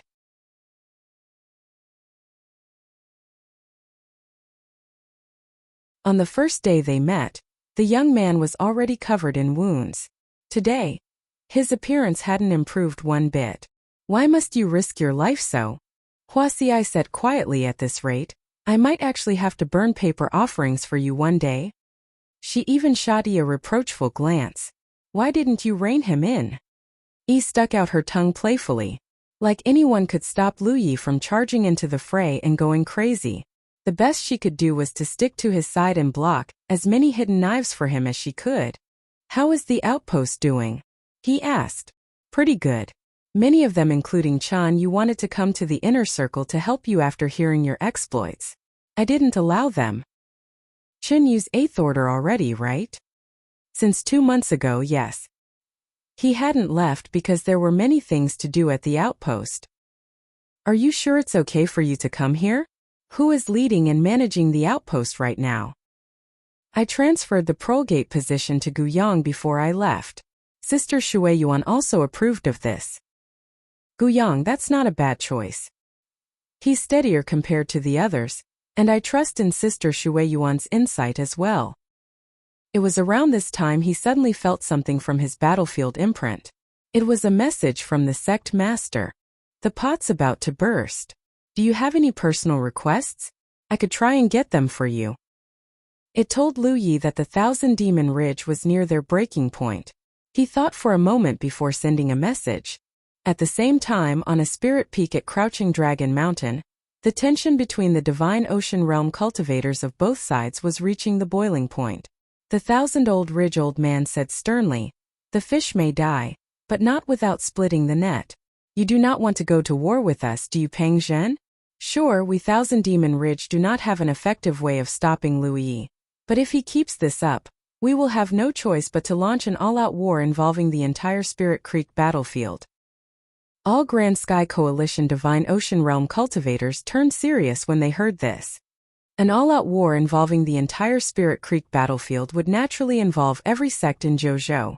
No one here thought that the Thousand Demon Ridge lacked the guts and determination to do the unthinkable either. They had already sustained astronomical losses at this point, and they were swiftly approaching their bottom line. If Lu Yi still refused to stop, then they would rather flip the table and launch an all-out war. "Why should I suffer alone, when I can make everyone else suffer with me?" That was the sentiment that was slowly but surely growing stronger within the Thousand Demon Ridge.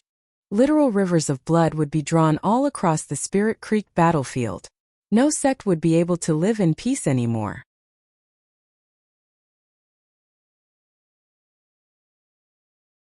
"Like I told you, we want half a province of."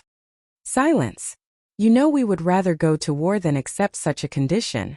Everything else is negotiable." By that, he meant that they could demand for more resources or the like. The old man then looked at the sect master and added, "Does your youngling have any terms he would like to offer? It will be given priority." In the end, Lu Yi was the source of everything. Although Peng Zhen was the official representative of the Grand Sky Coalition they were negotiating with, they must take Lu Ye's feelings into consideration as well. "Yi does have a couple of requests to make," the sect master said, and drew everyone's attention. The old man bowed his head as if reminiscing a terrible past. 3 months ago, Yi was nearly poisoned to death while visiting the Heavenly Derivative Sect's outpost. Is he doing this on purpose?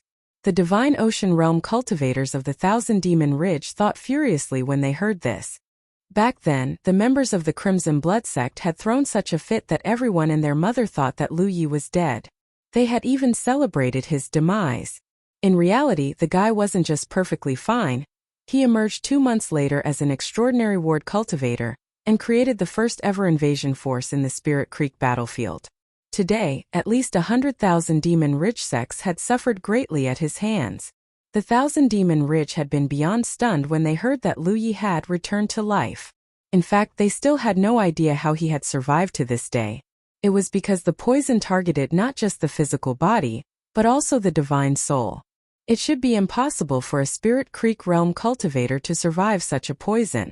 Just when the divine ocean realm cultivators looked like they were about to flip, the sect master abruptly changed his tune. Thankfully, he was ultimately rescued despite teetering on the brink at least several times. No one on the Thousand Demon Ridge's side knew how Lu Yi had survived because only a handful of people knew about the truth. It no longer mattered though. However, he never forgot his dear poisoner for even a second. If Shui Yuan hadn't arrived in time, if Lu Yi didn't happen to have the priceless treasure that was the soul-cleansing water, he would have lived, but Zhu Jia and Zhao Li would have died for sure.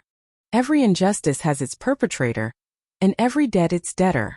Lu Yi was still too low on the ladder to have the means to find out the truth himself, but he was certain that the Thousand Demon Ridge could give him an answer. The old man thought for a second before revealing a name. Swear a heavenly oath to prove that you're telling the truth. The old man frowned. Brother Tang, we have known each other for years.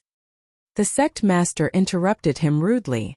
It is precisely because I have known you for years that I know just how sly you are. You could be telling me the truth, or you could be throwing out a random tier 6 sect's name. In any case, we can confirm this if you swear a heavenly oath, no? For a moment, the old man said nothing at all. Oh ho!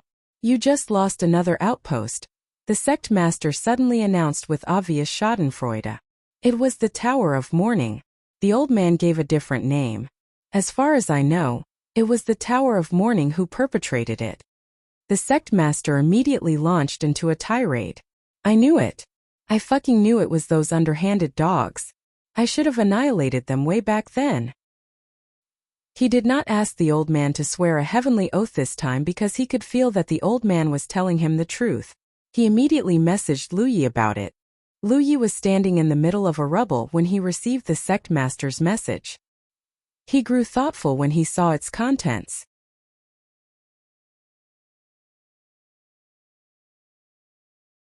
It was a name he had heard before. Back at the Golden Tip, Shui Yuan's alter ego, Sister Wei Yang had mentioned the name of 3 sections. The first was the Cult Blackfire, the second was the Tower of Mourning, and the third was the Veil of Venom. Before the Battle of Golden Tip, all 3 sects were either Tier 1 or Tier 2 sections. Later, the Crimson Blood sect paid them back by destroying their headquarters and massacring all of their Divine Ocean Realm cultivators. To this day, they still hadn't recovered from their loss. Now they were only Tier 4 or Tier 5 at best. Lu Yi was very familiar with the Cult Blackfire. His last opponent in the Battle of Golden Tip was a sacred child, who willingly destroyed her spiritual points just to fight him. In the end, she still died at his hands. Lu Yi had already occupied the outpost of the Cult Blackfire. To say that the crazy spell cultivators had left a deep impression on him would be an understatement, which was why he had steered his first invasion force in their direction. It wasn't exactly intentional, but it was looking like they were going that way anyway, so why not? Lu Yi had never made contact with the Veil of Venom. The 10-point map revealed them to be a long distance away from his current position as well. On the other hand, the Tower of Mourning wasn't that far away. Considering their normal pace, the invasion force should be able to make it there in less than 3 days. He immediately tapped on the battlefield imprint at the back of his hand.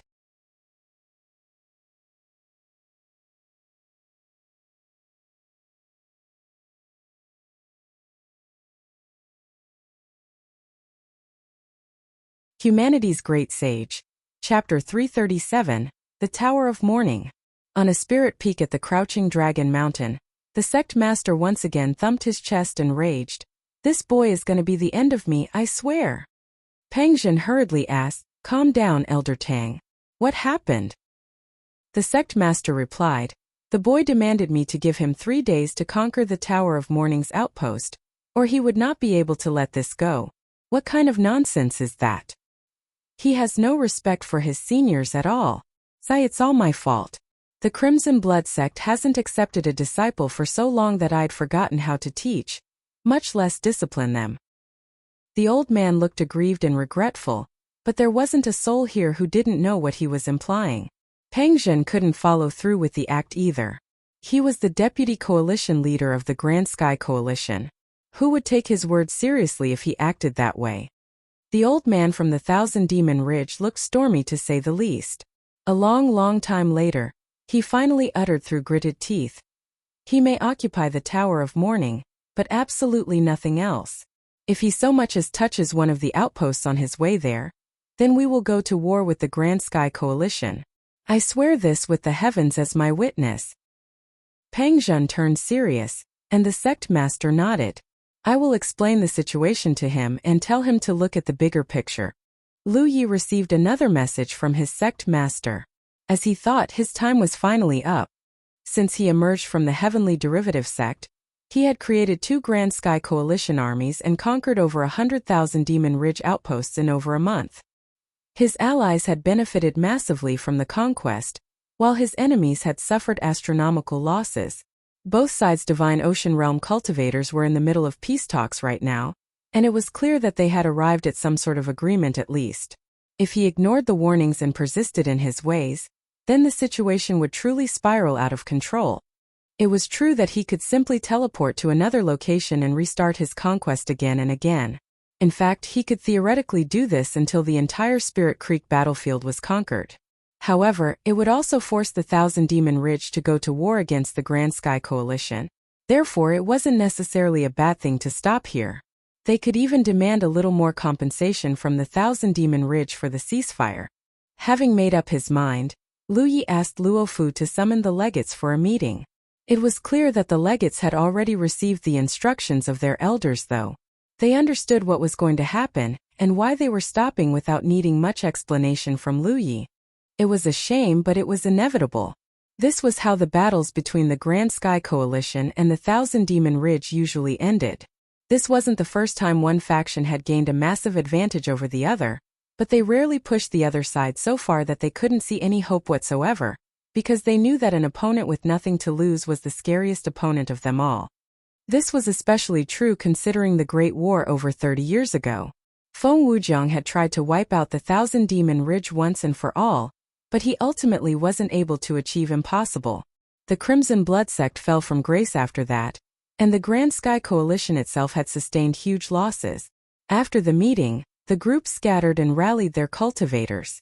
They were mobilizing to head back to their sections. The invasion force began retracing their steps and went home. When all was said and done, Lu Yi, Hua Xiai, Zhu Jiani were the only ones left at the ruins of the outpost. Brotherly. Oh.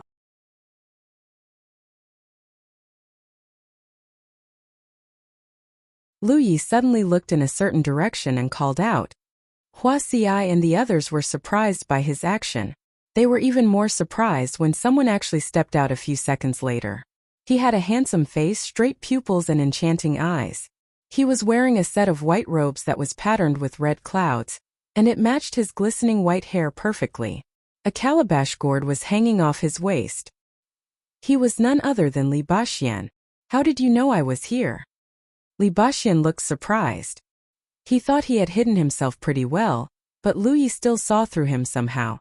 "You joined the invasion force as an independent cultivator about half a month ago. Then you flew all the way from Weishui to join me. I would be remiss to miss you after all the pains you've gone through to protect me, brotherly." As Lu Yi said, Li Baxian had secretly joined him when he was still leading the first invasion force. He just hadn't revealed himself. To be specific, he had shown off after the Heaven Grade 9th Order Ghost Cultivator's assassination attempt. Clearly, he had shown up because he was worried for Lu Ye's safety. As for why he hadn't revealed himself to Lu Yi, it was because he thought it would be easier for him to act that way. It wasn't that he didn't want to meet his junior brother. After Lu Yi had teleported to the Silverlight Island using the Divine Opportunity Column, Li Baxin had rushed over on his flying spirit artifact. He had even assassinated a not insignificant number of core circle cultivators on the way. I'm very glad, junior brother. Li Baxin was of course delighted to learn that Lu Ye's perception was as sharp as it was. He finally understood why Lu Yi had dared to send the invasion force away as well. The young man knew he was watching nearby from the start. Li Baxin was the second runner-up on the Scroll of Supremacy. There should be no one who could harm their group unless the enemy drastically outnumbered them, not to mention that the Thousand Demon Ridge wanted Lu Yi to stop as soon as possible. Right now, the last thing they wanted to do was to send assassins, fail, and give him the excuse to continue his conquest. So, to the Tower of Mourning? Li Baxin asked. He had obviously received the intel as well. Lu Yi nodded. All right then. Let's go. Li Baxin raised a hand and summoned a huge sword spirit artifact. After he jumped onto it, the sword grew a lot bigger in just a couple of seconds. It shot to the sky after everyone had gotten on the spirit artifact's sword. If Biki was still here, then of course they would have ridden it to the Tower of Mourning's outpost instead. However, Biki had never forgotten the order Feng Wujiang had given it back then. It did not mind carrying the disciples of the Crimson Blood sect here and there, but it would not linger in the wilderness for even a second longer.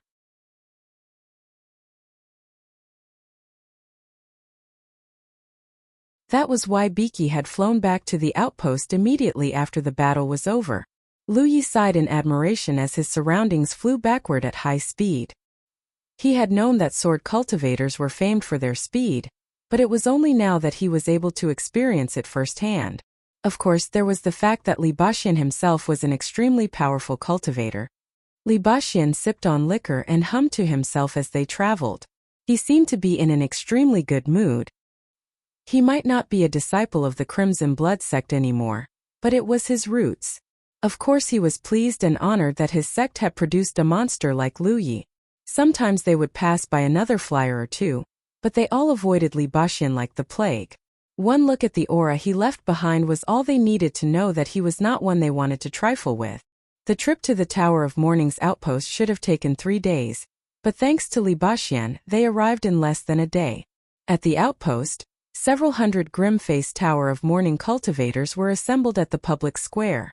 The Grand Ward was active as well. Their elders had informed them of the Thousand Demon Ridge's strategic decision. They wanted them to abandon their outpost to appease Lu Yi. It was a decision they couldn't accept as a matter of course. Every object in the outpost was the culmination of their Spirit Creek Realm cultivators' blood, sweat and tears. It represented generations upon generations of hard work. That was why they didn't evacuate immediately even though their elders had commanded them to do so repeatedly. However, Lu Yi had surprised them all by showing up in less than a day instead of the expected 3 days. The news shocked and angered the Tower of Mourning cultivators. It wasn't long before they reached the edge of the Grand Ward and exchanged glares with Lu Yi. The invasion force was nowhere to be seen. It looked like Lu Yi had only brought a couple of people with them. The Tower of Mourning cultivators felt great temptation when they realized this. Was this their chance to kill Lu Yi and become the heroes of the Thousand Demon Ridge? That temptation subsided considerably when they recognized the white-haired young man standing beside Lu Yi. Was there anyone who did not know the second runner-up of the Scroll of Supremacy, Li Baxin? His iconic white hair and the calabash gourd were all they needed to see to identify him. Outside the ward, Lu Yi slowly swept his gaze across the crowd before locking eyes with a man in black clothing. Are you going to open the ward yourself? Or are you going to make me breach it? The man in black clothing was undoubtedly the legate or the prolgate of the Tower of Mourning. How could he tell? It was because the control gem was hanging off his waist. The guy did not give a response. He simply stared expressionlessly at Lu Yi. So Lu Yi brought out his ward flags and launched them at various nodes. He then channeled his spiritual power into them. In just a dozen or so breaths, a small gap had appeared in the Grand Ward. This was how he had breached the Grand Ward of Sunlit Mountain, though at the time he had a bunch of ward cultivators to support him. With his current attainment, tearing a small gap like this was almost as easy as breathing. Lu Ye's group then stepped through the hole under the stunned gazes of the Tower of Mourning cultivators. The tension grew razor-sharp in an instant. The sound of spirit artifacts being unsheathed came from nearly every direction as the Tower of Mourning cultivators channeled their spiritual power in silence, ready to act at first notice. Li Baxin grabbed his calabash gourd and took a deep gulp. He beamed at the people around him after letting out a satisfied burp. His gaze was as sharp as a blade.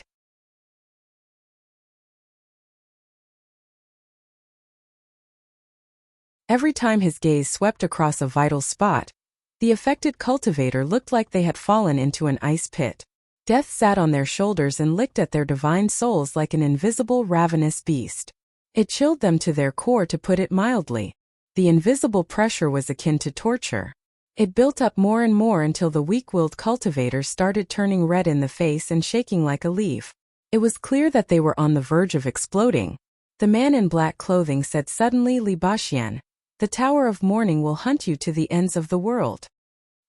He had just said this when a translucent sword only 1/3 of a meter long suddenly touched his forehead. No one had even seen how Li Baxin moved. 1 second there was nothing, and the next Li Baxin was pressing a translucent sword against the heaven-grade 7th Order cultivator's forehead just deep enough to draw blood. Crimson blood trickled down his forehead before splitting at the bridge of his nose. It was like an ugly, bloody makeup. "Did you just threaten me?" Li Baxin tilted his head curiously. "I dare you to say another word." The man in black clothing looked furious, but he kept silent. Everyone knew that sword cultivators were notoriously poor at taking threats. Li Baxin would kill him if he said another word. He wasn't afraid to die, but his death would definitely lead to physical conflict, and only the heavens knew how many cultivators they would lose if that happened. A top-tier sword cultivator was no one to be trifled with.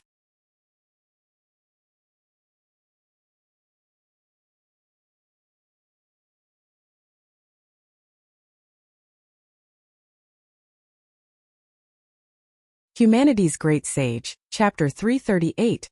No Regrets. One could even say that Li Baxin was purposely goading them into attacking. If they lost their cool, then it would cause no end of trouble. It was one thing if they knew they could kill Lu Yi for sure. In that case, they would become the heroes of the Thousand Demon Ridge. However, they were unlikely to succeed while Li Baxin was around. The man in black clothing wasn't feeling confident in the least. That was why he didn't dare to make a move. At the same time, he regretted his earlier decision. If he knew that things would turn out like this, he would have evacuated back to Jojo with his cultivators already. The short sword rang lightly before slashing downward. The control gem hanging off the guy's waist shattered into pieces. The Grand Ward stopped functioning. The barrier of energy was still there, but it had lost all of its power and function. "Open the way, Wuxia," Lu Yi instructed. Wuxia immediately walked forward. Some Tower of Mourning cultivators tried to block his way, but he just pushed right through them. It resulted in the occasional grunts of pain and even the snapping of bones. Wuxia's physique was so that there were only a handful of body-tempering cultivators in the core circle who might be able to give him a run for his money. In the inner circle, such a person simply did not exist. Naturally, the Tower of Mourning cultivators were only torturing themselves by standing in his way. Lu Yi stuck close to Wuxia as they made their way toward the Sanctum of Providence. He kept a hand on his saber the entire time. The hundreds of Tower of Mourning cultivators gritted their teeth in humiliation and fury, but no one dared to act without their legate's order. Everyone here knew what the consequences of attacking Lu Yi now were. Their Divine Ocean Realm cultivators had arrived at a consensus, and the Tower of Mourning was Lu Ye's last stop. Therefore, their first priority should be seeing off this walking pestilence as soon as possible. It was humiliating, but their dignity could be regained, and their lost blessings would be compensated by the Thousand Demon Ridge. This was also why Li Baxin had not gone on a killing spree already. Anyone who attacked first would be, in essence, damaging the peace talks between the Divine Ocean Realm cultivators. No Spirit Creek Realm cultivator could possibly endure the avalanche of consequences that stemmed from it. Wuxia continued his unstoppable, bone-breaking march until they reached the Sanctum of Providence. Lu Yi then put his hand on the Divine Opportunity column and robbed all of its blessings in his capacity as the legate of the Crimson Blood sect. On the public square, every Tower of Mourning cultivator was closing their eyes in pain. It sounded like their spine was being snapped vertebra by vertebra, as they listened to the creaking noises coming from the sanctum of providence. The world's spiritual chi in the outpost began thinning at a ridiculous pace after the blessings were removed from the divine opportunity column. The outpost's area of influence rapidly shrank, and even the grand ward that was barely functioning abruptly shattered into pieces. A short while later, Lu Yi emerged from the sanctum and gave Li Baxian a nod. The sword cultivator had been standing guard at the entrance. Li Baxian then summoned his massive flying sword once more. After everyone had jumped on board, Li Baxian let out a guffaw and shot into the sky. From the Tower of Morning cultivator's point of view, they looked like a shooting star that was shooting upward instead of down. The sword cultivator had never felt this good in his life. With his abilities, there was practically no one except those on the top rung of the scroll of supremacy he couldn't kill.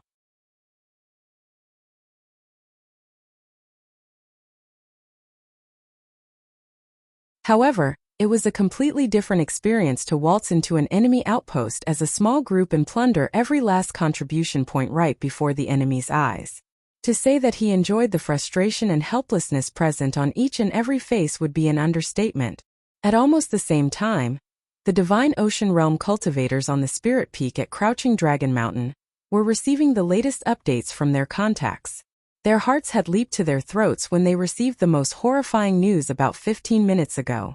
Instead of the expected 3 days, the Vanquisher of Sex had appeared at the Tower of Morning's outpost in under a day. The problem was that the cultivators of Tower of Morning hadn't evacuated, so it was like a spark meeting powder keg that was already primed to explode. To say it was the scariest 15 minutes of their long life would be an exaggeration, but it certainly was among the top 10. No one could say for certain what might happen next. Thankfully, the Spirit Creek Realm cultivators of the Tower of Morning ultimately did not allow their emotions to get to their head. They would definitely have to compensate them properly for their loss and discretion, though that was for the Thousand Demon Ridge to think about. The Thousand Demon Ridge old man looked at the sect master and said, "With this, I believe that the matter is satisfactorily resolved for all parties? Good. This must not happen again though."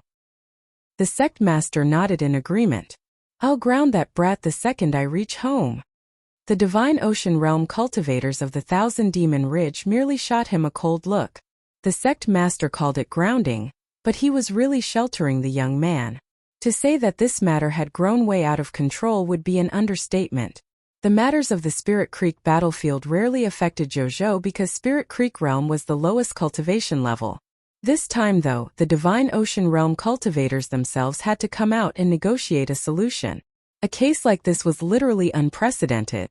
In fact, the Vanquisher of Sex had done a surprising amount of things that should be impossible for a Spirit Creek Realm cultivator until this point. It would not even be an exaggeration to say that he had single-handedly turned the Spirit Creek battlefield upside down. If he continued to show his face in the Spirit Creek battlefield, he would definitely be attacked in every way possible.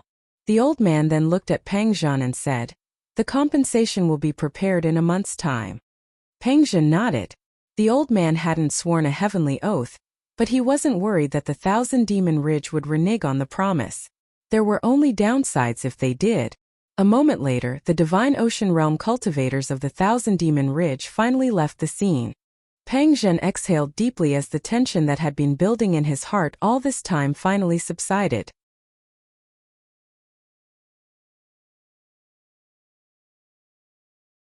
They had been forced to negotiate with their enemies on this mountain and pay attention to all the events in the Spirit Creek battlefield for days.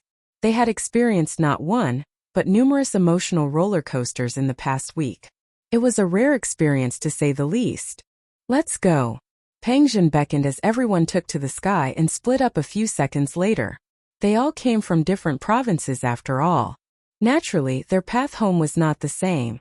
On the way, Peng Zhen said, "Elder Tang, your boy is going to go to the core circle after he switches his cultivation technique to a heaven grade one, right?" "Yeah? What are you trying to say?" "If he wants to, the righteous sect welcomes him to cultivate at our outpost." The sect master nodded.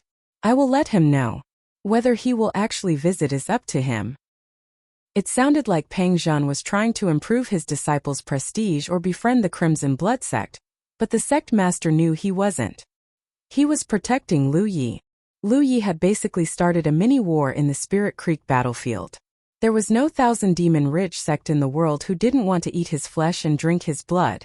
As a Ninth Order cultivator, the young man was among the best of the best in the inner circle. However, that would change once he entered the core circle. The cultivators of the Thousand Demon Ridge were sure to shower him with all kinds of attention. It would be a manhunt the likes of which the Spirit Creek battlefield had never seen. Moreover, the core circle was a different landscape compared to the inner circle. Champions were a dime a dozen in that place and they responded faster to threats. Even with Lu Ye's ward breaching skills, it was doubtful he would be able to act as he pleased in the core circle. The Righteous sect was a Tier 1 sect. He would be safer there than most places. In any case, Peng Zhen thought it natural to lend a fellow Bingzhouer a hand. The sect master did not make the decision on behalf of Lu Yi though. He just said that he would tell Lu Yi about it. About 7 or 8 days later, a sword light descended in the Crimson Blood sect's outpost from above. They should have arrived sooner, but even Li Baxian was hard-pressed to carry so many people on his flying spirit artifact for so long. In fact, they had taken turns to fly the group so that no one person would be completely exhausted. Naturally, the trip home took a couple days longer. At least they weren't attacked by anyone along the way. Heck, they hadn't even seen a Thousand Demon Ridge cultivator in the past couple days. The Thousand Demon Ridge was just that defeated. They had lost over 100 outposts, and their greatest protector, the Grand Ward, was completely useless to the vanquisher of sects. Even now, the Thousand Demon Ridge was still being ruled by the shadow of Lu Yi. Although it was confirmed that the vanquisher of sects had ceased his conquest, no one dared to let up their guard for even a moment. Every man and woman was staying in their outpost in case of an emergency. The outpost had been informed of their arrival a while ago, so they saw at least a couple hundred cultivators waiting for them when they arrived at the public square.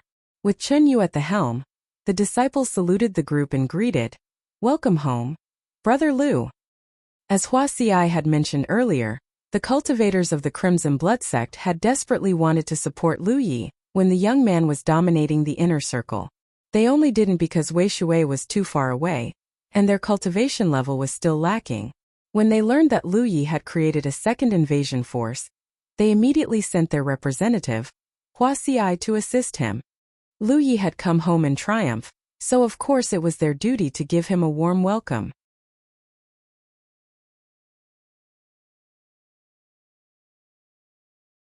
What disciple wouldn't be proud of their legate's numerous and practically miraculous exploits? Different standings created different perspectives. To the Thousand Demon Ridge, the vanquisher of sects was a walking calamity that deserved 1,000,000 deaths and more, but to the Grand Sky Coalition and the Crimson Blood sect, he was their lucky star and their hero. Besides that, the Crimson Blood sect cultivators were quite curious about Lu Ye's brawny companion Zhu Jia. They had heard for the longest time that Lu Yi was accompanied by an extremely powerful body-tempering cultivator, but as the saying went, seeing was believing. It wasn't until they saw him with their own eyes that they realized just how vigorous he really was. Even He Xian, a fellow body-tempering cultivator, could not help but give Zhu Jia's stone-like chest a 1-2 punch to confirm that he wasn't an illusion. Zhu Jia felt nothing at all, but she felt like she had just punched the ground. It wasn't just a gap in cultivation but also a gap in physique. From the sidelines, Li Baxian watched it all with a gladdened expression. He felt younger just being next to his junior brothers and sisters. Once upon a time he had dreamed of seeing exactly this scene, an outpost that was filled with people and energy. Instead, the Crimson Blood sect itself had nearly been removed as a sect. Today, his dream had finally come true. A long time later, after the crowd had finally dispersed, Li Baxian said suddenly, "I'm leaving, junior brother." Once, he was frustrated with the fact that he had to devote most of his time and energy in the Devoted Ones despite being a former Crimson Blood sect disciple. That was not the case anymore. For as long as Lu Yi remained in the Crimson Blood sect, it would never decline.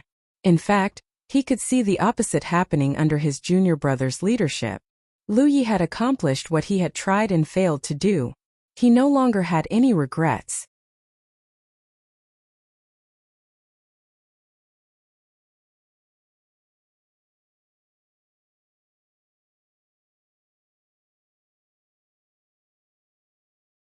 Humanity's Great Sage. Chapter 339, Rewards. If you're not in a hurry, can I ask you a couple of things before you leave? It's not every day you visit the sect. Li Baxian smiled and tapped a finger on his battlefield imprint. You can just message me, no? Sister Shui has cooked a feast. It's been a long time since I last saw the old man. I should pay him a visit at the very least. He then started walking toward the sanctum of Providence. Lui shot Huaxia a meaningful look. The girl immediately followed behind Li Baxian with Ian Jiak. A while later, they had all teleported back to the headquarters using the Divine Opportunity column. Lu Yi did not follow them. Instead, he pressed a hand on the Divine Opportunity column. For the past month or two, he was either fighting or plundering the blessings of the outposts of the Thousand Demon Ridge. It was finally time to reap the rewards. Plundered blessings could be converted into an equal amount of sect contribution points through his sect's Divine Opportunity column only. He had already done this once after returning from the chess sea, so the routine was not unfamiliar to him. First, he used his privilege as the legate to check the current balance of sect contribution points in the Divine Opportunity column. There were only 2,000 plus contribution points. As of now, their Divine Opportunity column only had one type of blessing, and it was the type that increased the concentration of the outpost's world spiritual chi.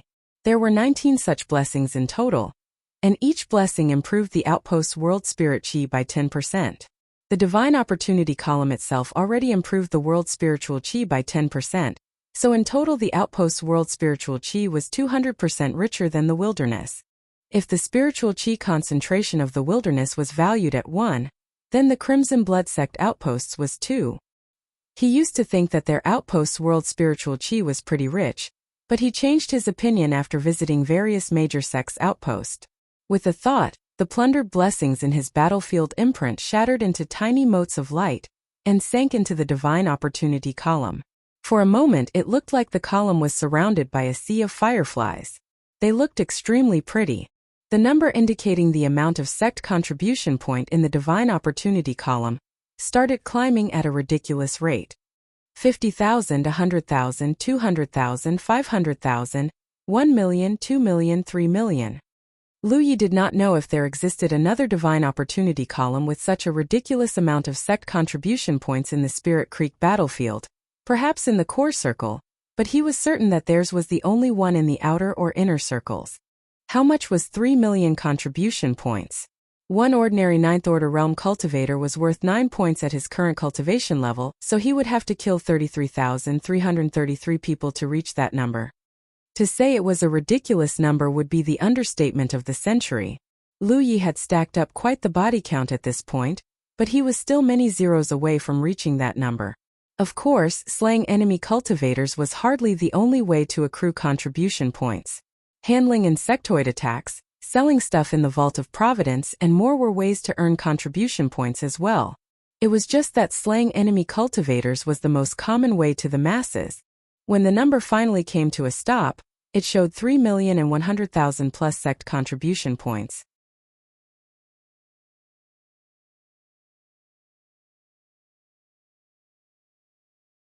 It seemed like an impossible number, but Lu Yi and the First Invasion Force had conquered at least 100,000 Demon Ridge outposts before they were stopped at Weishui. He did not touch the first 3 sects because of favors due to the Heavenly Derivative sect, but the rest were fair game. He was the one who created the invasion force, so his share was much bigger than everyone else's. At best, he got 10% of the contribution points. At worst, he still got 5%. The sects in the inner circle had been developing their outposts for many years. Even 5% of the blessings in the Divine Opportunity columns was a lot. The second invasion force's success was comparatively smaller, but they had still conquered 20 to 30 outposts in total. This was especially true for the last outpost he conquered, the Tower of Mourning. In this case, he was able to monopolize every blessing in the Divine Opportunity column. As the saying went, many little drops make an ocean. The reason he toiled so hard and so long, going so far as to teleport to another location to restart his conquest after learning that the Divine Ocean Realm cultivators had begun their negotiation, was for this moment. It was enough for what he had in mind. In fact, there would be plenty of contribution points left for himself. Lu Yi did not rush to increase his sect's world spiritual qi. First things first, he paid himself a salary. In the past, he thought that a salary was fixed at 10% of the total sect contribution points. Later, he learned that personal contribution was factored into the equation as well. Assuming that his contribution to the sect was lacking, he would not be able to pay himself anything substantial even if he was the legate. That was why he was able to pay himself and Wuxia their salary without a hitch after returning from the chess sea. They had earned every point with their blood, sweat, and tears. The Divine Opportunity column currently had over 3,100,000 contribution points, so the most he could pay himself was 31,000 contribution points. A thought later, the battlefield imprint on the back of his hand immediately burned like someone had stuck a red-hot branding iron to it. Thankfully, the feeling went away as quickly as it came. After confirming that the balance was transferred successfully, he finally began improving the outpost's world spiritual qi. The purchase price of the blessing was incremental. To be specific, each blessing cost 500 contribution points more than the last. At the beginning, one blessing only cost 500 contribution points, but now the latest price was 10,000. Every new blessing increased the concentration of world spiritual qi in the outpost by 10% and 10% only. It was why it cost a ridiculous amount of contribution points to improve it during the latter half of the outpost's development. One could even say that the development of the outpost itself was a maw that could consume it all no matter how many points you sank into it.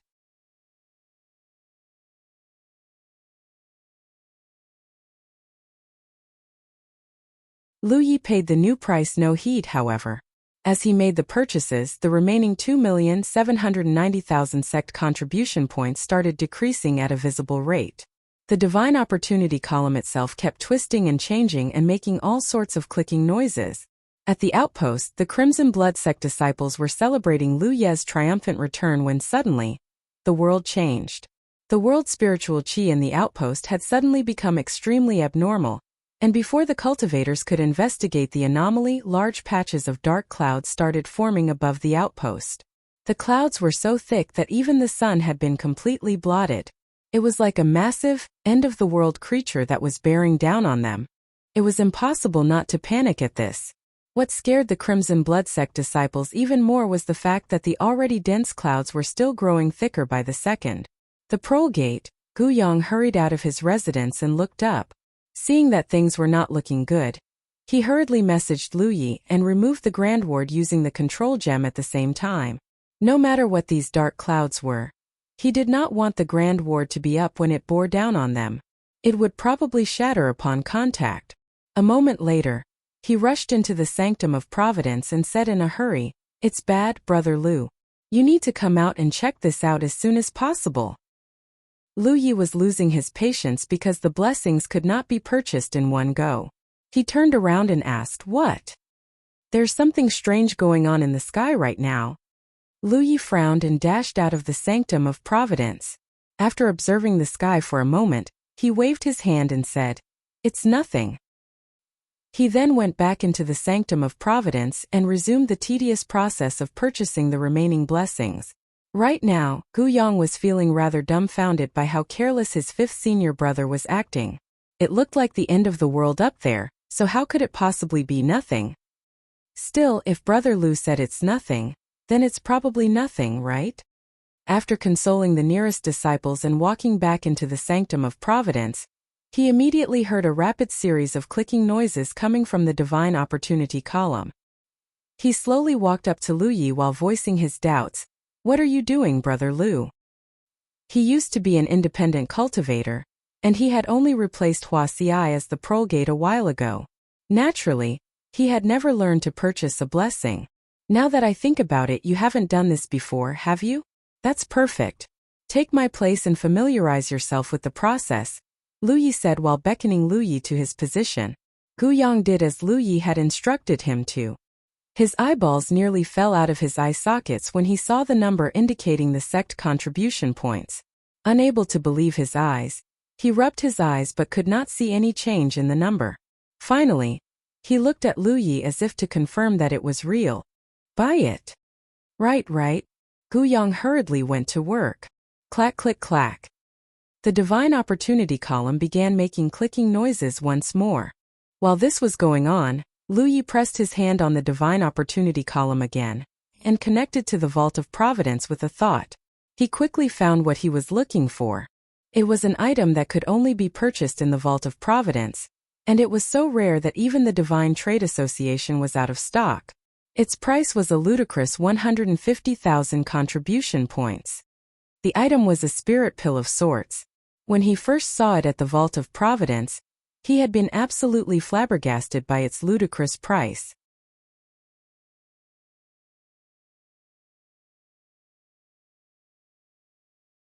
He had thought it would take him a very long time to accrue the contribution points necessary to purchase it, but as it turned out, he managed to do it before he even entered the core circle.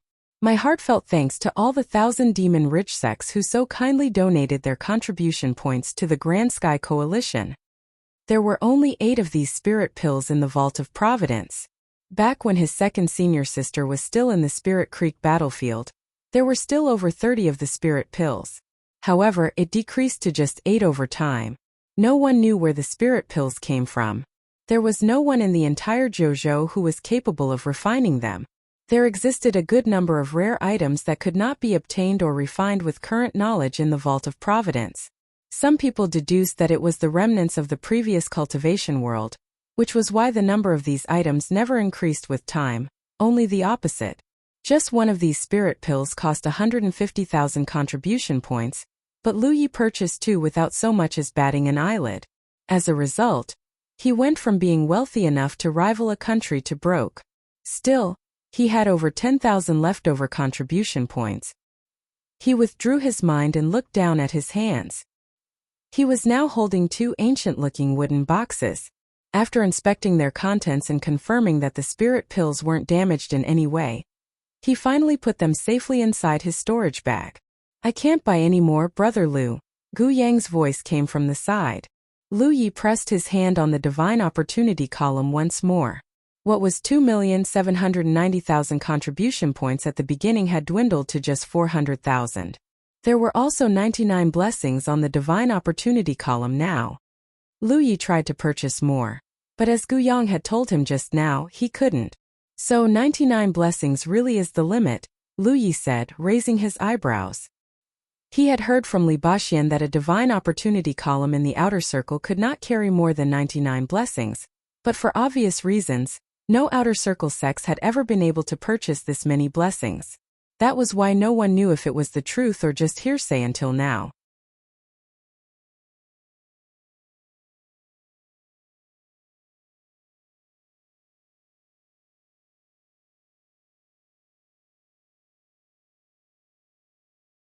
Humanity's Great Sage. Chapter 340, 10 times the increase. The opportunity column continued to click and clack non-stop. By now, the dark clouds in the sky had become so thick that it almost felt like nighttime. Everyone was looking up into the sky. Although they were still worried, Gu Yang had told some of them that the phenomenon was nothing, and the word had spread. That was why no one was particularly panicked. The moment the clicking noises from the divine opportunity column stopped, the dark clouds abruptly descended toward the ground. From a distance, it looked like a massive piece of cotton was falling toward the Crimson Blood Sect's outpost. The wind blew. It was so powerful that the disciples had to squint. The dark clouds abruptly disappeared, and light returned to the outpost once more. That wasn't the only thing that had changed though. The surrounding world's spiritual chi had also undergone an impossible change. Cultivators were naturally sensitive toward changes like this.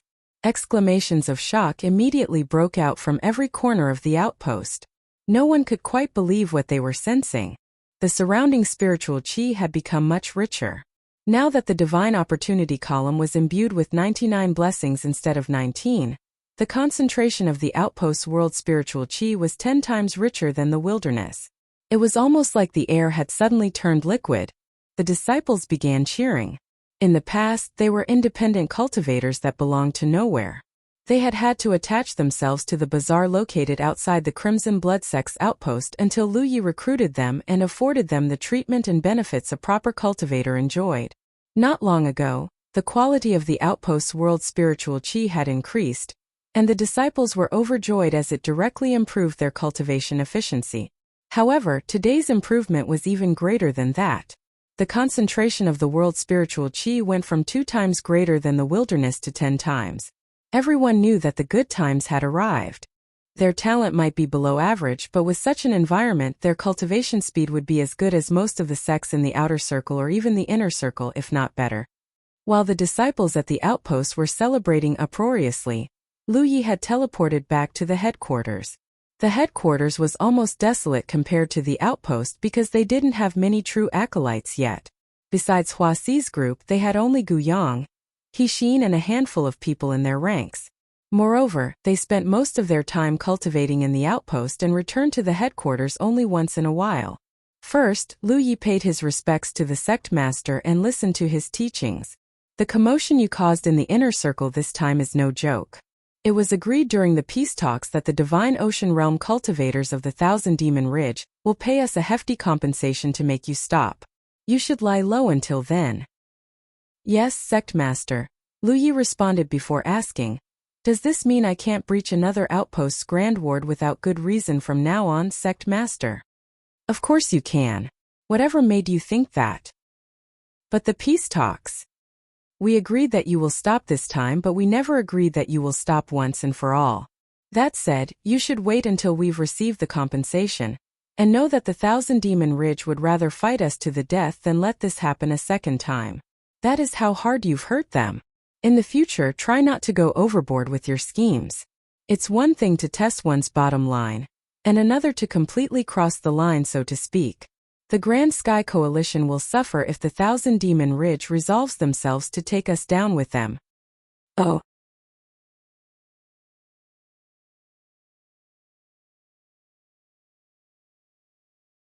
Lu Yi thought for a moment before nodding. I understand. The sect master's meaning was clear. He was saying that Lu Yi was free to attack any outpost, but it was best if he avoided creating an army of thousands or tens of thousands. It was arguable that Lu Yi was simply acting in his capacity as a cultivator in the first case, but not the second. The Thousand Demon Ridge was also far more inclined to resort to drastic action in the second case. This disciple shall be taking his leave. Yi. Lu Yi turned around. The sect master beamed at him. It is the Crimson Blood sect and my fortune to have met you in the Evil Moon Valley. Lu Yi bowed deeply. And you, sect master. Go well. Now that he thought about it, there were 2 main reasons he was able to join the Crimson Blood sect. One of them was luck and another was Pang Dehai. Without Pang Dehai's careful explanation and hints, he might not have made the decision to join the Crimson Blood sect that day. Back then, he had wondered why Pang Dehai hadn't just told it to him straight, and that he was making things unnecessarily complicated with his obtuse hints or even just making fun of him. Now though, he realized it was an act of kindness. He was a disciple of the Righteous sect and the nephew of the vice coalition leader of the Grand Sky Coalition, Pang Zhan. He clearly did not want the Crimson Blood sect to be removed. That was why he had secretly manipulated him into joining the Crimson Blood sect. It was to ensure its continued existence. He'd like to thank the man if he got the chance. Every time Lu Yi came home, Shui Yuan would prepare a feast for him. Today was no exception. There was barely any talking at the dining table because everyone was busy gorging themselves on her food, and this was doubly true for Zhu Jia. The body-tempering cultivator had never eaten such a delicious medicinal feast in his life, and he hadn't stopped chowing down since he had taken his first bite. He ate until he felt like his own tongue had vanished into his stomach. He was a quiet, wooden man. Despite having followed Lu Yi for some time, he had remained aloof and uncaring of other people's opinion. Not Shui Yuan though. His respect toward Shui Yuan was almost palpable. Lu Yi and Li Baxian were trying to get each other drunk. His 4th senior brother was looking at Shui Yuan nervously at the beginning, but he let go after realizing that his 2nd senior sister wasn't about to whoop his ass. It was a feast with good liquor, a lot of drink and mild drunkenness. Some time later, Lu Yi and Li Baxian went fishing at the center of the lunar mirror. They each held a fishing rod and chatted about everything while Yi cooked tea next to them. The fragrant scent blended well with the evening air. Lu Yi was no good at fishing. He generally dove into the lake to catch them.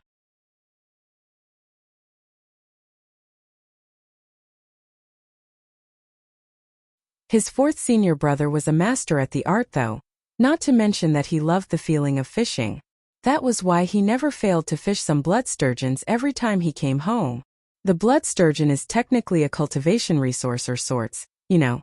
Have I ever told you that this type of spirit fish is used to temper a disciple's body? Yes, you did.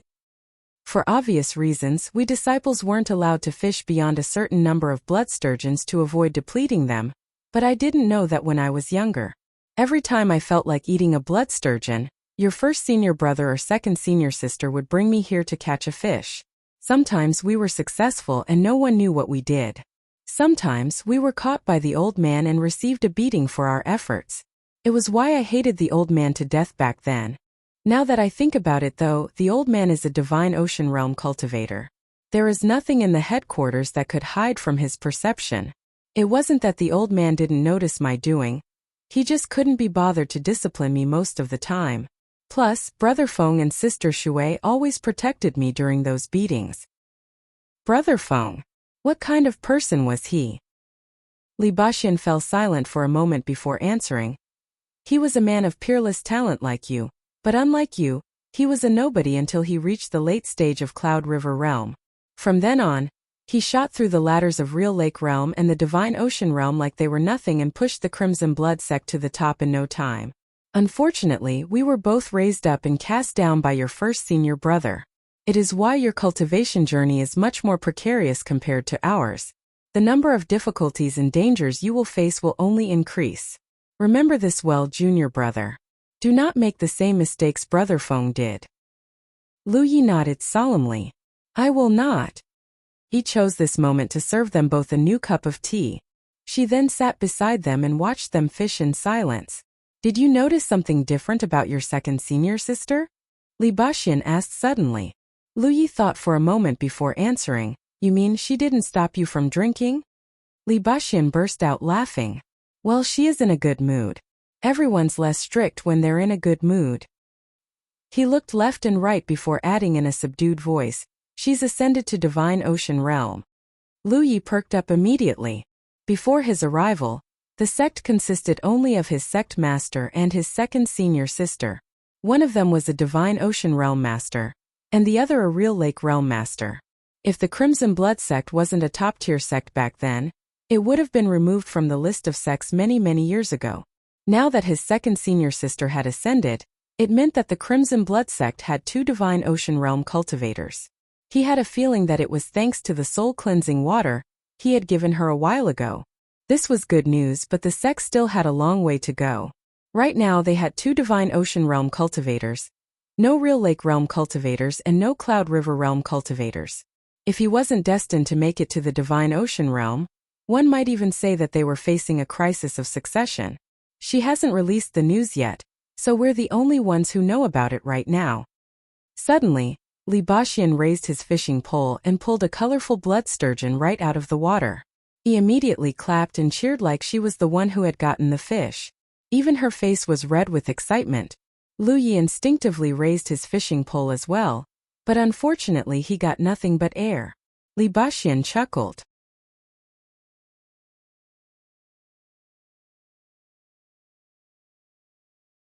Fishing looks like a simple task, but in reality it tests a person's patience and their ability to seize an opportunity before it slips through their grasp. Some things cannot be rushed, junior brother. Just let nature take its course, and the future you seek will come to you eventually. It was clear his senior brother noticed something. Li Baxian added in a meaningful tone, a sect's development isn't a one-man task, and it never will. Your first senior brother is the real-life example of that. This is why I told you not to make the same mistakes he did. I understand. By the way, you didn't ask me to stay behind just for dinner, did you? Would you like to talk about it now? Indeed, I would like to ask you to teach me the way of telekinesis. I heard that you can control over 100 swords telekinetically. Is it true? What do you think? Li Baxian returned the question back to Lu Yi. I thought it was exaggerated, Lu Yi answered honestly. He had the right to say this because his divine soul was far stronger than his peers. In fact, he was certain that it was greater than Li Baxian's as well. However, He could not control 10 spirit artifacts satisfactorily even if he pushed himself to his limit, much less 100. Ho, to think that my own junior brother underestimates me. Li Baxian let out a chuckle before slapping his calabash gourd hanging off his waist. The cork popped open and metallic ringing filled the ears. The next moment, countless spiritual lights danced around them. The afterglow of sunset gave them a rainbow-colored appearance that was beyond gorgeous. Lu Yi stared at his surroundings with a stunned expression. The rumors were real. Li Baxian really could control 100 flying swords at Heaven Grade 8th Order. How on earth do you do it? Lu Yi asked in puzzlement. I'll teach you. A while later, the duo stood about 130 meters away from each other at the shore and fought using their flying weapons only. As the mock battle continued, Li Baxian would advise Lu Yi from time to time. Yi and the boat were still at the center of the lake. From time to time, she would lift one of the fishing rods to see if they had caught anything, but she did not succeed once. She eventually grew so frustrated that her cheeks were puffed up. After looking left and right and confirming that no one was paying attention to her, she jumped off the boat and slipped soundlessly into the water. Metallic clangs were still resounding from the shore of the lunar mirror. It was easier to notice one's flaws when training via mock combat, especially when the opponent was a champion who could telekinetically control 100 swords at once. You're tuning in to the Li Mei's Wuxia Whispers YouTube channel. We're so grateful for your support, and don't forget to subscribe to join us on this incredible journey through captivating stories. Your generosity through donations truly makes a world of difference, as it's the primary source of revenue that allows me to expand and enhance this channel for you. Thank you from the bottom of my heart for being a part of this adventure.